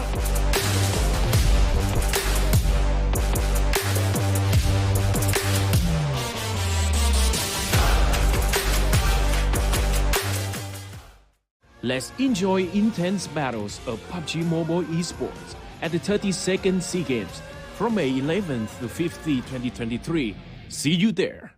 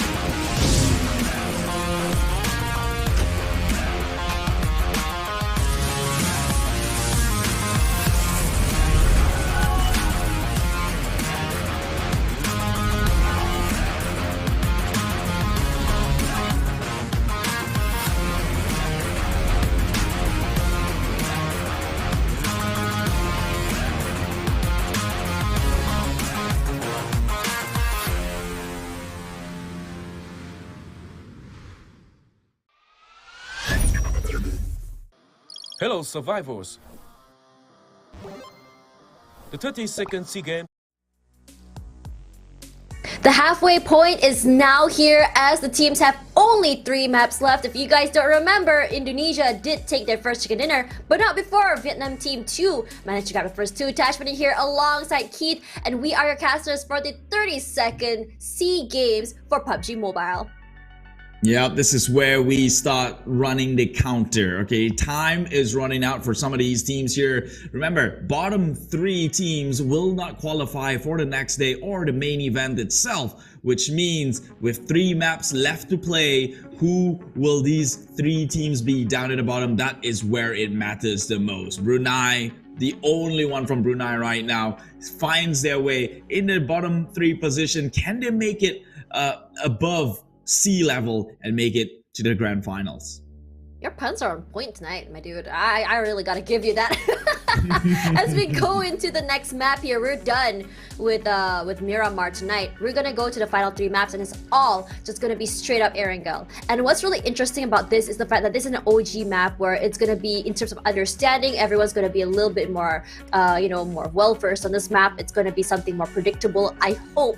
And as we've seen before, we do see teams that do have the same rotation points. We saw that between Vietnam 2 as well as Indonesia 2. We saw that happen between both the Cambodian teams. We've seen it happen with both Malaysian teams, because I mean, it does make sense, because these 2 teams, or the 2 teams from each country, have been scrimming with each other, have been playing with each other for a long time. So it does make sense if their routes are to be met. Regardless, as we go into the game, everyone has had a dinner, has had a 30-minute break. Hopefully this will give the mental reset that every single one of these players need. At this point, I don't know, man. It's getting quite late at night. I mean, admittedly, we have somewhat of a delay earlier on today, so maybe these players could be drawn towards their last few staminas as well. But this is why this is an actual competition, right? Esports. What is he doing? Nobody would have said. I'm sorry, they were putting on their eyes. It was meant for their ears. Earmuffs, goggles. Anyways, my point is, nobody would have ever thought esports would have been here as a contesting title within the SEA Games, and yet here they are, and this is where we put them to the test. It is 9 p.m. where we're at. It is probably going to be 9 p.m. or much later where they are at currently, and so it goes down to who has got what it takes to pretty much duke it out during the last 3 games. As it is, you can see some of these faces, they're a bit sleepy right now, but they have to persevere. Why? Because today is the last day of the qualifier. It's do or die in Timor Leste. They've got both their teams, last I checked, down at the bottom too. Yeah, and I think there's a lot on the line here as they move forward. I think the idea is to at least have one of the teams move up coming into, the grand finals, well, not grand finals, finals tomorrow, for the next 3 days rather. And as this tournament does take a total of about 4 days, getting knocked out early is not the best situation to be in. You want to be able to play for the next 3 days. Regardless, as we know, in any tournament, there are gonna be winners and there are gonna be losers.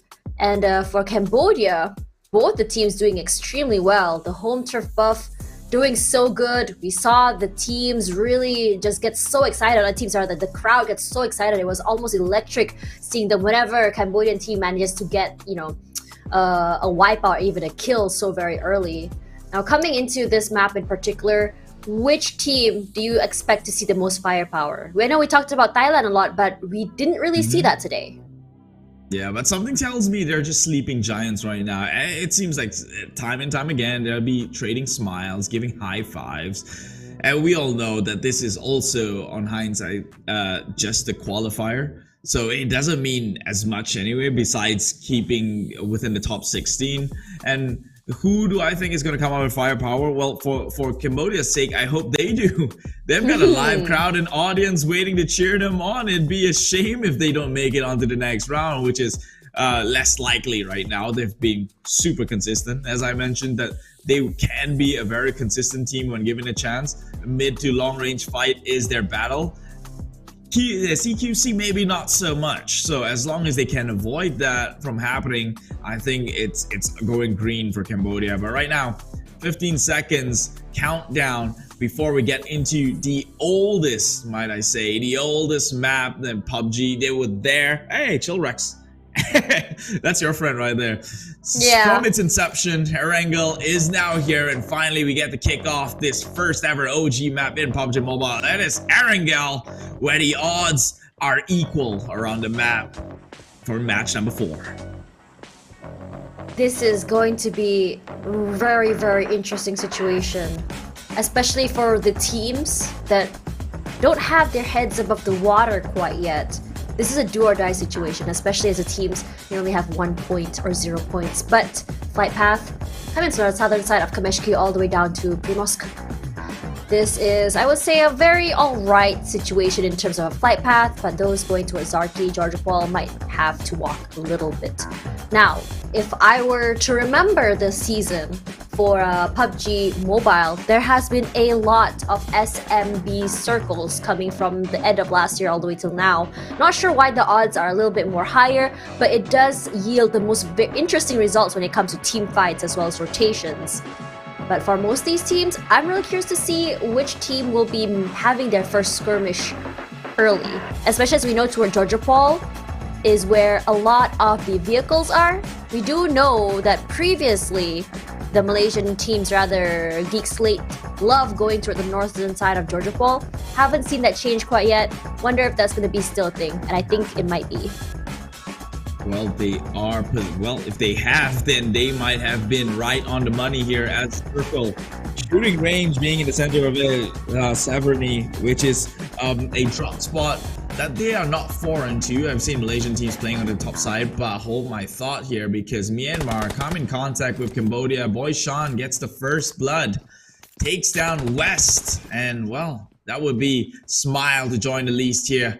2 members down from this Myanmaran squad so early into the game. They barely have anything to shoot back with, and so they might just have to count the eggs in their baskets and call their exits here. Now, one thing I like about Erangel is because this map is so age old, it's pretty much ancient at this point.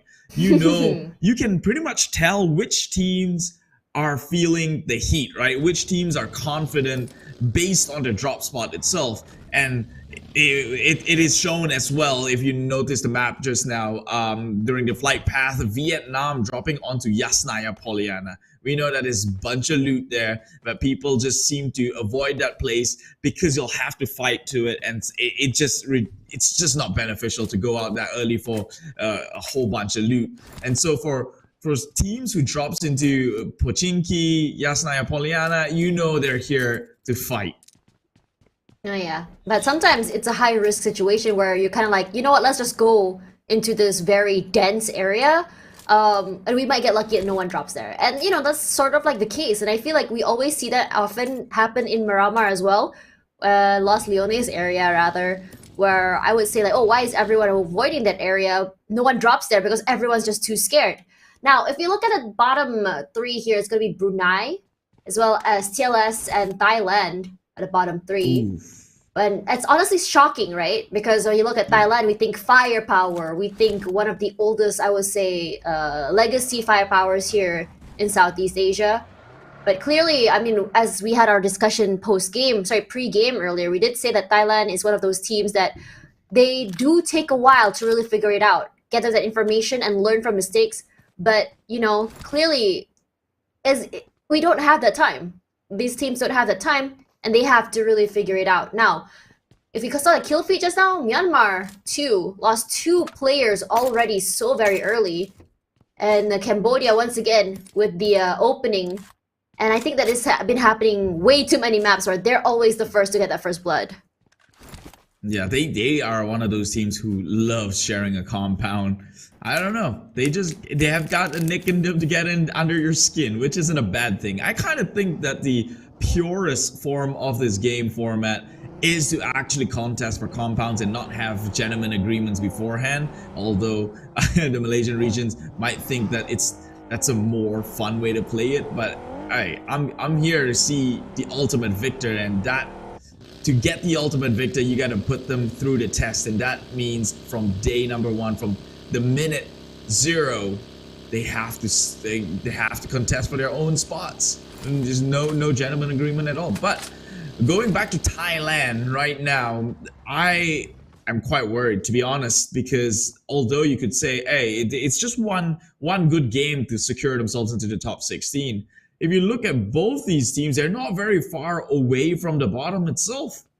Thailand 2, Thailand 1, heck, both these teams could actually be eliminated today itself if the bottom team somewhat pull a spectacular good game. All they need is one good game from Timor Leste and Brunei to immediately send Thailand home packing. It's I would say it's very, very competitive over down at the bottom there. Look how close the points are between 14 and 19 are 7, 6, 5, 6, and 3 and 2. But even then, number 11, 12, and even 13 are very, very close. It's just like just like one chicken dinner can completely change number 10 all the way till number 19. For those already in the, I would say, top 4, top 5, hell, even top 6, they can be a little bit more safe, I believe. But as we have another 3 more maps to go, and this being an OG map, it's really hard to predict the outcome. I mean, yes, we've seen really good performances by Malaysian team, by the Cambodian teams, by the Thai teams on this map, but in this situation where you're not playing under an organization, you're playing under the flag, you might not have a lot of time to have really found that chemistry with your teammates. And I'm wondering if that's the case here for the teams over in the bottom side of the ladder. How long have they been able to play with each other? Because as far as I'm concerned, not only the last tournament that the organizations did play was the PMSL, and they weren't playing together, and that wasn't really long ago. That could be a factor that might hinder performance, but on the flip side, it's also when you look at who currently are at the bottom 3 position, you could make the argument that the teams that are at the bottom also might not have experience playing against other teams, because you're looking at Brunei, you're looking at Timor Leste, who only just recently got into the competitive scene. So on hindsight, you could say they don't have the chemistry because they're playing with each other. On the other side, we could also say this is their rare occasion where they actually play with people outside from the region rather than their own. So there's so many factors into it, but this is the love for PUBG Mobile. It's a lot more RNG than people think as well. The luck of the circle comes into play, the luck of the loots that you get, and you just don't know what rotations might happen. You could play 2 maps off the same time twice and you won't get the same outcome. Yeah, now that you mentioned that, there might be a whole different situation there for these teams. I mean, we talk about, in terms of these teams, I think one of the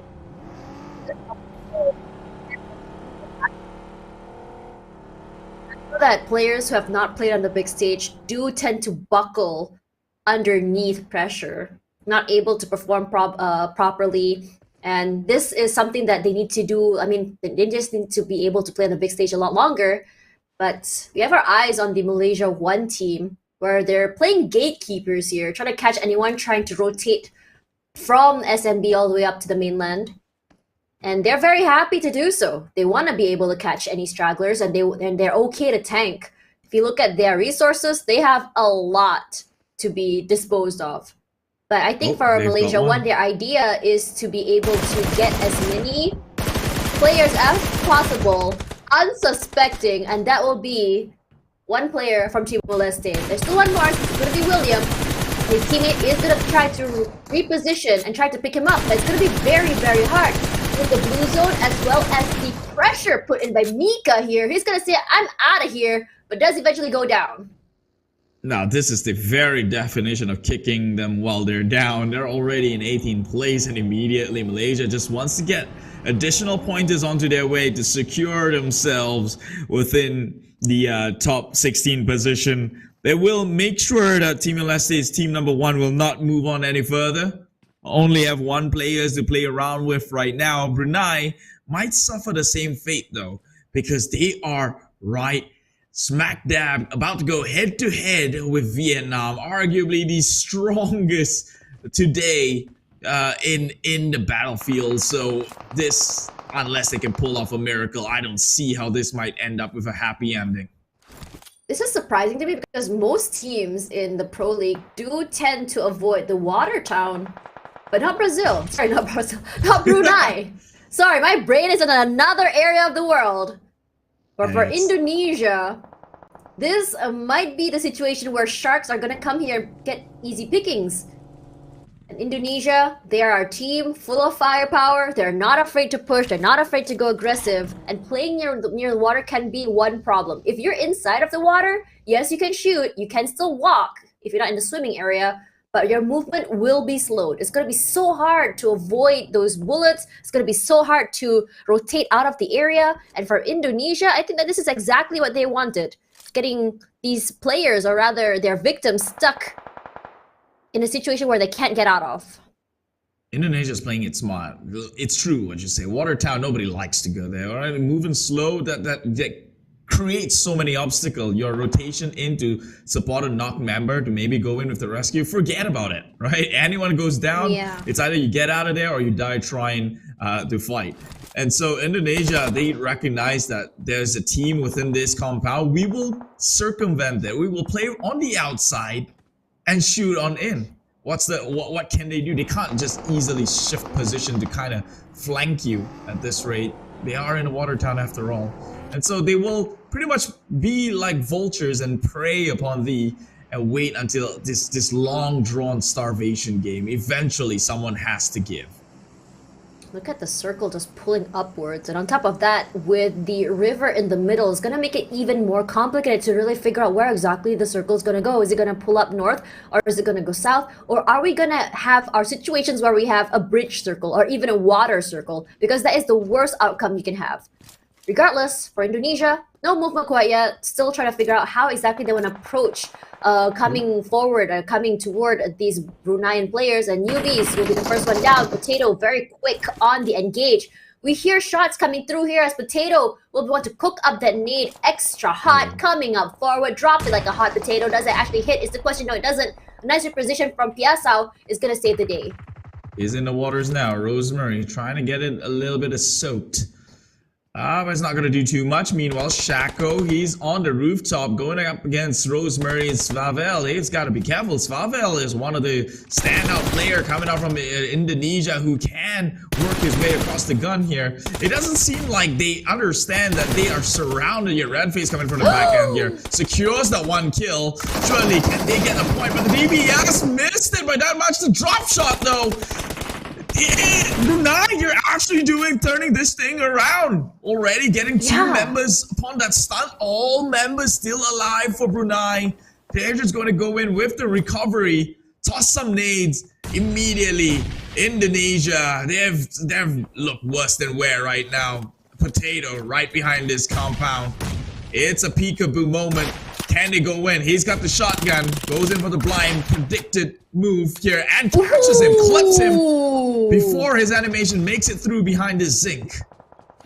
What a shocking turn of events.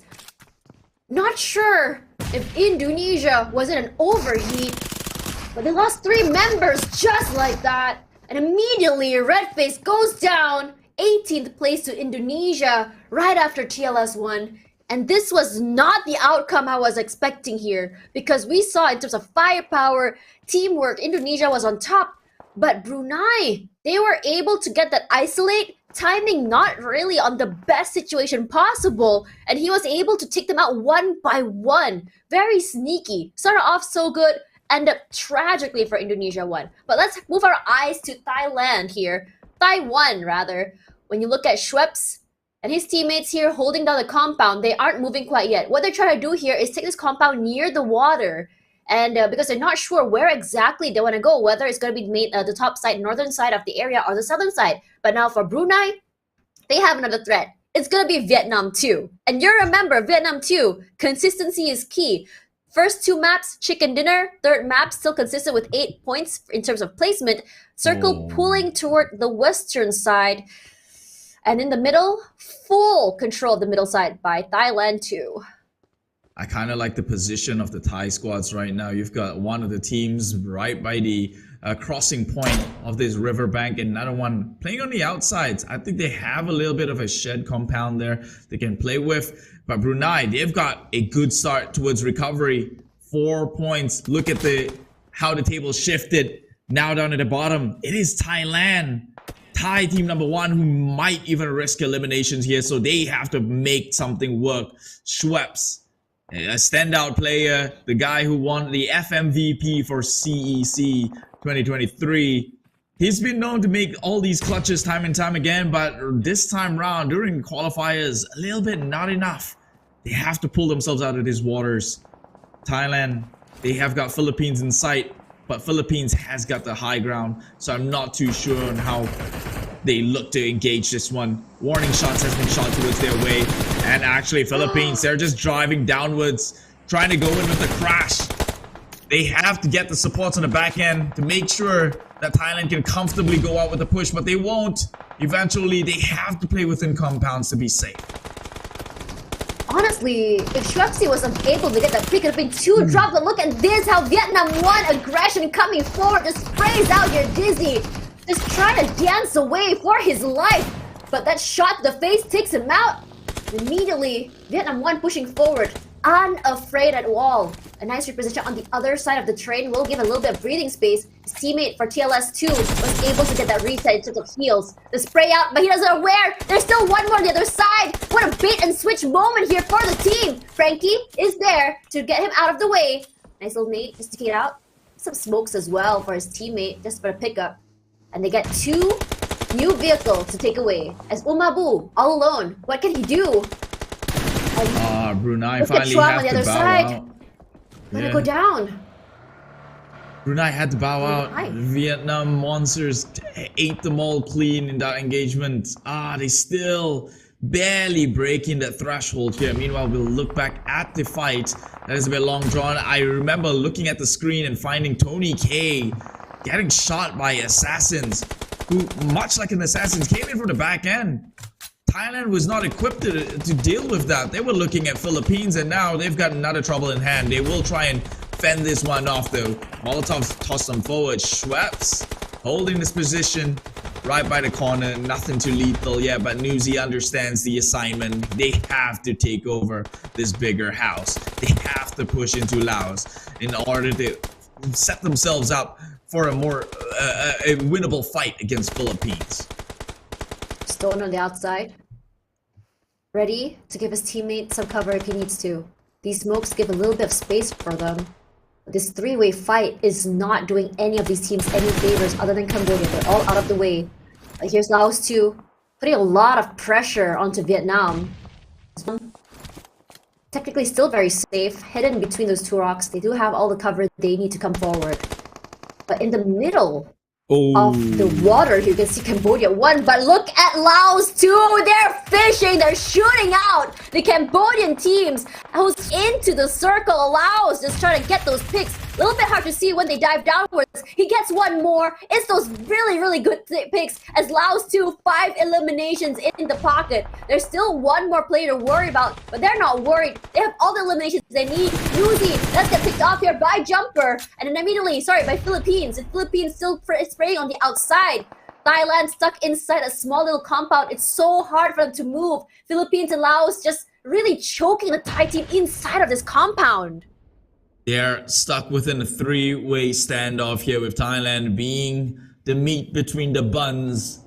They are taking so much here. I'm not even sure if they can make this one out alive unless Laos decides to focus their attention onto the Philippines. It seems no way this Thai team's making it out, which is kind of tragic, seeing as though after this map there'll be only 2 Erangels to play on with. Perhaps we could see one Thai team make it out into the grand finals instead. But right now, Assassins is doing tons of work. 5 eliminations already for this team. And they've got Philippines to look out for next. Myanmar will also clean up with only 1 elimination and will bow out at 11th spot. Meanwhile, still there. 1 member of Thailand. Schweppes kills the Assassins. It's really hard for Laos to really break into the circle, so what they're trying to do here is use their vehicle, flip and launch into the water, and just swim out. But given the fact that Cambodia 1 has the bridge control and also is very aware where he is, so what he's here is provide his teammates that vision under the water and him just fish them out whenever they can. Now, seeing the fact that most teams are gravitating toward the circle, what I'm guessing here is that most teams are sort of predicting the circle will be pushing toward this side. Now, Nang will be able to just really figure out where the other members of Laos 2 are, but have a look at Malaysia here. They're just pushing forward. They want to go toward the Cambodian team. They're very aware there's 2 players playing underneath of the bridge. What they're trying to do here is get them out of the way, giving them full access to the bridge. But it's not going to be easy, given the fact that so many eyes are in this area. On top of that, we also have a package coming through in the middle of the water, too. You know what I don't really get? When Cambodia went swimming earlier on, they were full squad. They could actually try and make the attempt to push onto their routes, to go through the circle and force teams out, get some kill points in the process. It seems like swimming is almost like a desperate ploy or a last resort to go into, because you're just helpless and you sent your entire squad to be shot down by Laos, who just pretty much went fishing. They're just getting fished out of the water. Yeah, and I think that because what Cambodia was trying to do here was hold the bridge, unfortunately they got displaced because so many teams were shooting toward them. And look at that, Labusta out of the way by Cambodia 1. And which is exactly what they're trying to do. They were trying to become the bridge trolls, take care of this area. But because they got displaced, they had to go fishing, probably fell off the area, and they just shot down. Now, for the rest of the Cambodian teams, coming out of the water right now would be a death sentence, because as soon as they pop their head out in the open area, they will be shot. And this circle is not necessarily the best circle here. I feel like I may have jinxed this, because look at where the circle is playing, toward the bridge. Now, with everyone inside of the water, the team who has the high ground, who has the area on top, will be the one winning, and that's Philippines right now, who is just literally fishing in terms of their points already for their pocket. For Malaysia as well, still their eyes onto the Myanmar player, Tuzai, waiting inside, and Mika has not moved a single inch. It's almost like watching a cat prowl for his food, and Rokello is in trouble. Barod as well, as his vehicle does explode underwater. Shwebsi, despite the blue zone, is still able to still hide and stay very much alive, as Malaysia will be playing the fishing game from the outside. This is going to be a Thai chicken dinner, that's for sure. They've got compound, they're within circles, they have the whole bank covered. Their only potential contenders would most likely be Malaysia, who is on the other side of the bridge. But that all falls down to the luck of the circle and see which direction does it close into. Meanwhile, Vietnam, I think he kind of have an idea in where Schweppes might have been. Shot him a little bit there. But Beer 11, look at this Thai team.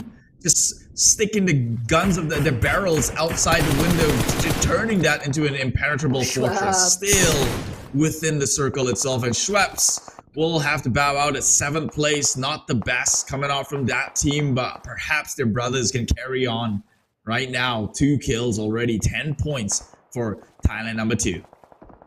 20 is just healing under that water, just staying out of sight. Jumper does go down from his teammate, rather. Snipes in the water right now.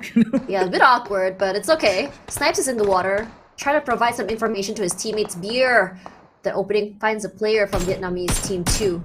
The best situation that they can have, honestly, taking the Vietnamese team 2 out so early, stops them from getting any more points, halts them into getting the top spot. Regardless, Yu Hai, in trouble, goes down. Flax OP, brother team from Malaysia, does find him in the end. Mika from the other side tries to go for that revive for his teammate. There is still one Malaysian team member playing inside the water, Snipes. Not sure if he's actually spotted out Cam. Yes, he does. Spots out Cambodia, just sprays. Easy, still very healthy. Fortunately, none of those bullets is going to be hitting. A little bit of smoke just to give it a little bit of space for him to breathe. Trying to play on the other side. Unfortunately, falls down in the water. Trying to find that nice angle to play with, but Easy is just not going to go down. His name may be Easy, but for him, killing him is going to be very, very hard. But here's Thai Team 2. Beating up his teammates, trying to scout out for kills. Nothing quite just yet happening. And all of, seems like 2/3, half the Malaysian team is just swimming at this point. Thai, they are the ones who needs to be addressed here. They have every lead up to this point right now, the circle is on their side, the compound's on their side. You could say they got a little bit lucky, and this could be the game's way, the divine intervention in making sure that the Thailand team has a representative over. But it's too soon to count the eggs in a basket. Malaysia has got to within this top 5 position. Immediately Thailand going on the offensive. He's got people positioned for on the flank side, and Malaysia is going to be shooting each other out of sight here. Only one shall live. And if you look at the map currently, the only one under cover is Thailand. Malaysia and all the other teams will have to play against each other. Thailand can literally just sit back and relax and just defend their fort and eventually fight the last man standing. It's going to be very hard, but it does determine whether or not the Thai teams will have to move away, and the circle will be favoring them, pulling toward them. And on top of that, they have the compound too. Snipes, just like his name, takes out easy finally. Took a long time for them to really figure it out. Now for the two teams here from Malaysia, they are kind of displaced, but the sprays come out here from Thailand too, firing a lot of bullets to the Malaysia 2 team. Echo sustaining a lot of damage here. Yen does get knocked down, has to move away. They still have flags for the pickup here, but God Tuni is not going to be moving away. Mika will be pushing out forward. The aggressive pressure coming toward them, and Mika says, doesn't matter whether or not you're Malaysian or even Thai, I will spray you down. Flags goes down to Beer, but Tuni will be the next one to be sprayed out here by Mika. Doesn't quite happen, and no one has been answering Mika at all. Echo on fire right now, literally barbecued, still barely staying alive inside of the smokes. Not sure if anyone is there to pick him up.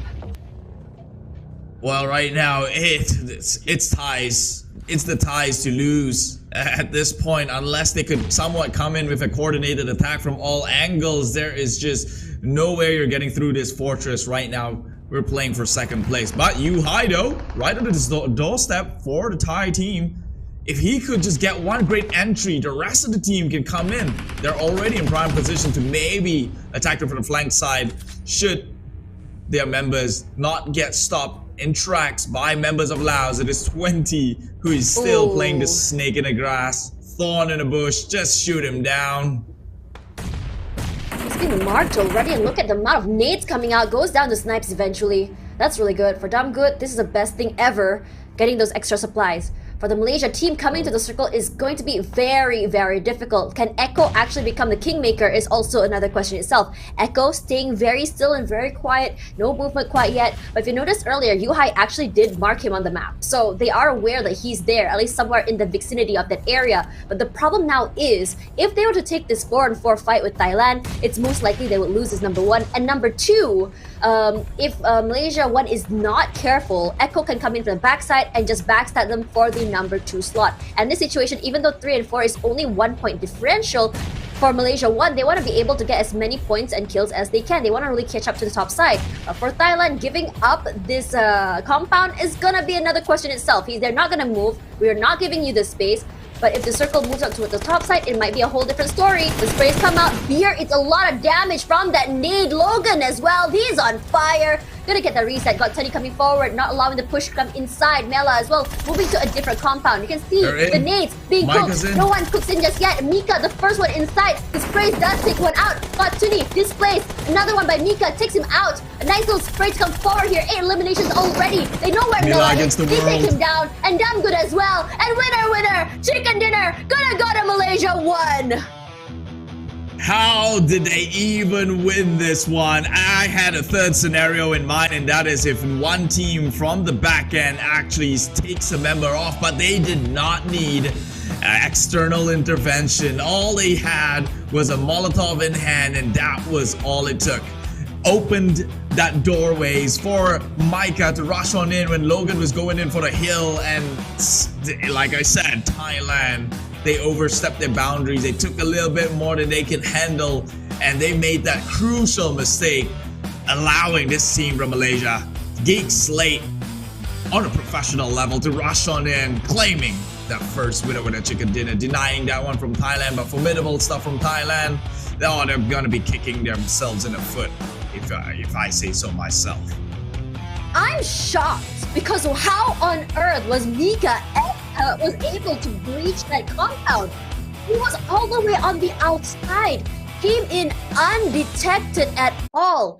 Just the reason why, with Mika already inside of that compound, was completely the reason why it changed everything. Catching them from the inside and got Tony completely isolated on the outside, not able to give that cover fire, was the game changer. And I think that for this situation, while Malaysia 1 did not have the win conditions, aka the circle, the compound, the team, it's just the fact that it's just sheer will and tenacity that got them that way, that got them there actually. It was one moment. It was the Molotov through the window that actually caught onto Logan. Logan nearly died on that one. He was coming in with the cover fire from the top floor, right?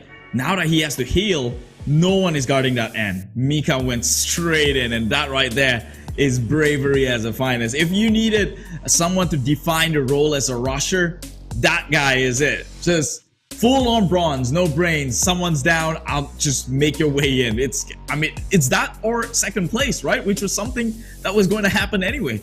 So this actually turned out a worthwhile risk-taking effort, I would say.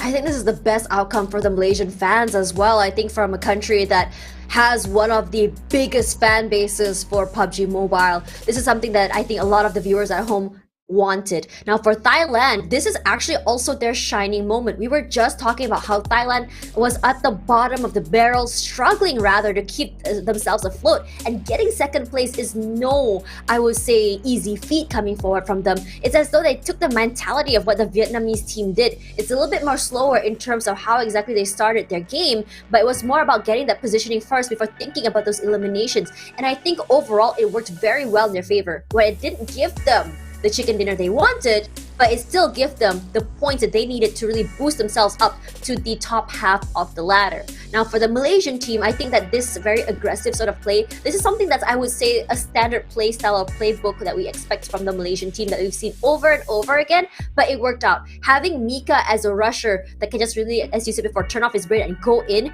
is the game changer here. He is he's very quick for it, he's very tenacious, and as well as thinking about how I was so nervous about Echo being the kingmaker here, the fact is, Echo was the reason that perhaps Thailand might have lost, because if you remember, they got a pick onto Echo and immediately the Malaysian team responded.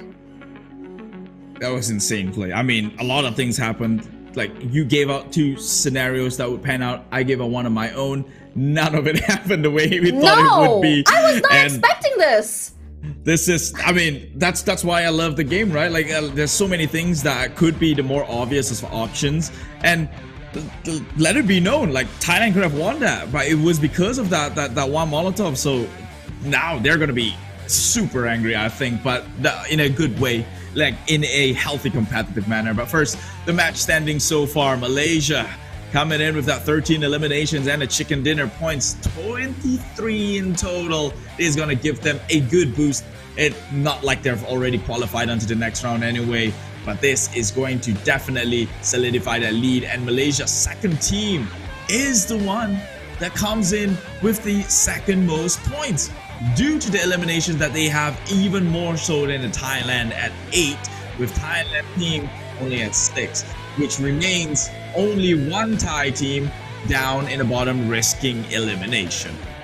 Yeah, this is honestly what a change of pace when you think about it for the 2 Malaysian teams here. It felt like for Malaysia 1, they were in a very safe situation, but for Malaysia 2 though, like, this is the game changer. Now MVP is gonna be Mika here, and honestly, are you surprised? While he does only have 2 eliminations, the damage not the highest, but you have to really give it to him, positioning wise, as well as taking away that compound, taking away that space, and catching them off guard was what gave the most impact here. But the head-to-head will be both from Malaysia 1 this time around. And look at this. While Adam Good did get the highest amount of eliminations, we saw him kill stealing from far away. He was really massive with those long-range kills. It was Mika that was putting in the lot of the hurt. You see about it, 894 MVP points, very close, as well as contribution. You can see that all the players in the Malaysia 1 team had a role, and each of them carried out beautifully. this MVP title was awarded. It's much like one of those situations where the numbers actually do lie, because it goes down to the moments, that one crucial moment, that the value of that one elimination coming out from Mika is worth like 4 coming from Damroot because of how difficult it was to execute. Look at the outstanding teams. Malaysia across the boards represented with both their teams. Laos did pretty well as well. They denied the likes of Thai, team number 1, and Thailand, well, luck in the circle in their favor. They will most likely have a member representing in the next round after all. It goes down to the last 2 games of the day and see who the bottom 3 might be. Bottom 3, it's gonna be very, very difficult. I mean, we did see a different change of pace for Brunei, catching the Indonesia 2 team off guard. But fortunately, it was a little bit too soon. It just felt so unfortunate for Brunei, honestly, if you think about it, because they just came out of a fight. They weren't able to get that reset just yet. They weren't able to leave the area, and 2 teams were already pushing onto them, which included, I believe, was Vietnam as well as Laos. It was a situation where I think not the best situation or not the best outcome that Brunei wanted to be in. And with Thailand, Brunei 1 as well as TLS 1 inside the bottom 3, this is going to be a very difficult situation. But for 17th and 18th place, as well as 15th and even 16th place, as their points are so close, all these 5 spaces can change at any time at all.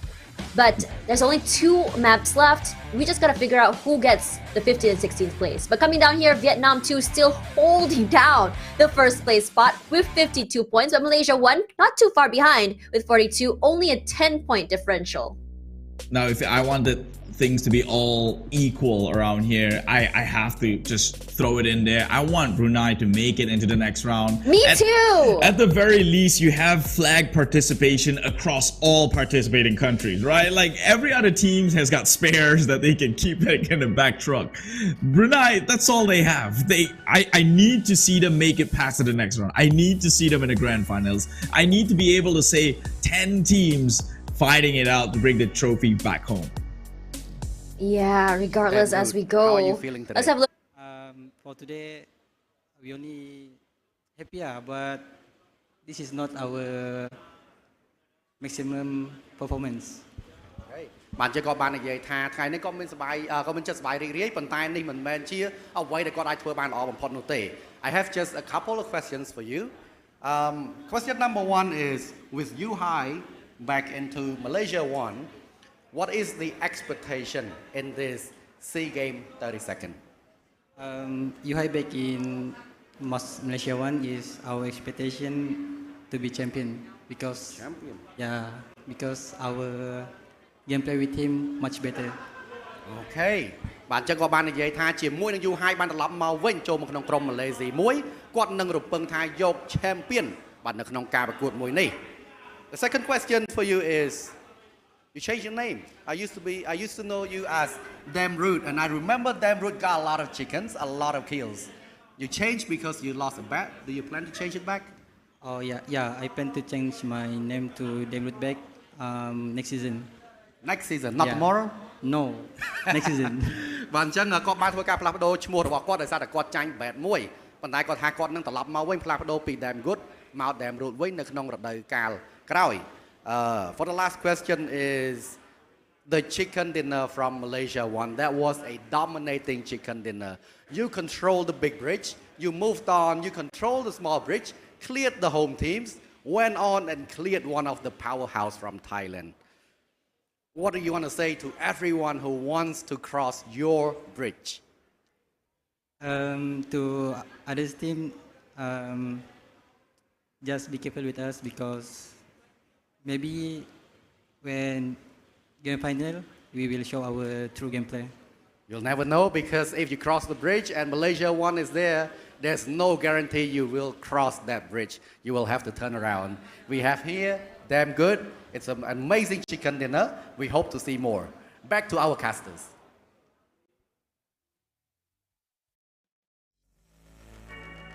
Yeah, that last interview question right there gave me the cringiest of quotes right now, which I wanted to spare you, but now that they brought that up, and it's PUBG Mobile. I have to say it. Oh yeah. Why did Geek Slate or why did Malaysia 1 cross the bridge to get the chicken dinner on the other side? Yeah, no, don't tune out, okay? That's just me. You can spam the hate chats down in the comments itself. But my God, what a spectacular performance coming up from Malaysia. I don't think I could ever bounce back from that sort of cringeosity. Tasha, you might want to save me here. This is the 30-second C games, you know? Just don't make it natural. Yeah, we're gonna go on a quick break as we recover from whatever that is. We'll see you in a bit to go to the fifth map of the day. We'll see you guys in a little while.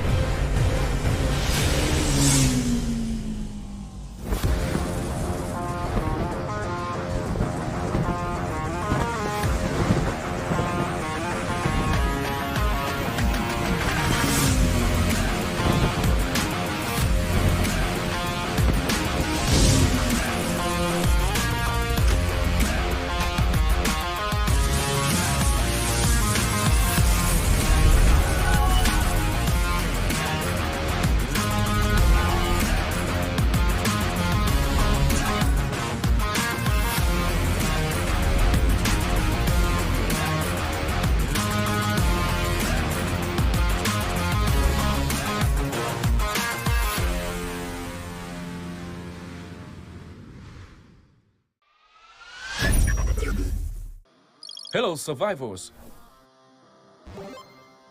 The 32nd SEA Games is back. The Southeast Asian Games, also known as the SEA Games, is a biennial multi-sport event. From May 5th to 17th, 2023, Phnom Penh, the capital of Cambodia, will play host to the 32nd edition of this special event. Esports event PUBG Mobile is honored to be part of the medal competition list for the second year. In this year's competition, we will welcome 19 teams from 10 different countries, including Vietnam, Brunei, the Philippines, Malaysia, Timor Leste, Thailand, Myanmar, Laos, Indonesia, and the host country, Cambodia. 19 teams will compete in 2 events, team and individual. Especially, a total of 2 sets of medals will be available for each PUBG Mobile event. Firstly, the team event will be divided into 2 phases. The qualifiers will take place only on May 11th. During a single day, the 19 teams compete in 6 matches without a group draw. The 16 teams with the highest scores will advance to the finals. The finals will be held over 3 days, from 12th to 14th May in order to determine the best team for the gold medal. The point system is familiar. The top place receives 10 points, the second place receives 6 points, the third place receives 5 points, and the points decrease gradually for the lower ranked teams. In particular, each eliminating point counts for 1 point. Next up is the individual event. 6 athletes will be nominated by each participating country, except Brunei that only sent 5 athletes to the competition. As a result, 59 athletes from 10 countries will compete in 32nd SEA Games. This event will compete for only one day, 15th May, with 8 matches. About the point system. The first place will get 20 points, the second place will get 16 points, the third place will get 15 points and gradually decrease to the 48th place. There will be no ranking points in the 48th to 60th places. Each eliminating point counts for 1 point. Different from the team event, in the individual event, the athletes won't be saved by teammates, so watch out. At the upcoming 32nd SEA Games, may all the teams achieve the best results to bring glory to the country. Let's enjoy intense battles of PUBG Mobile Esports at the 32nd SEA Games from May 11th to 15th, 2023. See you there. This May, please welcome 19 teams from 10 countries. Compete at the 32nd SEA Games PUBG Mobile Esports. ជម្រាបសួរអ្នកទាំងអស់គ្នាខ្ញុំមកពីធីមជម្រើសជាតិកម្ពុជាមួយហើយ slogan របស់ពួកយើងគឺ Fight to the end ជំរាបសួរពួកយើងគឺជាក្រុមកម្ពុជា2ពួកយើងនឹងប្រយុទ្ធរហូតដល់ទីបញ្ចប់ដើម្បីទង់ជាតិរបស់យើង Hola, I'm el primer equipo de Timor Leste. I'm pronto a competir. Hola, I'm el segundo equipo de Timor Leste. Luta macam spirit. Hello, kami tim Brunei Darussalam. Brunei yakin. สบายดีพวกเขาทีมเราหนึ่งพวกเขาพร้อมที่จะได้ไปหับเรียน สวัสดีพวกเราคือลาวสองสโลแกนของเราคือลิ้นแบบบ่เสียใจ အားလုံးပဲမင်္ဂလာပါကျွန်တော်ကတင်ပါပါပါကျွန်တော်လည်းညီမစီးရင်အတွက်ကျွန်တော်ရဲ့ဆောင်ပွဲတော့ we play we rise ဖြစ်ပါတယ်အားလုံးပဲမင်္ဂလာပါကျွန်တော်ကတော့တင်းမြန်မာတို့ဖြစ်ပါတယ်ဦးဇင်းညီမြောင်စီးကင်းမြောင်ပဲမှာကျွန်တော်ရဲ့ဆောင်ပွဲကတော့ together we ရဲ့ channel ဖြစ်ပါတယ် Halo semua, kami dari Malaysia 1, Malaysia boleh. Assalamualaikum, kami Malaysia 2. Demi Malaysia. Pilipinas, lakad matatag. Pilipinas, lakad matatag.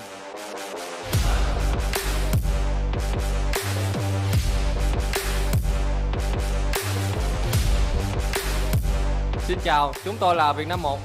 Việt Nam 1, chiến đấu để chinh phục. Việt Nam 2, nơi nào có đoàn kết, nơi đó có chiến thắng.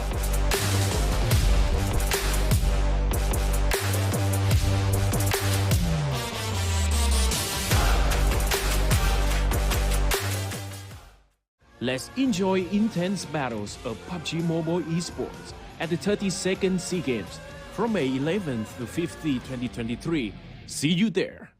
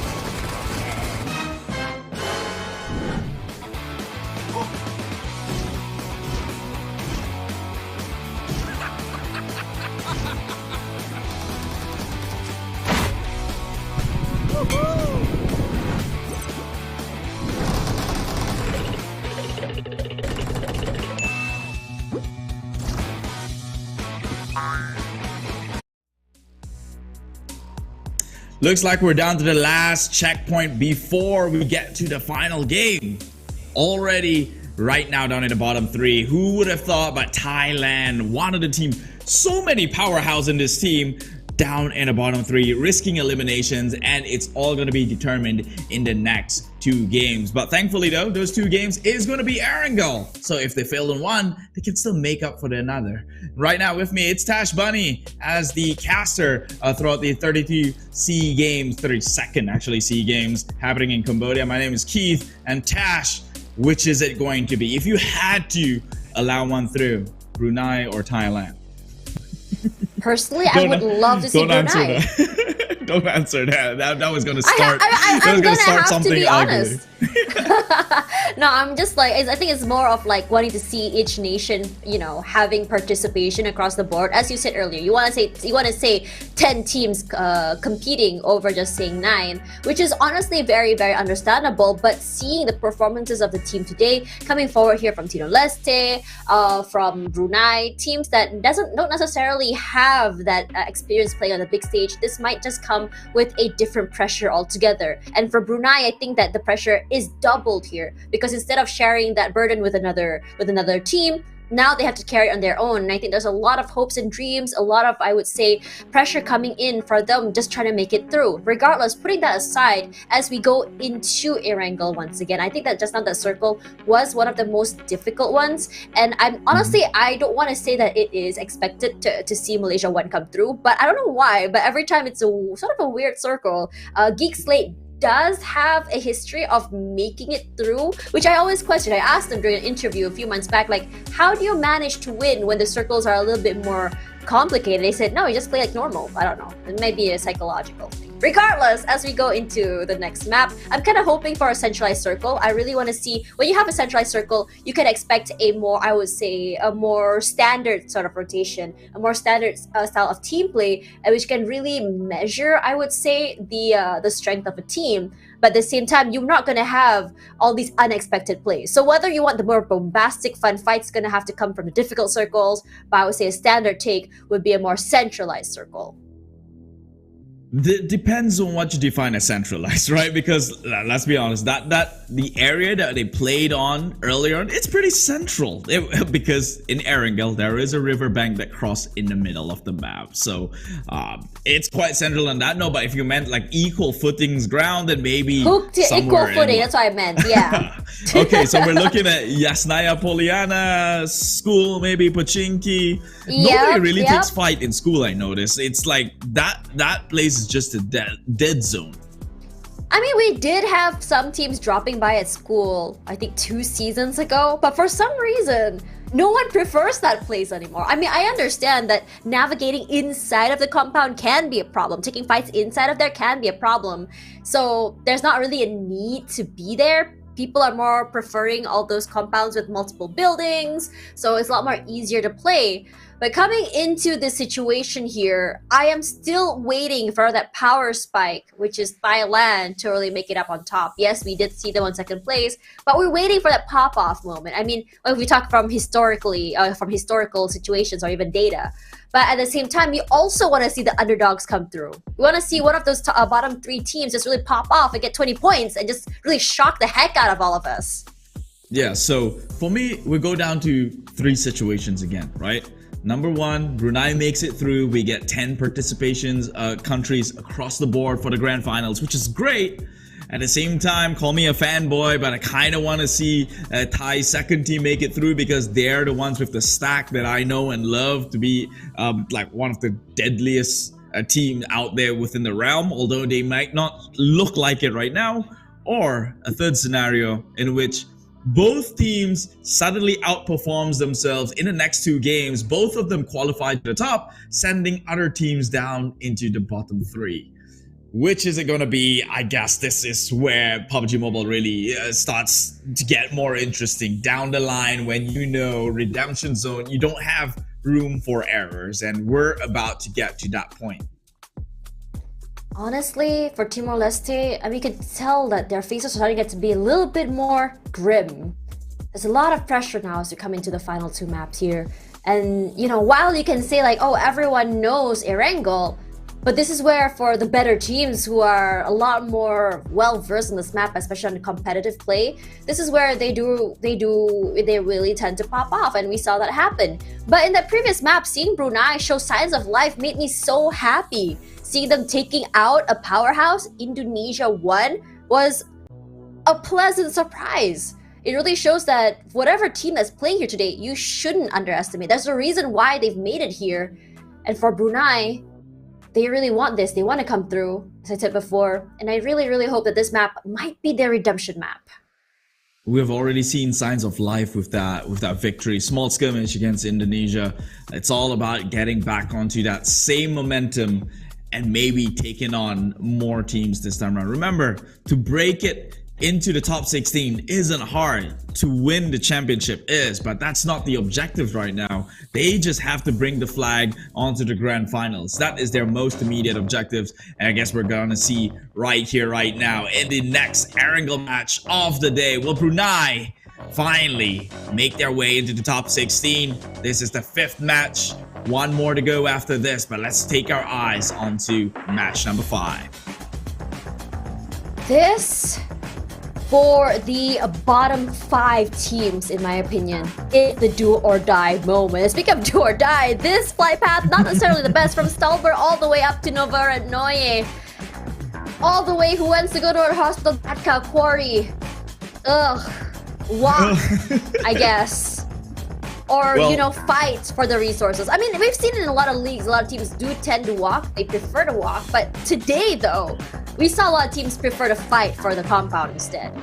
No, when the circles, when the flight path is this skewed towards one side, which means people in Pochinki School or Rozak might have to contest the entire compound, and that's when things really turns up a notch here. I don't think it's worth walking all the way to Quarry, and I'm just saying this because I've got an expectation for Thai team number 1. I know they dropped all the way to Primorsk and Quarry. Now I want to see them drop in somewhere where it is inhabited by another team and take it back for themselves. Let's Look go. at how many teams are going to SMB and Norvorep Noye.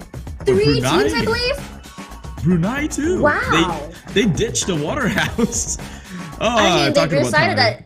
that. Oh yeah, Thai is gonna be the first one here, and he's like, "Yeah, I'm out, not taking this fight." Sando was like, "Come back, let me shoot you." Just get him in the back of his head, and this is not the situation to be with. It's not the best gun, but it is enough for him to get that kill, at least secure it. So He got I know shot he back, hasn't though. Out yet. He Yeah, actually he does can't- get shot back. Tony He K can't is secure waiting it. on the other side. He was ready to defend his teammate as Stone just slowly crawling to his friends. Straps as well on their side. no. But look at that! The cavalry is here from Myanmar. Sando saying, "Oh, thank God, y'all are here." Schweppes putting in that pressure. And as the other team's gonna skedaddle out of there, and Thailand is gonna be very, very happy that at least no more damage comes to them, but they did lose 1. Well, I don't think they'll be happy about that one. They could have pretty much defended their friends. Sanhok couldn't go in with the final blow because there was cover fire coming in from Schweppes' end. And so, well, this isn't the start I was hoping for. And this is coming from a fanboy perspective. Don't take it too hard, okay? Don't take it too hard. I just know that they could be better. But it is what it is, and like we said, this format and bracket is going to be an unforgivable one. And so, 1 member down isn't game over just yet, but now they are playing with one hand tied behind their back. Meanwhile, I mean, you did Vietnam- say... Oh, sorry, I was about to say that you did say that Thai teams do have a history of being able to get a chicken dinner or even top 2 with just only 1 to 2 players left alive. So they could just replicate that. Correct, but also they did that when they were absolutely dominating, right? So they were in a mindset of, I've got nothing to lose. I'm not sure if they can do the same thing being in the bottom. Like, you're operating based on fear at this point. I would be scared. Thailand's about to get eliminated, and that's where all your best players are stacked at. Yeah, on this situation, seeing Malaysia just really shoot up all the way to 2nd place is a whole different expectation for me today. I was expecting to be in the middle of the ladder, which is what we usually see in qualifiers or in the league, so they don't really show their true colors all the way up to the end. But both Malaysian teams holding out very, very well, honestly. With Malaysia 2 was just now, I think earlier we're in the bottom 3. now on 5th place and the other one on 2nd place. So this is a very great day for Malaysian viewers over at home. But the question is whether or not they're going to be able to hold on to that. But Yen, as I just said that, needed headshot onto Tony K. Not too sure how far away that was. It's painful to watch. Tash, this is very painful to watch, but it's all right.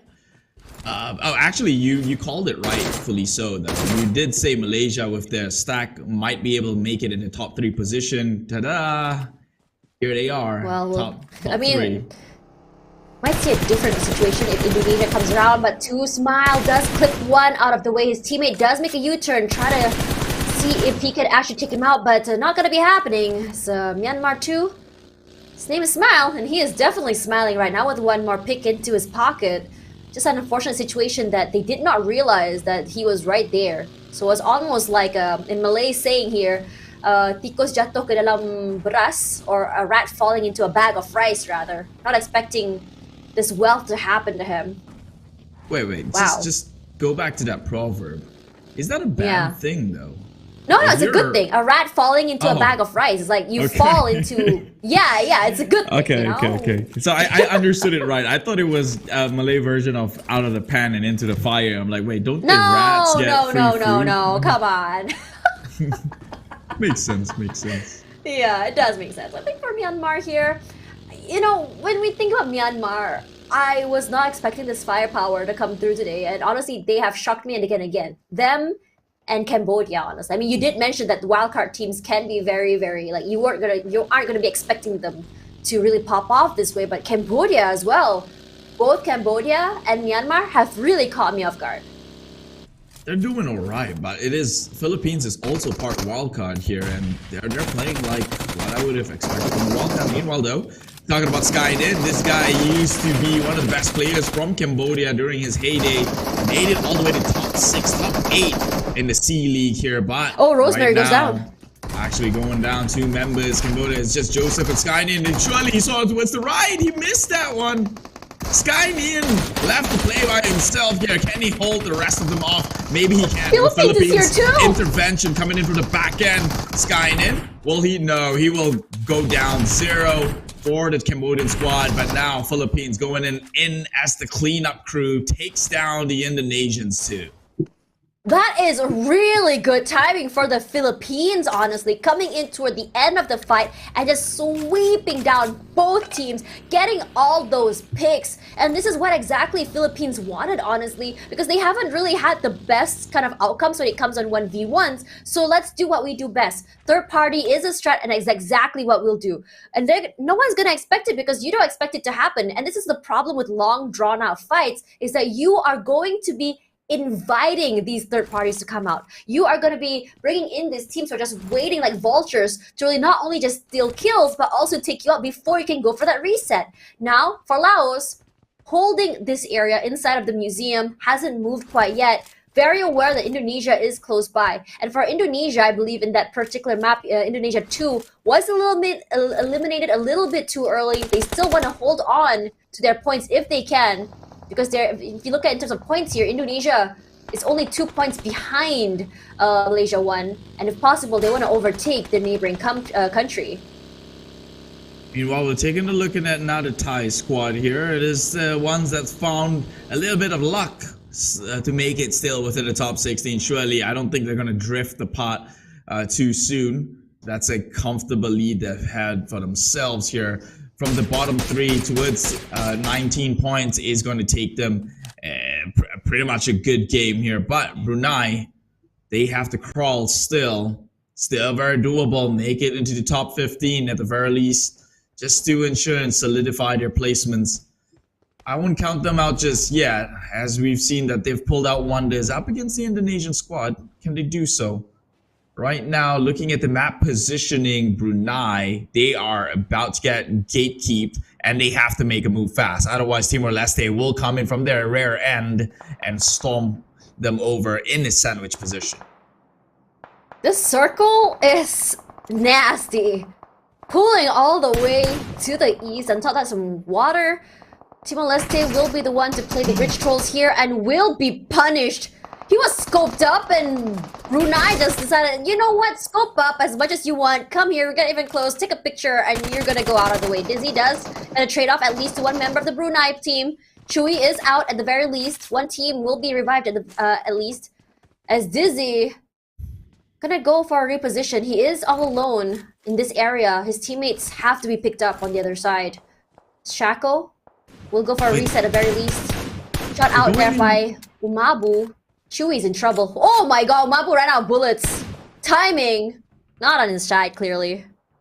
He's really far out. I thought they were nearby. Oh, where did this one member? That's gonna probably put a stop to Brunei's advancement here. Again, Brunei just, when it looks great, they nearly wiped the entire Timor Leste team that came in from their flank side. Right now, again, the tides turns against them. This is insanely unfortunate. Well, at least Piasao did get one of the members from the Thai squad, but right now he is being pressured with the scope. I don't think he's getting out of there, not anytime soon. With this bridge having 2 layers, it's a little bit hard to watch your positions. You go for a crossfire on the top side, bottom side, and speaking of being pressured here, it's going to be Indonesia. Full force of fire onto the Filipino team on the top side. But Lapar, despite not having that high guard advantage, plays with the terrain. This scope is doing wonders for him. He's landing all of his shots. He puts in a lot of damage to the point that the Philippines have to respect them and give away that space. So they do at least survive another day, not getting pressured too much this time around. And this situation, Indonesia too, a different sort of momentum coming around as they haven't gotten any eliminations just yet. Very different to what they were doing in the beginning where they were really out for blood. But as they move forward here, they also are facing this pressure from Laos. Shots are out. Vietnam is also close by. I don't think this is where they want to be. They are making peculiar movements here, but I don't think anyone's gonna blame them for anything at this point. They've already secured their way through. I'm pretty sure points don't translate forward, since later on during the grand finals it's just the top 16 teams, so things are gonna be on a reset. So Vietnam 2 can do what Vietnam 2 wants to, and in fact it's paying out well for them as the circle now closes even more further towards this riverbank here, close with Prison smack dab in the center. Vietnam 2, they've got that, whatever you call it, the cliffside onto their name. Only have to look towards one direction, and that is towards the southern or the western side. Honestly, surprising that Indonesia 1 was eliminated so early. Brunei as well, honestly, was not expecting this outcome. Regardless, Tini marking the area. He does hear sounds, but I don't think he spotted anyone just yet. His teammates are shooting out here, but Tini can't see anything just yet. Not able to go for those long-range fights, but Mela will be the one to find one member from the TLS team. Laos Assassins has been, honestly, in my opinion, very proactive in terms of rotations, in terms of getting information for his team, and this man is not afraid to move out alone and play I would say the very, very aggressive scout, because he's not playing very quietly. Meanwhile, for Malaysia, one player has been knocked here. Vietnam 2, putting a lot of shots, damage into them as well. Without Quang, it's a bit less of firepower. It doesn't mean that they're going to be changing the way they play or their aggression, honestly. But Mika will be able to go for that loot. Let's get the reset. The nade will be cooked. Let's see where or not they want to go. This is a 2-3-1 formation coming around, and Mika will be eating the damage. Yeah, they're looking to make the push. This is, I mean, you have Micah and Yuhai and Damn Good from the far end, but Gosu is the one who gets the snipes. The sniper has been sniped right now and has been hunted themselves. Vietnam, do they look to make the push? Micah is within smokes, but I think Trong with the initial nade has kind of gotten an idea. We'll toss more forward towards the back end here. Clips onto Damn Good. Damn Good's taking a bunch. Paragon's in place. This is a death sentence from Malaysia. They have to get out of there. How? I do not know. This is looking grim. Paragon going towards the Vipers. Yep, they are driving towards the range of fire here. Paragon now takes down Yuhai. Damn Good misses the roll, and now he will try to make an escape, but he will actually successfully do so. But the rest of the team are now laid to waste. in this battle to claim the cliffs here. Honestly, it was quite smart how they do a two-car and separating idea, just allowing one member to still leave alive. And I think we've seen this happen in Geek Slate's play before, how they let Dumb Good really go for the survival game, play safe, and go for the placement points. And you know, we talked about this, how there are so many ways to approach getting points. And for them, if you're not able to get those elimination points, go for kills. And sorry, go for if you're not able to get those elimination points, go for placement points. Sorry, but as the circle pushes toward the southern side here, players from the northern side will have a problem, especially as the middle side there. You can see a nice little terrain coming through, where Philippines is completely comfortable holding the entire area of the terrain. Philippines smack dab in the center. I don't know if they're comfortable with that one, because I've never seen them try and play center circle and hold their ground. But I guess this is the one chance, if they had to do so, they can finally demonstrate to us. Right now, killing spree is Timor Leste, really just trying to crawl their way out from that bottom. And look at talking about the placement points right now, Brunei actually in the safe, in the clear. Thailand and Philippines and one team from Timor Leste looking like the most likely to bow out. Yummy. We've seen him do some massive plays earlier, but with Indonesia in the middle of things, wow, this can be very, very scary. And just really thankful that they do have this this compound that they have held in their corner. For the Philippines, as you mentioned earlier, while they don't really have the middle side, they do have a compound to work with. They have some terrain to work with, which is why I said they're comfortable. They have a lot to work with in terms of trying to get that chicken dinner, or at least in terms of survivability. We saw Vietnam 2 run over somebody. Just another day in the land of PUBG Mobile. Well, right here, talking about another day, you get deliveries like this. Nades tossed onto your compound here, and that is the initiation, or the pretty much the signal to tell onto your opponent that we are here to try and contest it. Go do your worst, try and stop us. And right now, Malaysia, they initiated this sort of aggression. They kind of have to walk the talk, but they have to do it soon, because another one of the Philippines teams is trailing behind them. Now that is the PH sort of play. Meanwhile, talking about PH, they got members of the Vietnamese squad as Chua GH up on the sniper's nest. Gets knocked down from the window itself with the Molotov to maybe secure it. But you still have one member, Ai Choi. He is trying to hide behind the tree. Sliver of HP does not die just yet. The death is knocking at his doors, but he is not answering. And can he get the heals on time? He will. So he is surrounded, for dear God. It's 4 members against 1 guy, and look at that. Philippines just cannot find the courage to maybe just rush and push. Man, Philippines.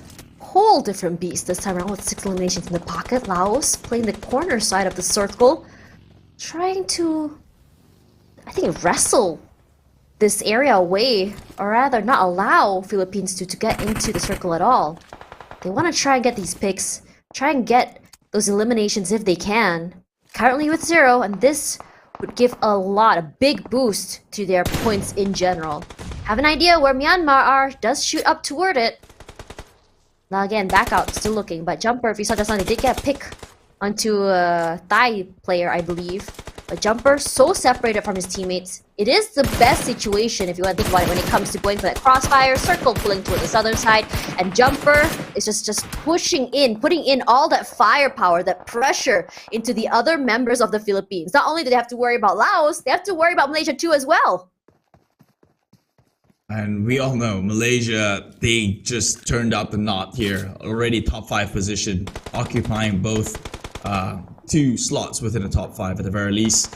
Has got their eyes on the Myanmarians. Right now, PH getting caught from the outside rotation though. So it is the PH who stayed within their playbook. Playing the slow rotation is the ones who gets punished in the process. Only 1 member is left from that squad to make it in and played on the rest of the game. Meanwhile, he's just driving into his death here as Myanmar spots one out. Malaysia not in a good situation as well. They have Laos and Myanmar coming in from all angles here.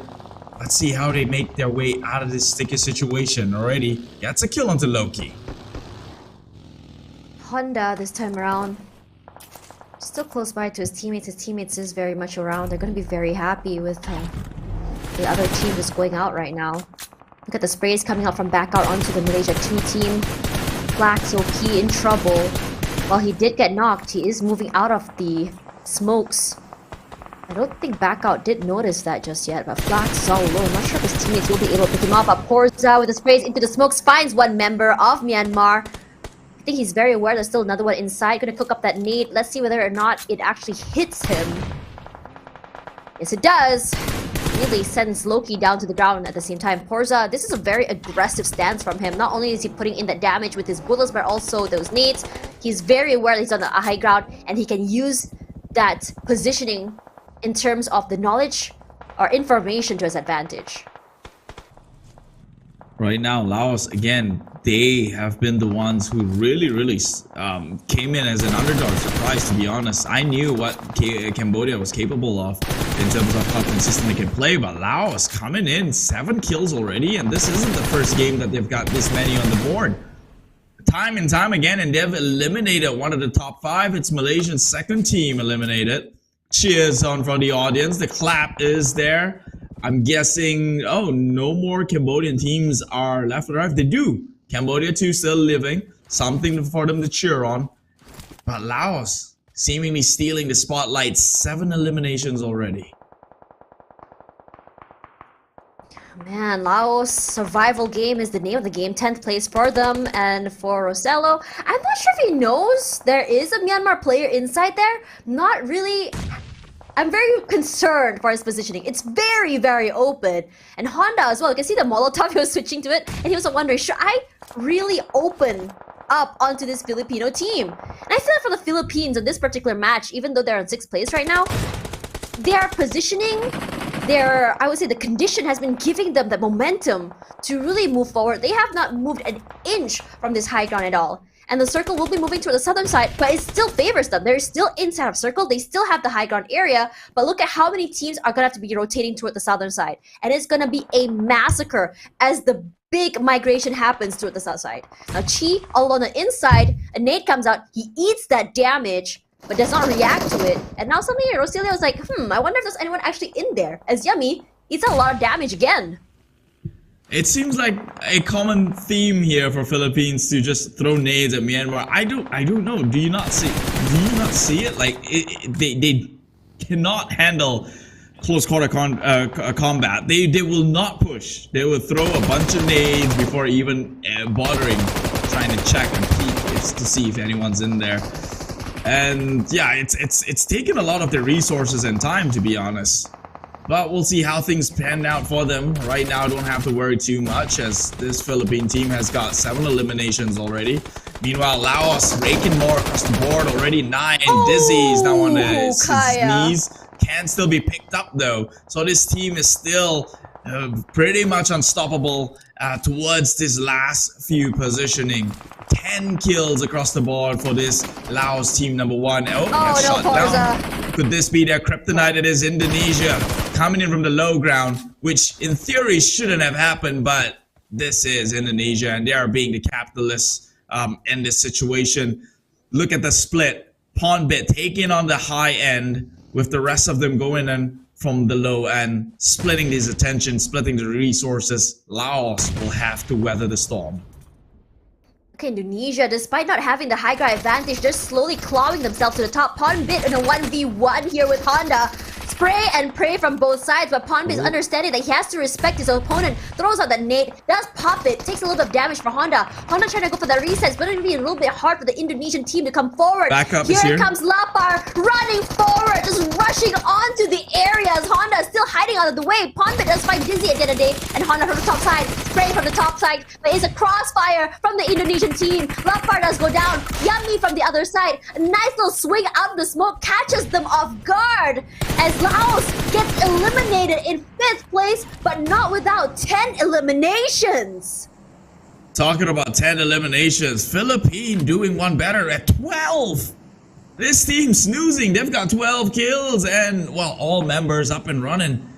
Only left the top 4 position, Vietnam, Thailand, Philippines, and Indonesia, who is going to have their full members soon enough. All they have to go and do is go in for the revive, heal themselves back to full state, and take on the battle heads on. Right now, Vietnam, 2 members, but they do have rocks for coverage, so they're in much better conditions than most people within this battlefield right now. But Gosu is alone. I'm not sure if he's got his angles covered. Where is the other member from the Vietnamese team? That is a question I do not know. Oh, there it is. Positioning-wise, is not the best situation. Look at the massacre coming in the top side here. They're all fighting for the high ground. On top of that, everyone was pushing in from, I would say, the northern side. I'm surprised that no one has taken the initiative to do a long rotation to the southern side. But at the same time, the sentiment is, I guess, they want to fight for that top side area. They want to fight for the high ground. But perhaps, I don't know, there is at least Gosu from the southern side.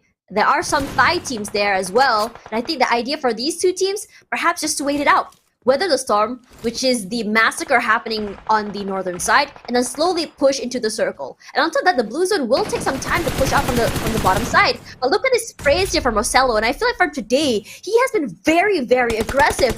Filobusta gonna throw out that molly, gonna just smoke them out of the smokes. And immediately, they're just gonna rush away behind the rocks for some cover. And Rosello pushing out here, not sure if it's the best idea to overextend because he has no information on where the other members of the Indonesian team are. It smokes all around, and there's also cover from behind those rocks. I think they have to try taking a lot of damage to Rosello as well. Because if you're Vietnam, you have to keep quiet right now because you're right next to the circle. You don't want to give it away, and you have the rocks for cover. Let them fight each other off. And this is where it's finally turned the tide, right? Now Indonesia has to push up onto the high ground here. Rosella behind the tree lines will take 1 member down. That's Ponbit turning this into a 4v2 situation. But again, Thailand is still in play. So there's a lot of factors, a lot of snakes in the bush, thorns in the grass here that may actually stop these teams at halt here. Lost the 1v1. 1 more there. It's a 1v1 situation, and they will clean. Philippines happy to make that trade. 15 eliminations. Yep, and very, very healthy as well. 2 knocked, as Thailand and Vietnam 2 have 2 and 3 each. Gosu pushing up here. It's a very open push, and he is not afraid at all. It's Mela putting in that pressure up to his Baroka, not allowing him to take his teammate down. Filobusta will be falling forward, and Casido as well gets picked off by the Vietnamese 2 team. Gosu and Trong playing the guerrilla game, just quietly proning forward and just backstabbing them from the backside. Now, the problem is, while Philippines does have 3 down, they're going to be able to go for that reset. Personally, to me, I feel like this push out forward is taking a little bit too long. Barod still getting only 1 up here, and as they go up, it's going to be 1 revive each. But as smokes come out here, so does the resources will end. But Barod will say, it's okay, we have this compound, let's just move backwards a little bit. We have some time before the blue zone will actually push out. Strong has nades though, but I don't think he was priming for it. This will give time for Philippines to kind of go in with the reset, but look at Gosu. His position behind the enemy line, and Labusta did not see that one, gets knocked out. All the efforts to try and save a member when he gets backstabbed in the process, and now that forced Philippines to the other side of the map, in which, surprise, surprise, Thailand takes supreme here. So Gosu will now have to lead Philippines towards the worst, far worse alternative. It's either they fight for the Vietnamese head on or face the wrath of Thailand, who is waiting in place to clean up. See Mela go down already. Barod is just on a rampage, honestly. When you talk about Philippines, it feels like the momentum from the beginning of the game is just carrying out toward the end. And no one is able to stop this rampage. No one is able to really take it out of their hands.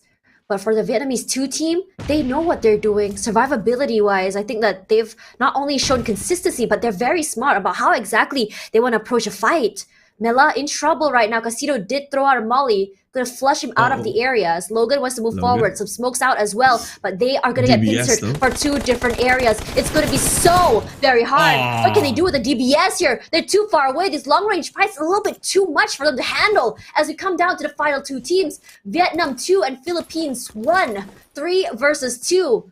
Vietnamese 2, they did claw their way up to the top side of the area. They do have the high ground advantage, and they have made their way inside, or rather to the other side of this compound. They have separated, and it's going to be very, very hard to play together, but if they're smart enough, they can slowly catch them off guard and push forward. Smokes up here from the Filipino teams, not allowing them to see inside, so you have no clue whether or not the Filipino teams are going to be inside or outside. You see the nade come out there, they have no clue where Trong is.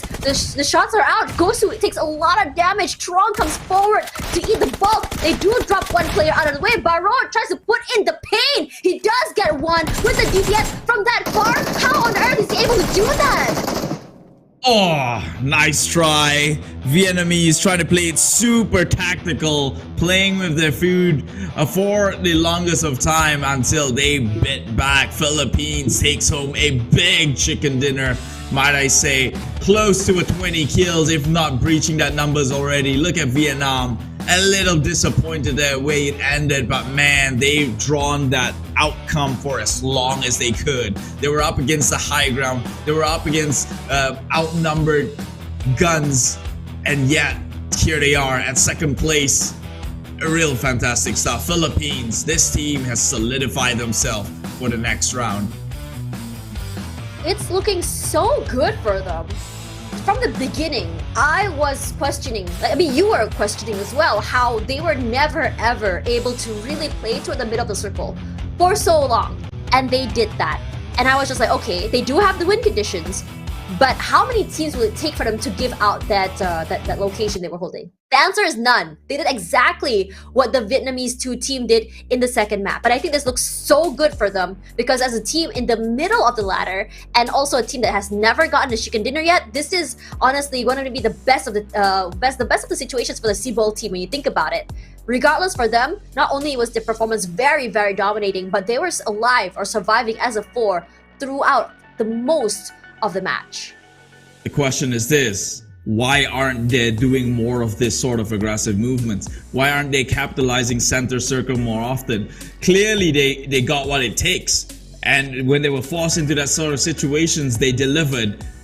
So maybe they should look back at their fellow brethren and say, hey, you know what, playing outside in may not be the best strat with this meta. We should capitalize, be the first mover in a good stronghold and play it off from there. I think personally it was more of the right time or the right strat at the right time, because if you remember, they were holding that area even before the circle was placed early, and they didn't even have to move. Honestly, all of their kills were just people trying to get into that area, that vicinity, when you think about it, because it is prime location. And I think that when it comes to turtle shelling, when it comes to holding down a compound, they have it down pat. They're very aware of the surroundings. They have one player who's not afraid to really take up that space and go on the rotate, especially Filibusta, I believe, who was just so proactive in not only marking the enemies but also putting down those smokes and throwing out the first shots to come forward. And I think this is a really good start for them coming forward. And I think that it's also like some of the situations that we talked about, how some teams do take a while to warm up and really figure out how exactly to find that confidence in the game. And I think this is, or might be, the power spike that the Philippines might need. Now for standings here, 30 points is definitely a statement. 20 eliminations, this is the highest we've seen today. Yeah, breaking records, this team. Philippines, 30 bomb right here. Second to that, not even half. Laos with the 13 total points. Vietnam at 12, timed out with Indonesia too, at 12 as well. I mean, this duo, Vietnam 2 and Indonesia 2, has been going back to back since the first match of the day. But still, Thailand had a little bit of hope. Props to them. They only had 2 members to play on with. They've lost so many from the get-go, but Thailand won. They are the teams to be looking at right now. Risking eliminations. Brunei made it up into the top 16 position. Right now, it's Philippines 2, Thailand 1, and Timor Leste first team risk on the chopping block. Yeah, Coffee. I mean, like for Rosello, I feel that today he has been really putting in that damage with 7 eliminations. Quite a high number, honestly. It's like almost like 1/3 of the entire amount of kills that they got as a team, and the damage he put in was very, very high. I think that for Rosello, what's been great about him is that he's been going out, and I was questioning, like in terms of positioning, why was he out in the open? Isn't he afraid? And I think this also comes down to the trust he has for his teammates, and the knowing that even if he goes a little bit out in the open, plays very, very close, his teammates will be there to not only trade him but also come to him for the revive. But for the head-to-head, let's have a look at him and Yummy. This time around, elimination is going to be a big, I would say, gap between 7 and 3, and the damage he put in as well toward everyone actually was very high, over 200 more compared to Yummy. Now damage received as well. I think for Yummy, as a player who likes playing close combat, he did tank a lot of damage and eventually did have to go down, but MVP points gonna go toward him a lot higher. Contribution, I did damage contribution. It's just all around the Philippines team was just honestly a firing squad in my opinion. They had the best positionings, they were on the top side of the area, win conditions in their hands. What can you ask for? What more can you ask for rather? Another chicken dinner for their end. That is all my expectations for them after seeing what they can pull off here. No more excuses to bow out too soon and with little to no points. Philippines takes up first in the outstanding teams chart for match number 5, 20 eliminations, about 3,000 damage. Travel the distance this time around, they're not the furthest. And you did mention they didn't have to move that too far from where they originally were, but they have amassed 76 grenades used, and I'm pretty sure about 15 of them was to throw onto the way of Myanmar, who had 2 members by the sniper's nest. The Philippines just wouldn't throw up bodies there, they would throw nades instead. Yeah, I mean if we talk about rotations, I think all teams were about the same, but honestly, Indonesia has really been on point when it comes to using the grenades, but I'm shocked at the amount of grenades the Philippines team was able to accumulate. But honestly, are you surprised though? With 20 kills and them just looting everyone? Not a surprise at this point. But coming into the eliminations and damage, look at how dominating it was for the Philippines team. And this is what we talked about in terms of like going for that positioning early. Figuring out or getting the get-go in terms of, you know, high ground and advantage and getting it so very early and being able to just secure it as a team. It really shows in your gameplay. We've seen that happen from Indonesia, we've seen that happen for Vietnam, but most importantly, look at how exactly the Philippines played this. Very, very well done. And on top of that, I wouldn't be surprised if they're all the way up in the top 3 after this, but no, actually not. They're still... Oh, yes, top 3. Yeah, they are top 3. Sorry. Yes, they are. Sorry about that. But Vietnam's still holding the top spot here. And I think that is what's the most interesting thing about Vietnam. Be so dominating early. And after that, it's just about maintaining that consistency. With 64 in the bag, it's 12 points ahead of Indonesia 2, who unfortunately just now wasn't able to go too far. Philippines pushing down Malaysia 1, down to the 4th spot. Unfortunately, Malaysia 1 wasn't able to accumulate more. Indonesia 1, and then Thailand 2 and 28. Tying up with Laos 1. Now for the bottom 3 here, it's still Thailand 1, Philippines 2, and TLS 1. But this time around, Brunei making up to the 16th spot. I'm so It's happy. looking hopeful. It's looking hopeful. There's no duplicates down in the bottom, which means we will have a 10 countries participation if Brunei managed to stay there and keep their heads above waters comes to the last game of the day, which will be happening in a bit. But it's not happening just yet because we need to pretty much recuperate our voices, right? There was a lot of hype things happening. We were screaming about things that we never would have thought would happen, like Philippines and a 20 bomber and a 30 total points. Insane stuff. Straight away in the top 3 position. I'd like to see some of these other teams kind of step up into, you know, follow the same pace as Philippines as well. At this point, I'm even hoping for the other Filipino team to try something new. Yeah, but for now, we're gonna go for a quick break. When we come back, more later. Maybe the zone is lucky for us. I wouldn't say so because you have to fight your way in.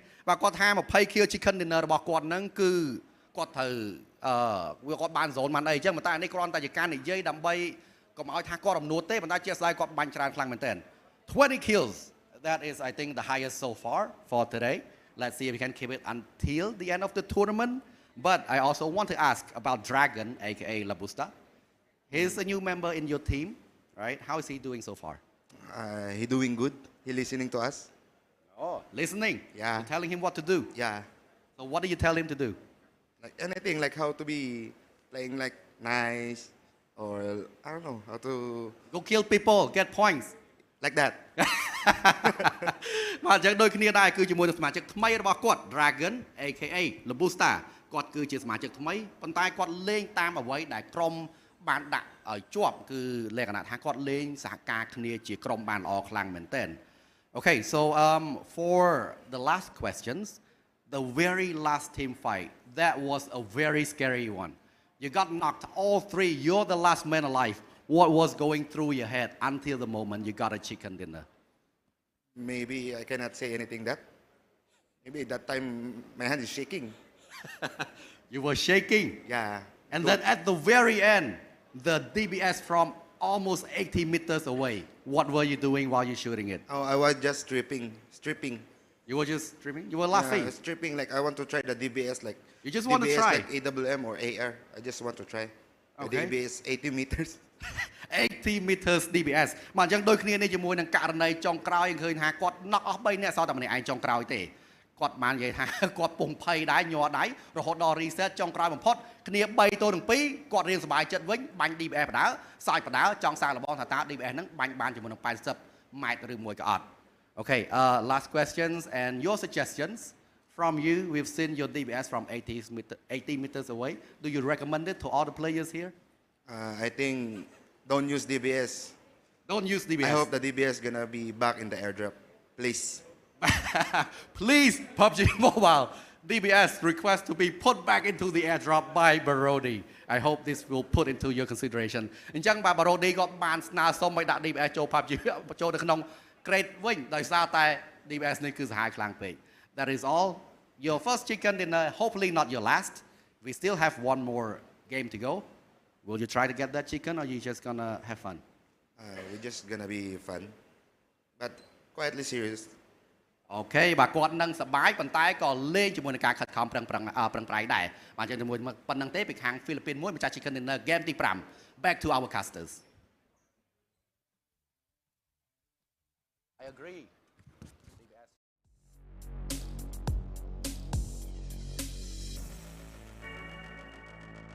Oh, I would say very friendly. One of the most friendliest players I have actually interviewed so far over during the PMSL, and seeing them still bring that humor here is very hilarious. But Keith, do you agree with what he said about the DBS? The DBS, yeah, I mean, ever since it's been outside of the crate, it's been meta. There isn't a single game where you don't carry a DBS. It's almost a rule to carry a DBS as a secondary firearm in case you get into a close quarter situation. You take 2 shots from it, you're gone. I don't know how else to say it. You take 2 shots, you're gone. You've got a huge, large enough hitbox. No one even cares about like holding micro Uzis anymore. But we can go on and on with this whole shebang. But we have still got one more game to go here in the 32nd SEA Games. So without further ado, we're going to take a quick break. First, Hash Bunny, it's Keith. We'll see you right after this one.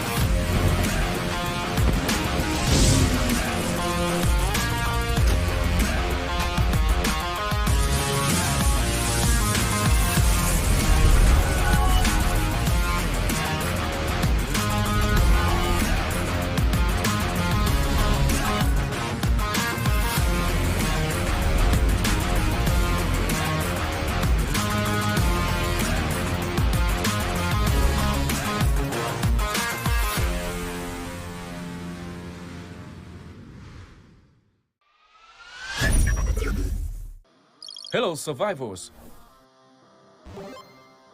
The 32nd SEA Games is back. The Southeast Asian Games, also known as the SEA Games, is a biennial multi-sport event. From May 5th to 17th, 2023, Phnom Penh, the capital of Cambodia, will play host to the 32nd edition of this special event. Esports event PUBG Mobile is honored to be part of the medal competition list for the second year. In this year's competition, we will welcome 19 teams from 10 different countries, including Vietnam, Brunei, the Philippines, Malaysia, Timor Leste, Thailand, Myanmar, Laos, Indonesia, and the host country Cambodia. 19 teams will compete in 2 events, team and individual. Especially, a total of 2 sets of medals will be available for each PUBG Mobile event. Firstly, the team event will be divided into 2 phases. The qualifiers will take place only on May 11th. During a single day, the 19 teams compete in 6 matches without a group draw. The 16 teams with the highest scores will advance to the finals. The finals will be held over 3 days, from 12th to 14th May, in order to determine the best team for the gold medal. The point system is familiar.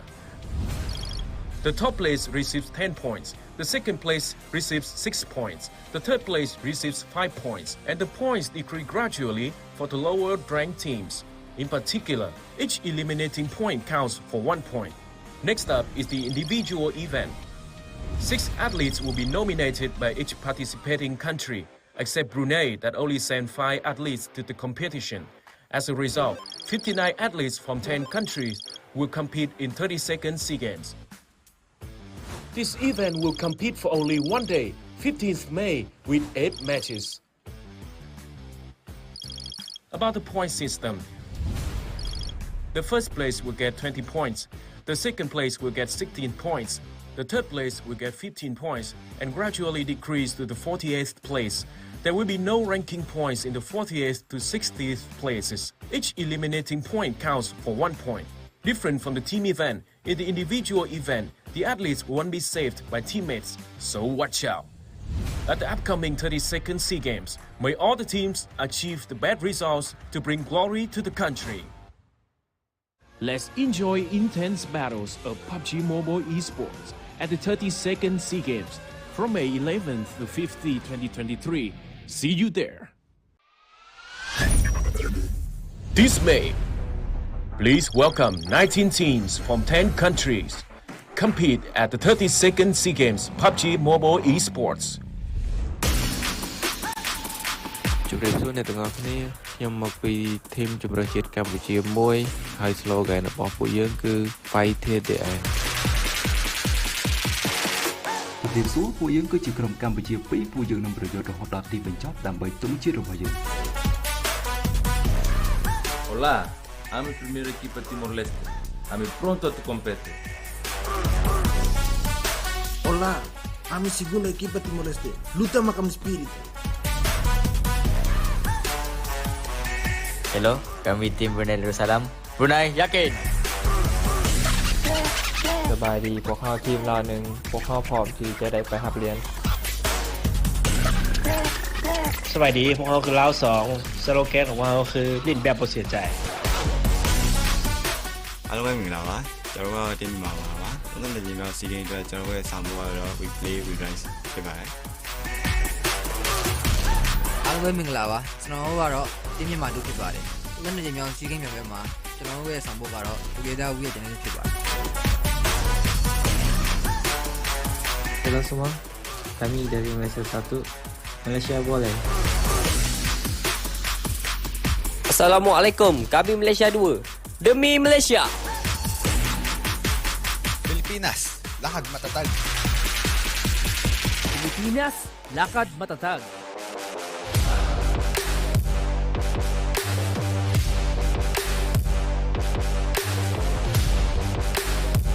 Xin chào, chúng tôi là Việt Nam 1. Việt Nam 1, chiến đấu để chinh phục. Việt Nam 2, nơi nào có đoàn kết, nơi đó có chiến thắng.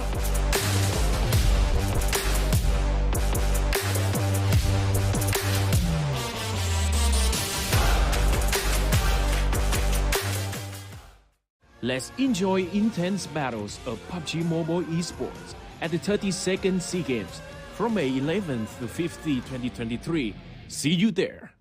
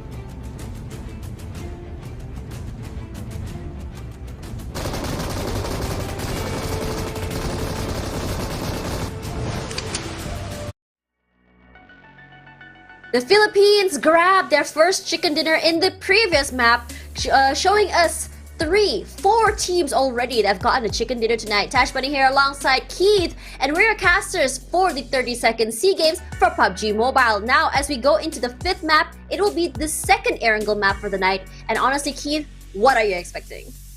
Right now, I will be hoping for things. I wouldn't be expecting, but I will be hoping for 2 things. Number 1, Brunei pulls off their best run for the entire qualifier day. They get a chicken dinner and solidify their lead. Maybe, yeah, and then they make it in the top 16. I'm happy. Tomorrow we'll have 10 countries participating towards for the main event in the grand finals. Second thing that I would have hoped happened is that Thailand 1 finally showed the world what they're capable of. I mean, we know the rosters, we know the players themselves, right? Finally showed us a glimpse of that, just enough. You don't have to get the chicken dinner, but enough to secure yourself into the main event and say, hey, this is what we've been hiding all along. Look out for more. And then I'm excited for the next 3 days to come.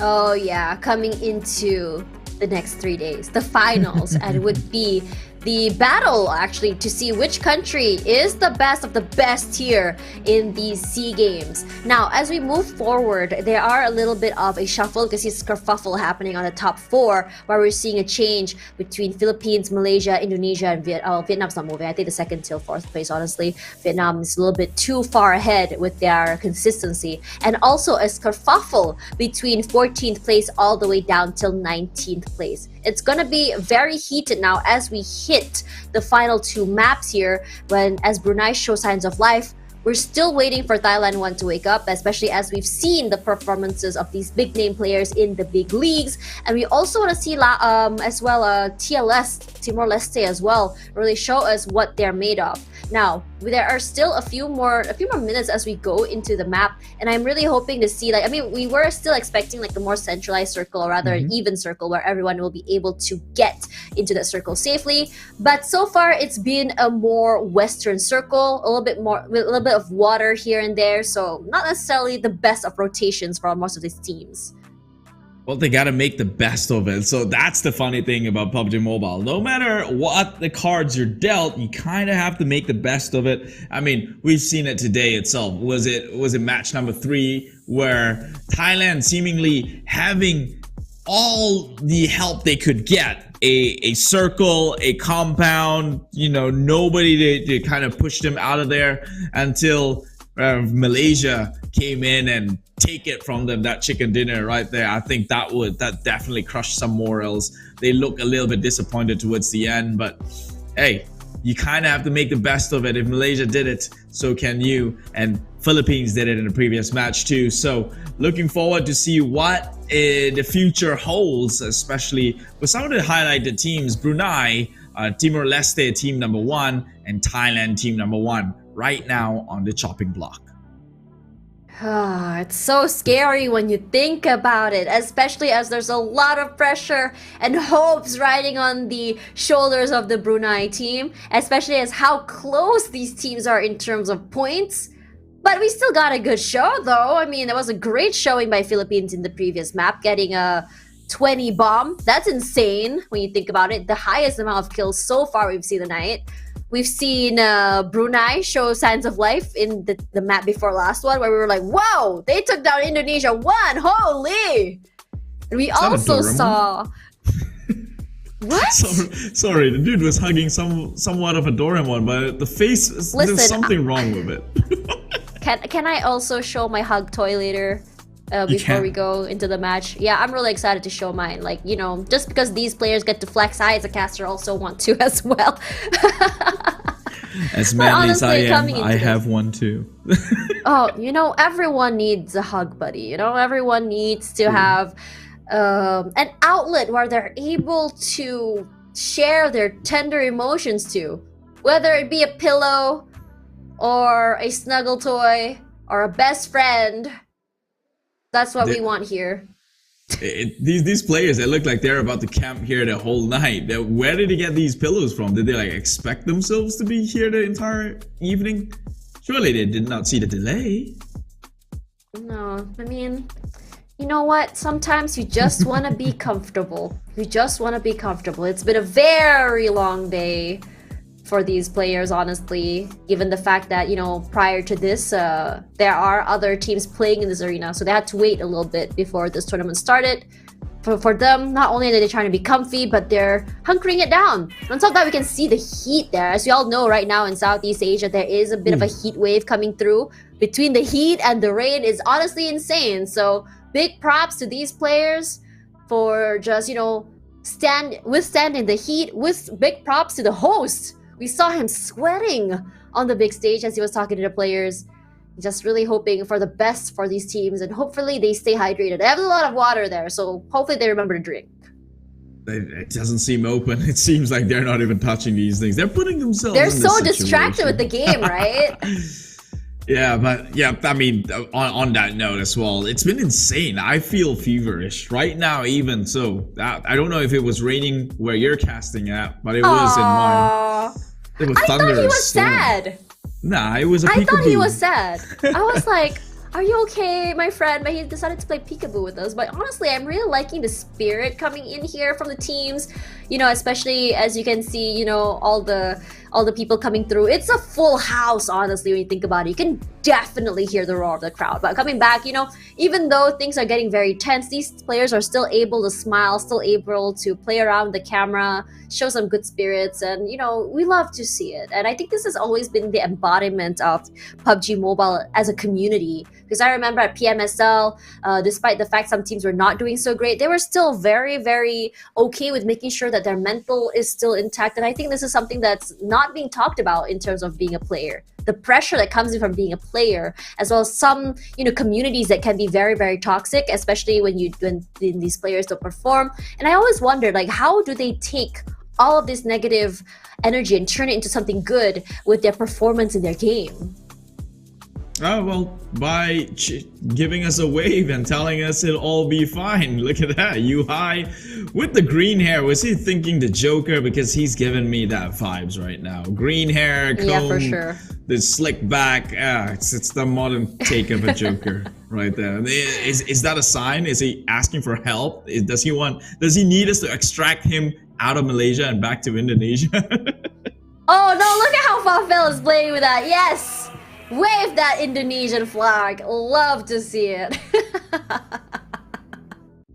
Honestly, Fafel is also very, very fun to interview over at PMSL the other day. You can see, like, you know, how they as a team, they're very, very bonded together. Even though they all came from different teams, it just shows that in terms of brotherhood, you know, and national pride, they're able to just really come together and say, you know what, I love you. Even though we're from different teams, we can still manage to come together and carry the name or carry the flag for Indonesia or whatever country they're representing.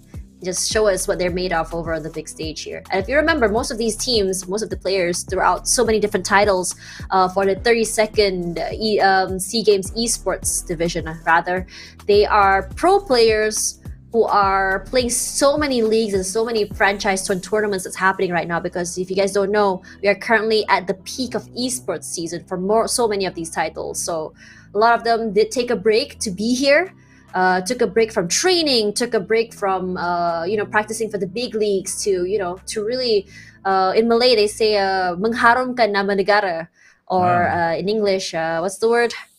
Bring honor to your country, huh? Yeah, that what he said. Yeah, I try my best as well. You know it's bad when the player starts taking off the jackets. Look at that. Everyone's just Newsy's got too much hair. His mullet is actually warming his neck up. He needs the ventilation right now. He's got to be careful. That thing's gonna give him a buzz cut. I mean, get a buzz cut, same haircut as Yuhai. Eventually dye his hair green. We lost another one to insanity. Oh god. Oh yeah. We still have 5 more minutes as the game start here. Let's talk a little bit about stats. I think that it's worth noting about how these teams are playing. I mean, like, at first we were seeing a very direct sort of play, especially from Indonesia, which is the very, I think that for Indonesia it's about like Indonesian Langga, right? Or just main barbar. Barbar here means that they just crash into an area, crash to a team, just take them down. And I don't think that theme has changed yet for the Indonesian teams. Rather, it's all about getting that first pick and then just rushing forward. And I think the sentiment is also applied to Malaysian teams. So I think the way that Malaysian and Indonesian teams, Indonesians are a little bit more aggressive, a little bit more quick, which can kind of like really bite them back in the butt. But for Malaysia, they're a little bit more technical, I feel, when it comes to going for that aggressive play. It's about getting that pick or going for the distraction, having one person who's able to play as the bait, like we saw from Yuhai earlier. Twice already he was the bait and his teammates were able to rush forward as all eyes were on him. Yeah, and which also brings up a point, right? Is the Indonesian region back in play? Because I think there was a fall off sometime last year, right? Last year they didn't look too hot. A lot of the Indonesian teams weren't so much of a threat. It was a Thailand dominance. But this time around, could we see finally it going back to them? The trend was BTR was the pioneer, right? They were what PUBG Mobile Indonesia was defined on, and then they fell off, and then Thailand started becoming big, and now this looks like a turnaround, another correction in the entire trend. Indonesia again looking very scary. It's just a way of life. The question is, when does Malaysia come into play? For Malaysia, I think that if we look at trends for qualifiers, they're either going to do very well or they pop off last minute. But in this situation, what they've been doing is just maintaining consistency and just doing well. Sorry, I couldn't help but laugh at that. The man's got a But sock coming on back- his thumb. No. Coming back to what I was talking about Malaysia is, I mean, from Geek Slate, there are some situations where we see them at the bottom of the scoreboard, and lots of their fans are like, "Are you sure? This is what we want to see here from Geek Slate." And suddenly they just really pop up and come up at the top of the charts. But in this situation, I think that they've been maintaining consistency. They're not necessarily at the top side of the charts, but what they're doing is just playing as best they can, making sure that they make it toward where they want to be, which is just qualifying. Because I have interviewed them before and I said, what is your goal for this week? Are you trying to get top spot? And they're like, no, we just are looking to qualify. We're just trying our best here. And you don't really see them truly play the way that you want to see them play until toward the end of the grand finals. Again, we always talk about, from Indonesia, BTR, Raja comeback, right? Or you also hear Raja ngeprank, which is like the king of comebacks, the king of pranks. We hear that from Indonesia. I think the sentiment is also very much echoed in Malaysia. Well, talking about all these good teams, man, did you see the face on Thailand team number 1? Stoned was not having it. The rest of them, maybe they're sleeping it off because they understand they weren't performing too much. But man, Stoned, he can't hide what's going through his head. There's a lot of contemplation with that body language earlier on. Hopefully this is it. All they have to do is qualify and then fix the problem or whatever is happening here. Meanwhile, you know what I love about the SEA Games so far? Seeing all these flags across the screen somehow reminds me that in Southeast Asia, it's such a rich culture, rich heritage from all across. Yes. It's a blend, right? It's a pot. It's a boiling pot of all these different culture and a melting pot. Yeah, it's a melting pot. And I've never been to some of it, like Timor Leste. I've never once crossed my mind or even thought they exist. To be honest. Yeah. I mean, I knew they existed, but Hmm? I didn't know that they had an active PUBG Mobile roster, honestly, because coming into this, when we cast for the C wild cards or PMSLC or Malaysia, Singapore, Philippines, it's very rare for us to see them. I've seen Cambodia, I've seen Myanmar, but they're not necessarily in the same leagues as us as well. So this is definitely something new to see, and I think this is definitely something that I really want to see more of in terms of how they play in their country, how their strats are, and how exactly they go for these fights, their takes, their rotations. Regardless, it does seem that we haven't seen their full potential just yet, but they are still very much in the game. Now, as we come toward the last 2 maps here, I mean, I really want to see a shift in dynamics. I really want to see some teams really pull that all or nothing situation, that do or die moments where, we've seen that happen before. We talked about Indonesia playing that way, that all or nothing mindset. While it did give them, I would say, that return early in the first 3 or 4 maps, but it didn't really hold up long because a lot of teams are starting to adapt. And I'm hoping that those last 2 maps would be the moment where Brunei, Timor Leste really come up on top and just be like, okay, we finally adapted, we finally figured it out, and watch us as we climb up to the top and show the rest of Southeast Asia that we're just as good as them in terms of a powerhouse. Well, that's a lot that was said there, and like you defaulted into the game. All I wanted to say is I never knew about Timor Leste. I want to go to Timor Leste. Oh, you meant it that way. Okay. But it's all right. We're going to go into a quick break here. The game will begin shortly, so bear with us. That's Tash Bunny. I'm Keith. Welcome to the 32nd SEA Games PUBG Mobile Esports. We'll see you in just a bit.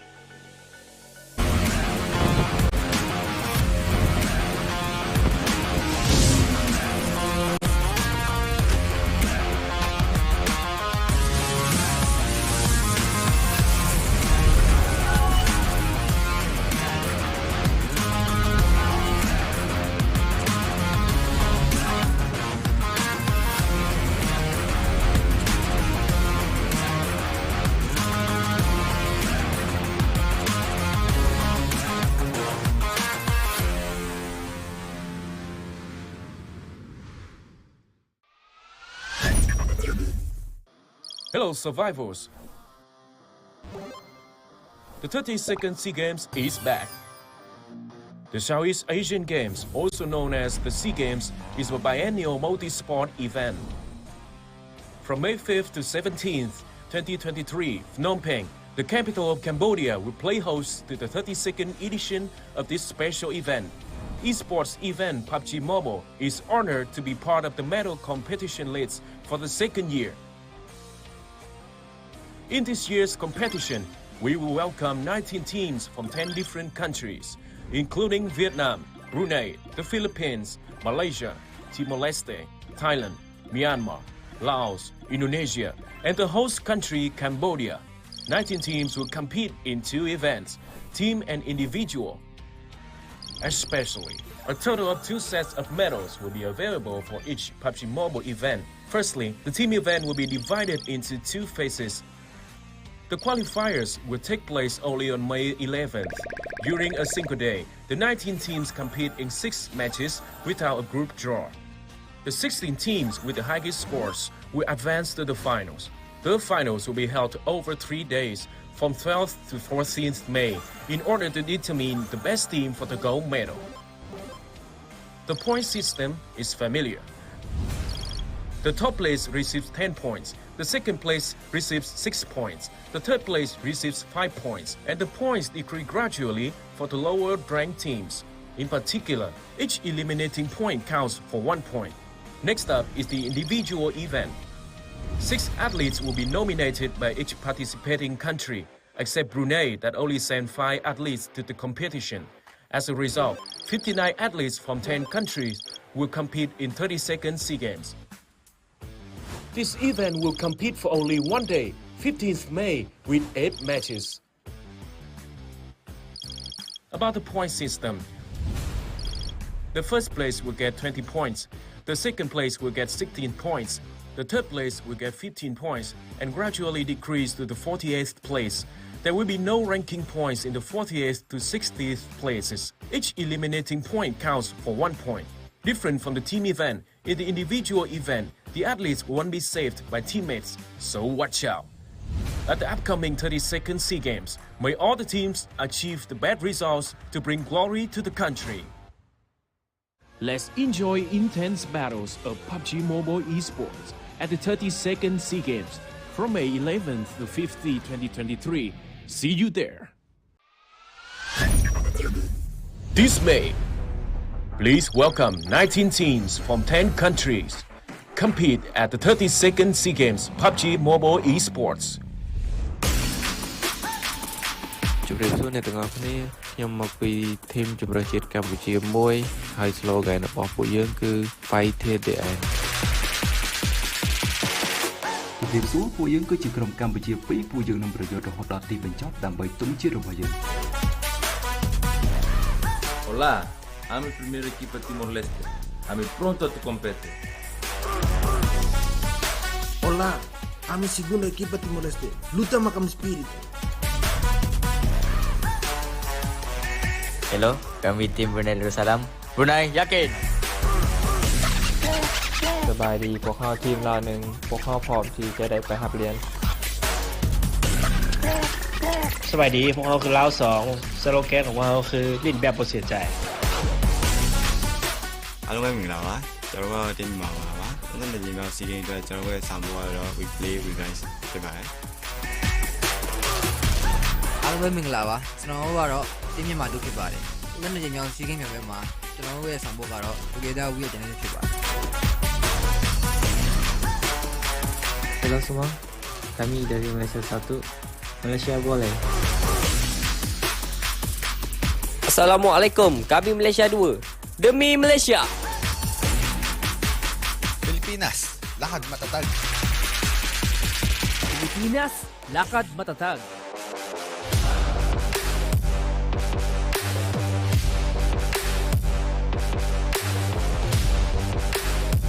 Xin chào, chúng tôi là Việt Nam 1.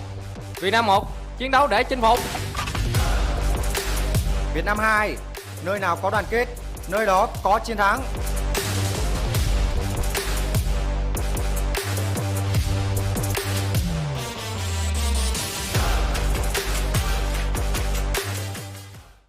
Let's enjoy intense battles of PUBG Mobile Esports at the 32nd SEA Games from May 11th to 15th, 2023.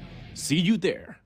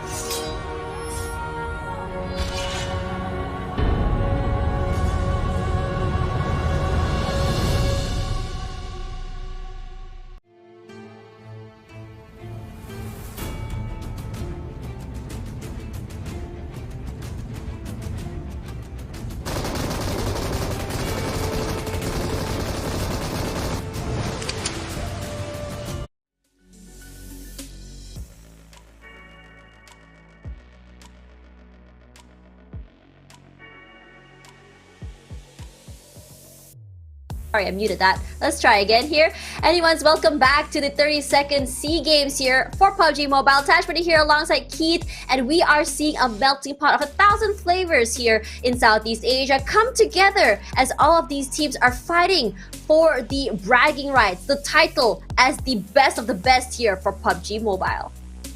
Not gonna lie, with that mishap with the mic, you made me look. I had to make sure that I was on too. You know? But it's all right. It's late within the day. Hey, nobody knew the matches would go on this long. We're trying to persevere and power through it for you guys as well. So, interesting match up ahead. Obviously, it's the last match of the qualifying rounds, which means we will, unfortunately, right? No, it's the last match, match 6. Already? Tash? Oh my god. Yeah. We're about to lose 3 teams. Time flies when you're having fun, right? And I was kind of hoping for another 2 more maps. No! I'm so sad. Yeah, you're gonna be much sadder once we lose 3 teams from the entire roster. Moving on tomorrow onwards.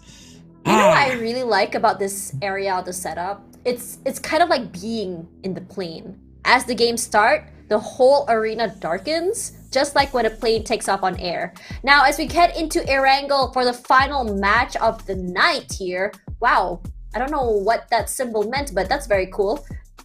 Oh, I love that. Thank you very much. Thank you, guys. Actually, that's some youthful language right there, because I've seen not just that team, every other team doing that same hand gestures. What is that? Is that a TikTok trend? I'm very much chronically online on TikTok, but not sure if I've seen that. Maybe it's a PUBG Mobile thing. No, or you've been looking at different things, you know? Algorithm. I mean, we're all about that cat videos, let's be real here. Waiting for I know that there's pets in PUBG Mobile. I know there's a cat, but like, can we have a bigger Godzilla. cat? There's a mini Godzilla. I want a bigger cat. Listen, it has to be a bigger cat, it has to be orange, and it has to be very fluffy. I don't It make has the to be rules. so obnoxiously right there that people know where you're at every given point in time. Exactly!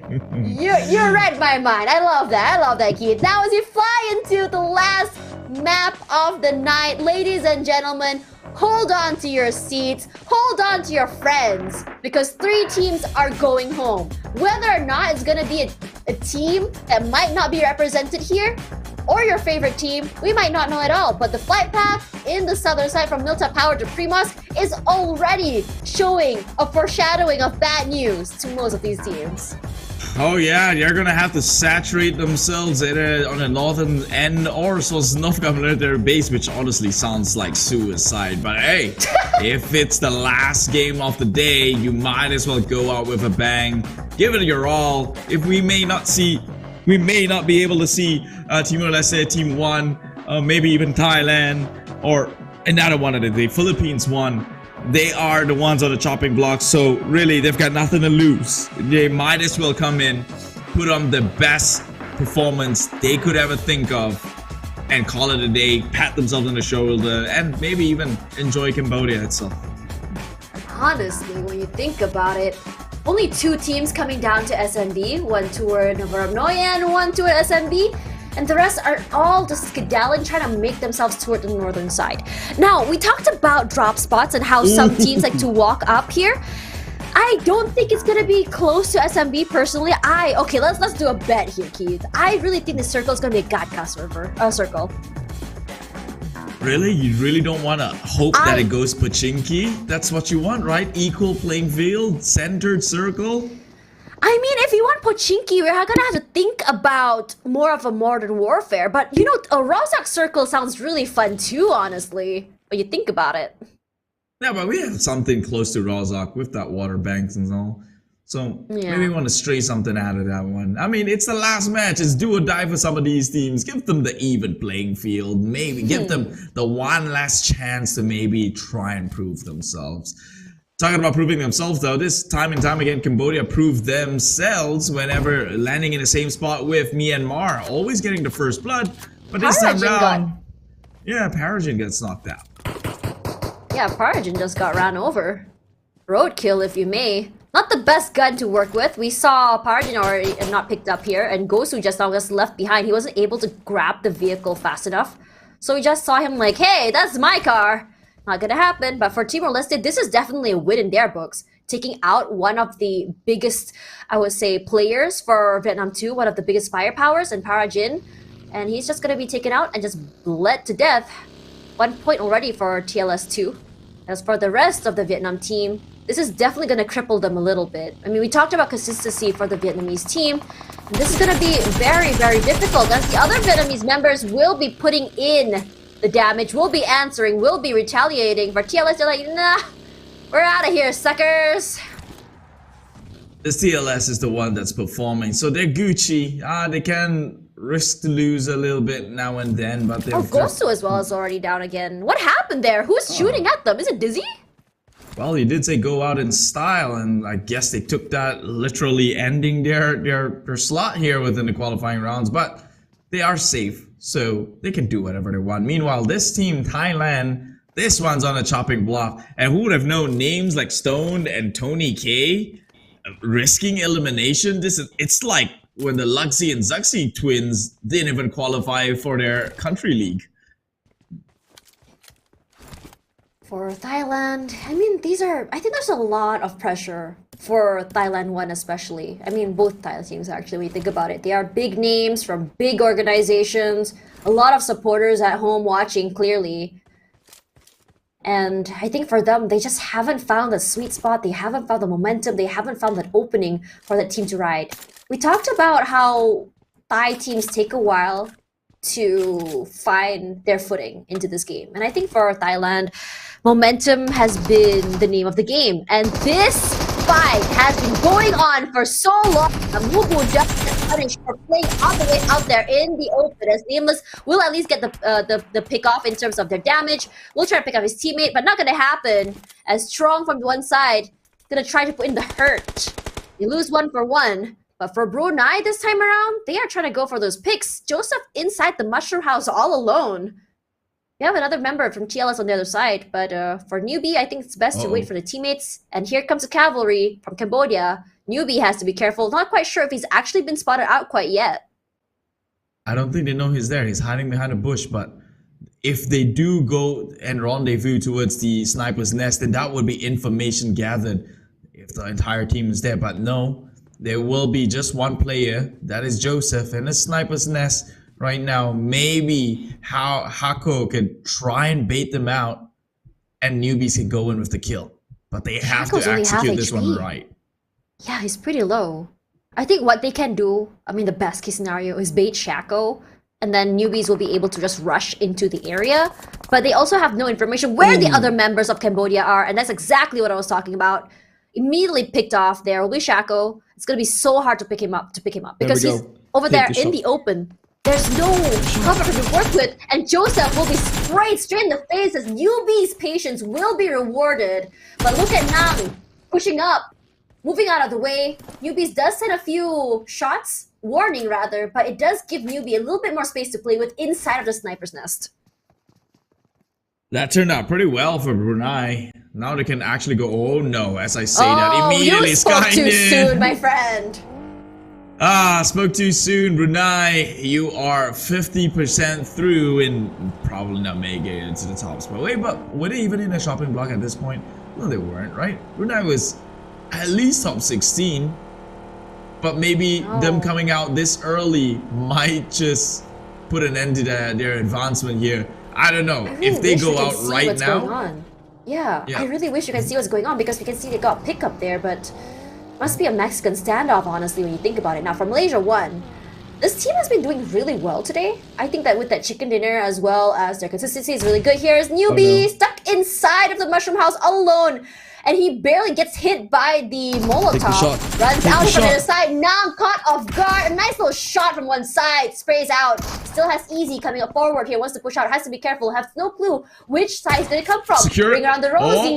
Nearly gets pushed out by the nade. And Easy once again pulls out that nade. Cooks it up. Doesn't get thrown out. He shoots him straight in the face. Newbie with that prone. He gets it. He sprays out. Nice. Got him down. They got 2 picks already. Newbies keeping the Bruneians hope alive! This man, I get it now. Why Crit VIP picked him up all the way from Brunei. He's got more than meets the eyes here. Meanwhile, Thailand taking one of the giants here. It's Vietnam Chua GH, who is somewhat further forward from his pack, but his backup is coming up real soon, but so as the Thailand squad here. They will secure that onto Chua, but they have to act on quick before the rest of Vietnam comes by.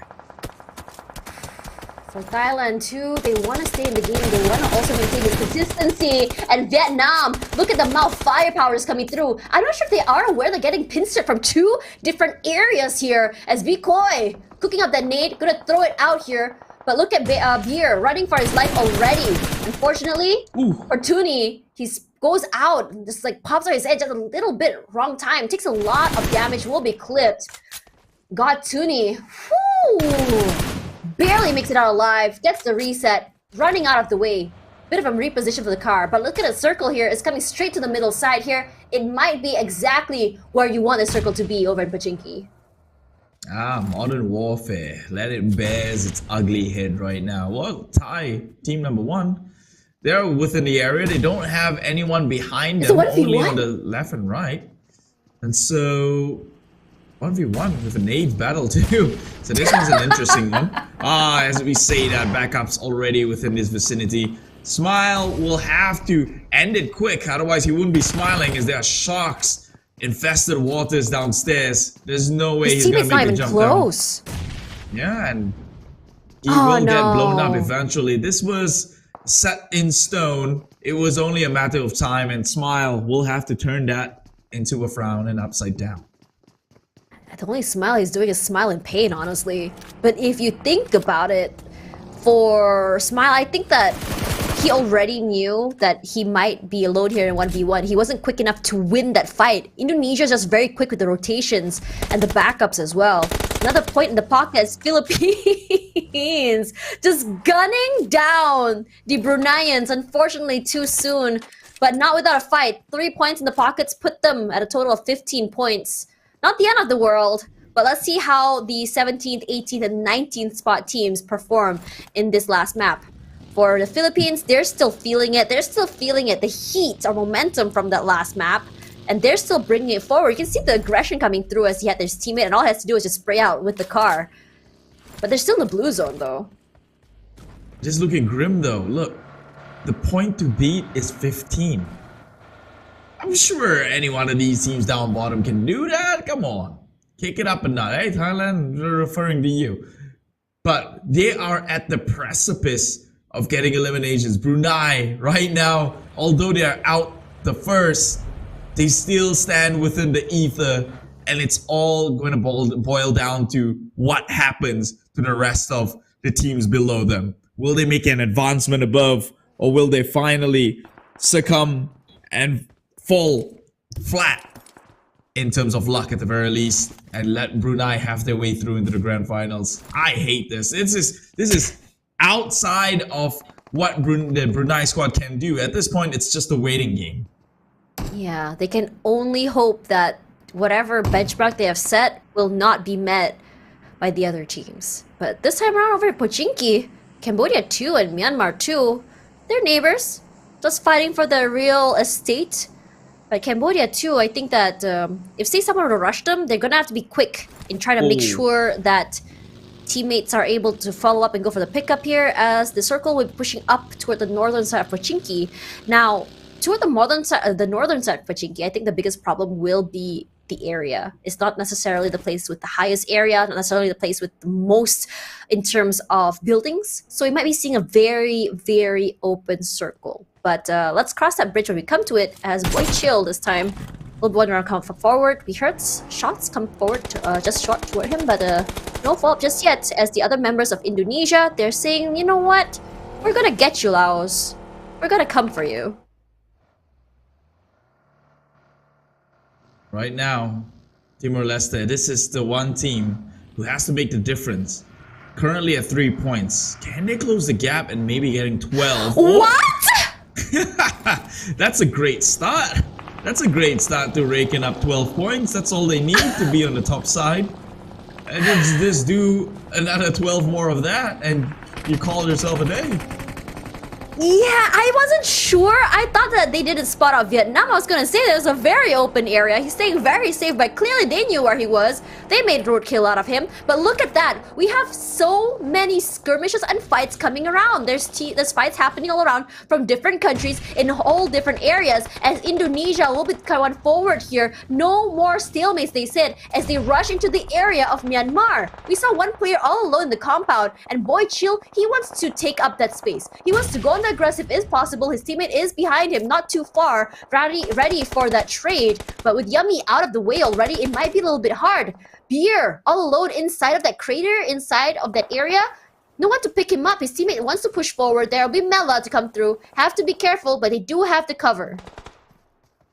Thailand in sticky situations, but I could say the same with the Cambodian squad here, trying to peek their heads up to maybe secure it onto Beer 11, who has been picked up.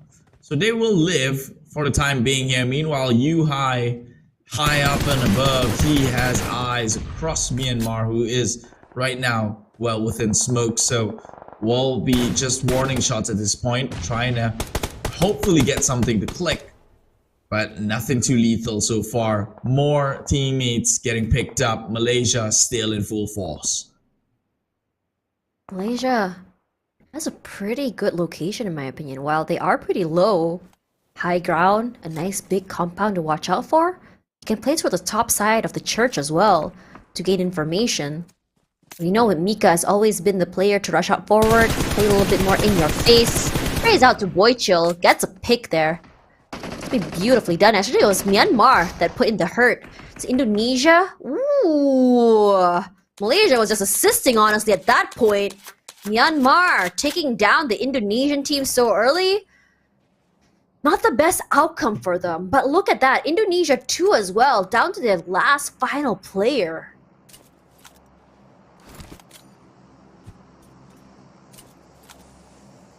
Rishi's still holding. And as the circle will shrink down, it's going to be toward the southern side of school. Might be toward fields. But look at everyone trying to rotate through. Philippines very, very, I would say, comfortable coming in toward the west side. Don't have to worry too much about anyone pushing in from the back side of them. But for Malaysia, for Myanmar 1, for Philippines, getting into a circle is going to be a nightmare coming forward. But look at how many teams are toward the southern side of the circle as well. I like the saturation down in the southern western side. And Thailand 1, they honestly, if this is going to be their game, it is set up for it. They have so much within the area, which could be a blessing and a curse. But this also means that they are well within range to take some of these fights one after another and rake in that points to maybe make it into qualification round. I mean, to get through into the next round here. Thailand won, but they are being gunned down with scopes. And look at that, as I live and breathe. Shots one onto Snipes here. A great start to kind of kick things off onto their way. Road to recovery, they say, starts with a single steps, and that was quite the leap itself. Indonesia, Lapar is within the area. He seems to be alone though. For Thailand, there's a lot riding on their shoulders right now with only 8 points in the bag. The benchmark they need to beat right now is 12, and that's not a tall order. Philippines, very aggressive, already 2 picks in the bag.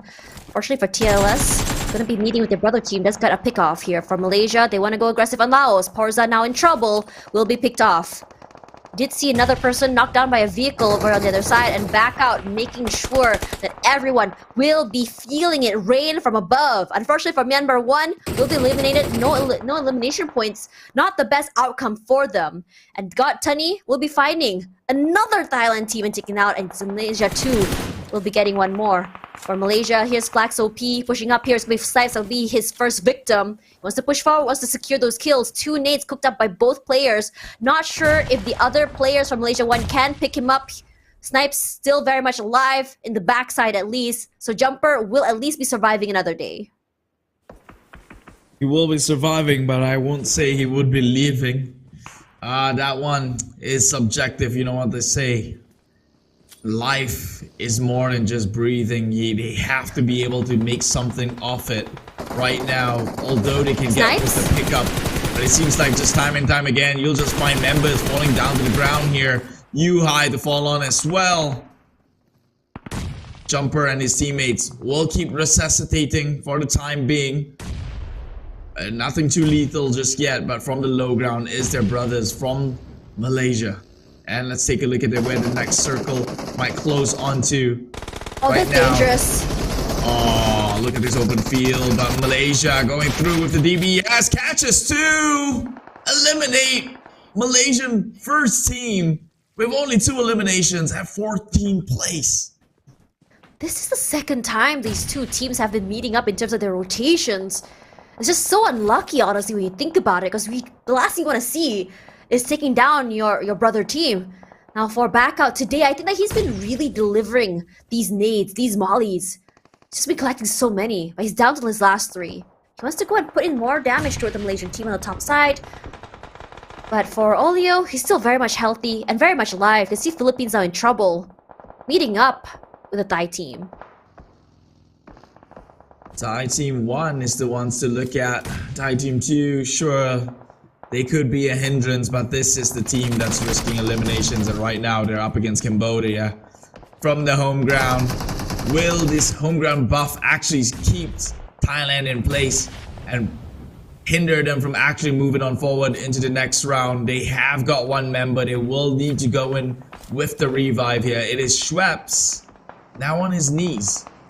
Trying to get a rough idea. Cambodia relentless with their grenades. People watching in awe. I've even seen one. I think that was the Maso. Oh, what was that though? Smokes bounce off onto his allies. Trying to give some space to his teammates to not only capture that space but also move around. Uzi, fortunately, able to get that kill. Got a nice reset there. It's a very, very different look here for these Taiwan teams. The way they approach it is a lot less aggressive than before. A little bit more safe, a little bit more turtle shelly, as the other members are on the outside, not pushing out quite yet. But this time around, let's have a look at TLS and Laos. William taking a lot of damage, honestly, as Infernus does get knocked out.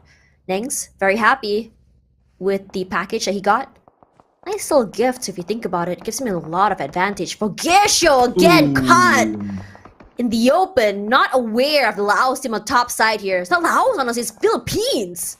Where on earth did that come from? And still on a killing spree, that momentum just riding on today for the Filipinos.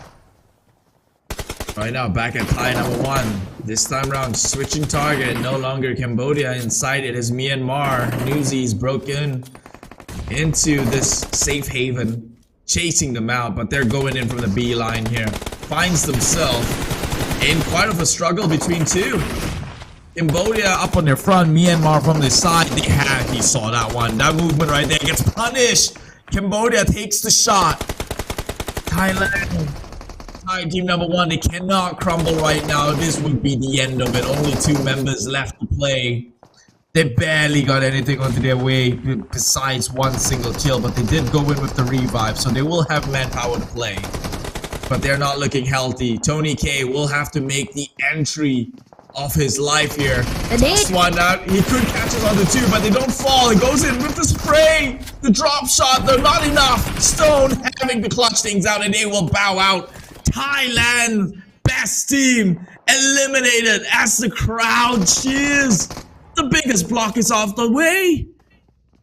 Oh, it's just so unfortunate. Philippines so very close. But still, another 4 points to go, as Indonesia will be the one to go on aggressive right now. They're playing together, making sure not to get caught off guard here. Don't want to be isolated, but look at how many volleys are in that area. It's so hard for both teams to even move out of the way. The blue zone is just choking them at this point. Potato from one side, he does have the gun with the high rate of fire. It doesn't go out just yet. He's not able to follow Davan, honestly, because of that molly. But boy, Sean with the DBS shoots him straight in the face. Potato tries to just spray out here, but it's not just happening. He's so very low, has to wait for the reset. Red face goes down. Rosemary, he tries to make something happen. He's trying to go for that pickup there. He will at least get one more. Killing spree. Cambodia 2 already with 5 eliminations in the bag. Rosemary gonna have to stop his aggression. Buy some time, get some smokes out, and pick up his teammate. Red face is what they want to go for, but Kayo is just downstairs. Boy shot as well. Not sure if time is in the bag. And what is that shot from across the map? What is happening? Right now, Philippines looking like the most hope. Hence, the entire support group over in Cambodia right now cheering at the destruction of Thai's first team, leaping Philippines up to the 17th position. They have to make it onto the 16th. Only a couple of points out. They only need about 3 more points here for Philippines' second squad to make it through to the main event tomorrow. Meanwhile, Malaysia, Flax OP, he's up against the rest of the teams from Philippines 1. This is not going to be an easy feat to do. Philippines already 9 eliminations, and of course with the nade, we'll take them out. Philippines, they are just masters as tossing things at you from a safe distance and making sure the job gets done. Top 5 position. Philippines number 1 still in play. Philippines number 2 also in the running to qualify. Philippines 2. If Philippines 2 makes it, that means Brunei will be out of the game. Davan running for his life. Rab is just now. We've seen an insane long-range shot from this man. He's got the best weaponry, and that scope is just really aiding him for these long range picks. Barod gets one out, picks it up. Not yet gonna follow up with that. As Rabiz and the other members of Vietnam 1 holding on the line, still holding on to that compound. But for Cambodia 2, this is not the best outcome for them. Gets picked off there, one by one. Boyshawn will be the one next, not able to pick up his teammate. Lobusta going on the aggression. Laos, despite having the high ground advantage. Philippines, their confidence is a little bit too much. Unfortunately for Laos, he sees their knees, puts in that damage. Casido on the other side. This is exactly a full game of trust with your teammates, making sure that you're able to cross together and be able to trade out. Kabig from the bottom side here. He knows that everyone is behind that rock. Timmy wants to get some information. It will be clipped from both sides. Barod and Rosello picking 2 out already. Laos 2 now out of the game. Cambodia 2 with only 2 members still around. Can they actually make something happen? Devan on one side with Boyshawn, and what they have to do is just play prone and wait for the circle and just pray to God the circle pulls down toward the southern side. Big opportunities for the Philippines. Second squad right here. They are well within the hut. Teams in front of them from the high ground will have to make the push downwards as the circle closed away from them right now. But this could be the sticky situations as they're closest to their own kin. Philippines will have to eliminate Philippines, and they'll only find out once it happens, and this is going to be quite the spectacle to watch. Right now, all eyes on the second teams from Philippines. Yeah, and Boyshawn already knocked down. Vietnam 1 looking very, very good. They're playing this very slowly, but also very, very smart. They're really taking their time. This is an open area, but for the Philippines, they're in trouble. They're getting barbecued. And Dade as well comes out. Mascardo stays very much alive. Kabik on the other side, on the other hand, is in trouble. Mascardo so low, taking up that damage from the fire. Eventually gonna go down. His teammates are out. Philippines won 15 eliminations in the bag. Lobusta pushing out here. Doesn't matter if you're a brother team or not, we will take you down. And that's it for the Philippines too, with only 1 elimination in the bag, but they are getting 4th spot, so at least there's some placement points for them. Now for Vietnam, they haven't moved quite yet. Look at the amount of control they have over this area. They're able to go for the crossfires. They're able to go for the long-range fights as well. We saw what Rabiz has in terms of arsenal, and it's very scary when you think about it. Is it enough? Is a 4th spot finish enough for Philippines to qualify? I guess we'll find out in just about a bit. But right now, the top 3 teams left in this match, they're just playing for funds right now. None of these teams are at the chopping block. Nothing is on the line besides glory, fame, and hunger. And right now, Philippines looking like they might want to do it back to back to back. So many kill points in the previous round. They're out to break their own record. Barde taking the top side. Going to provide his teammates with the eagle eye view here. But now Rabiz will pull in some sort of a stunt. They have eyes across the entire valley, so Philippines is the only one with covers and elevations to play down. They will take the Vietnam team. Takes 2 down, but the retaliation is there coming in from Frankie. This man has got 4 eyes and he does not miss. He gets one. Pixel perfect of an attempt, but he is now a one-man army and Philippines can just look to reset. It's gonna be so hard for him to go for the pickup as well. He's all the way on the other side of the map. It's an open area. It's gonna be so hard for him to move. But for the Philippines, playing together has been their greatest asset. Making sure they're able to trade out each other and pick up each other at a moment's notice. Frankie all alone playing the prone game. Now, there is still another kingmaker here in the game. It's gonna be Cambodia too.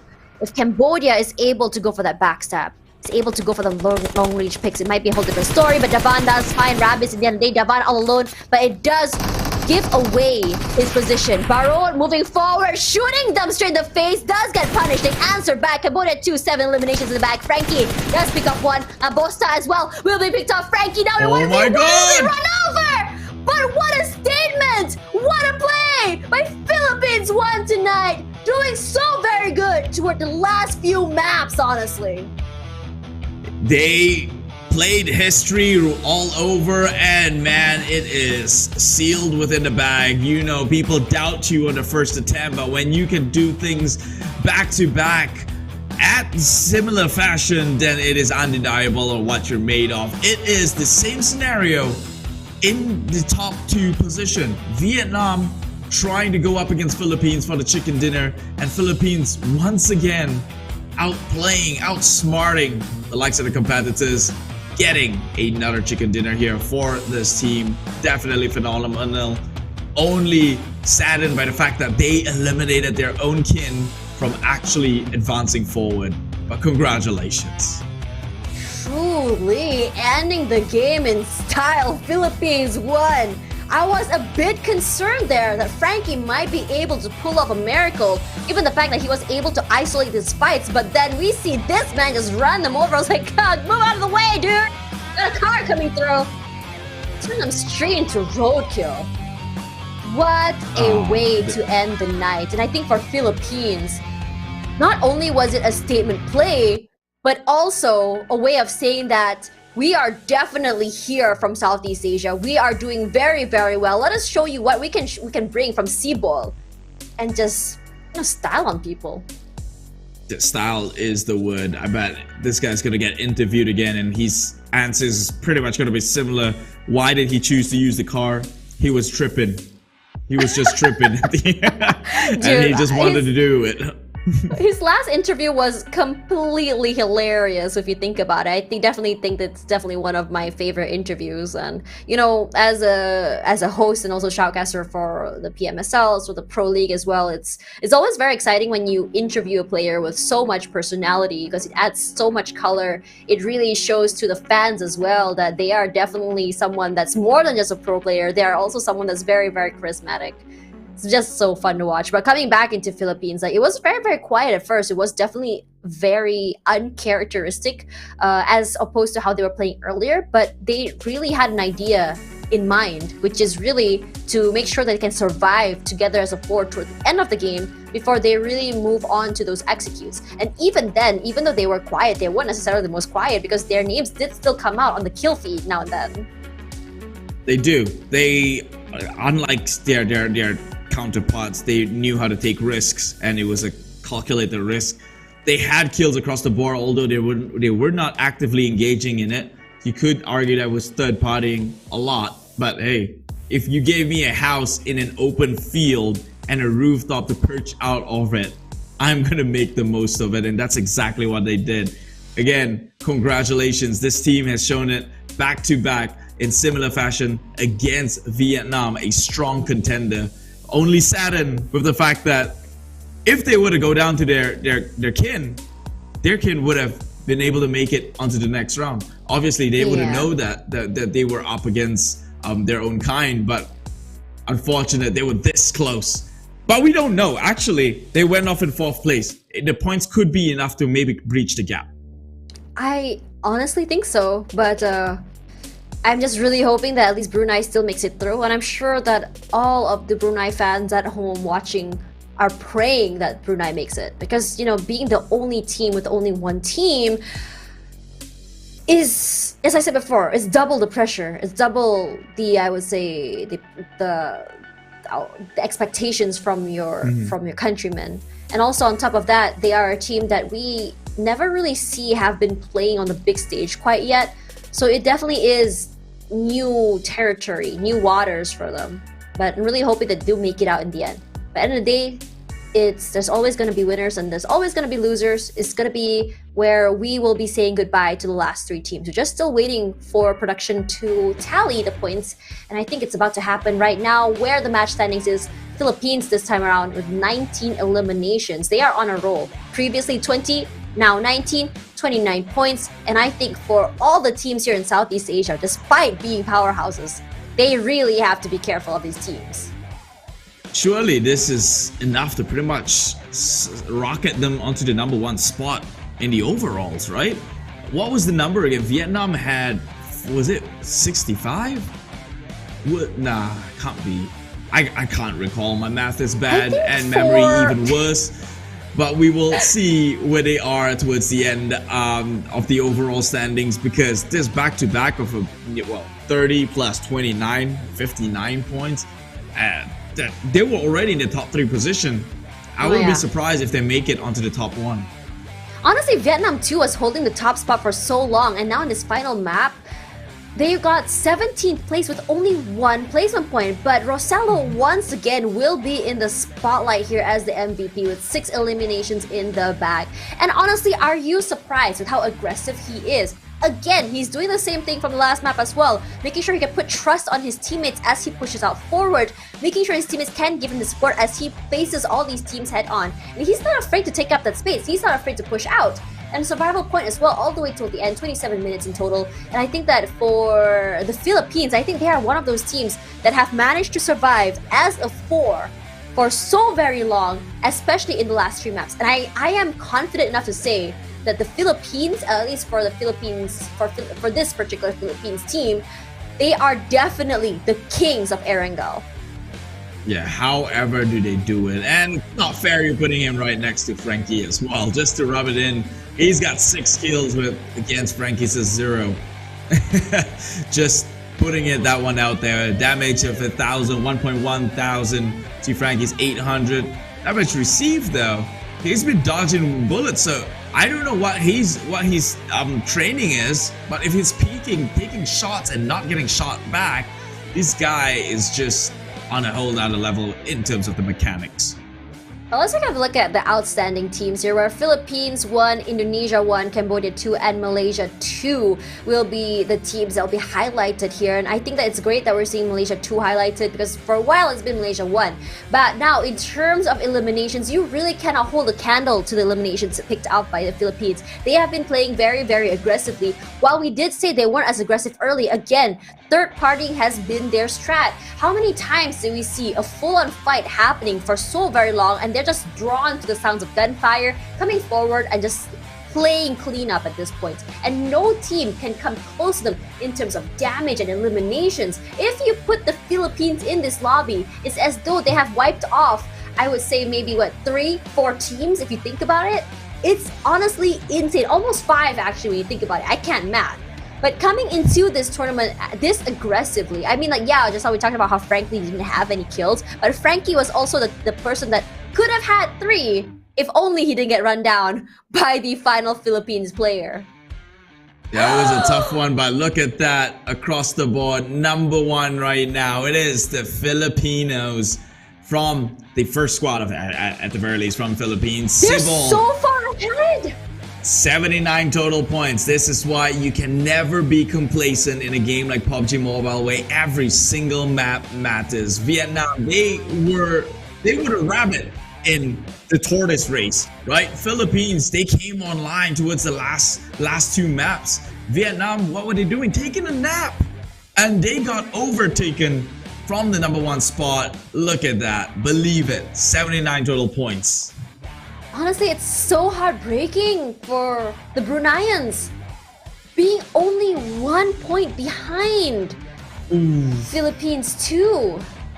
Regardless, Thailand 1 is also out of the race, as well as Timor Leste. And these are your teams that will be going to your final stage. Cambodia 1, Cambodia 2, Indonesia 1, Indonesia 2, Laos 1 and 2, Malaysia 1 and 2, Myanmar 1 and 2, Philippines 1 and 2, Thailand 2, Timor Leste 2, Vietnam 1, and Vietnam 2. What do you think? Only 9 teams making it forward. Yeah, they did. Not with it 9 countries? I don't even think it's 9 countries at this point. Oh, it is. It is. Sir. Yeah, representation. Yeah, you've got representation of 1 of each. I was looking at where is Timor Leste's pair, and I just realized, oh wait, Thailand and Timor Leste now only have 1 team to make it forward. Yes, so there's no Brunei that'll be coming forward. So I think for the Bruneians, this will be the end of the line for them. But they should be proud. See the fact that these players haven't been playing on the big stage, and taking down Indonesia in a fight the way they did, potential is definitely there. And with a little bit more guidance, a little bit more time competing, I'm pretty sure we will be seeing them on the top side very, very soon. But what do you think of all the teams that have come up on top? Which team really surprised you? To be fair, I would say Brunei. Like newbie Brunei? OP that play where he was one man against all three. Against who was that team? Was it a Filipino team that he was up against? It was an Indonesian team? That's even more impressive. This is coming from one man. Now, what Brunei has to do is go back to the drawing board and find 3 more other newbie OPs to complete the roster. And then call it a day. I was gonna say that it is also a joint effort from the teammates as well, trying to relay the information to UBOP and how exactly he does it. As I said before, a little bit more guidance will definitely go a long way, but we're gonna be seeing the highlights of the game now. So let's have a look to see what the games made it tick.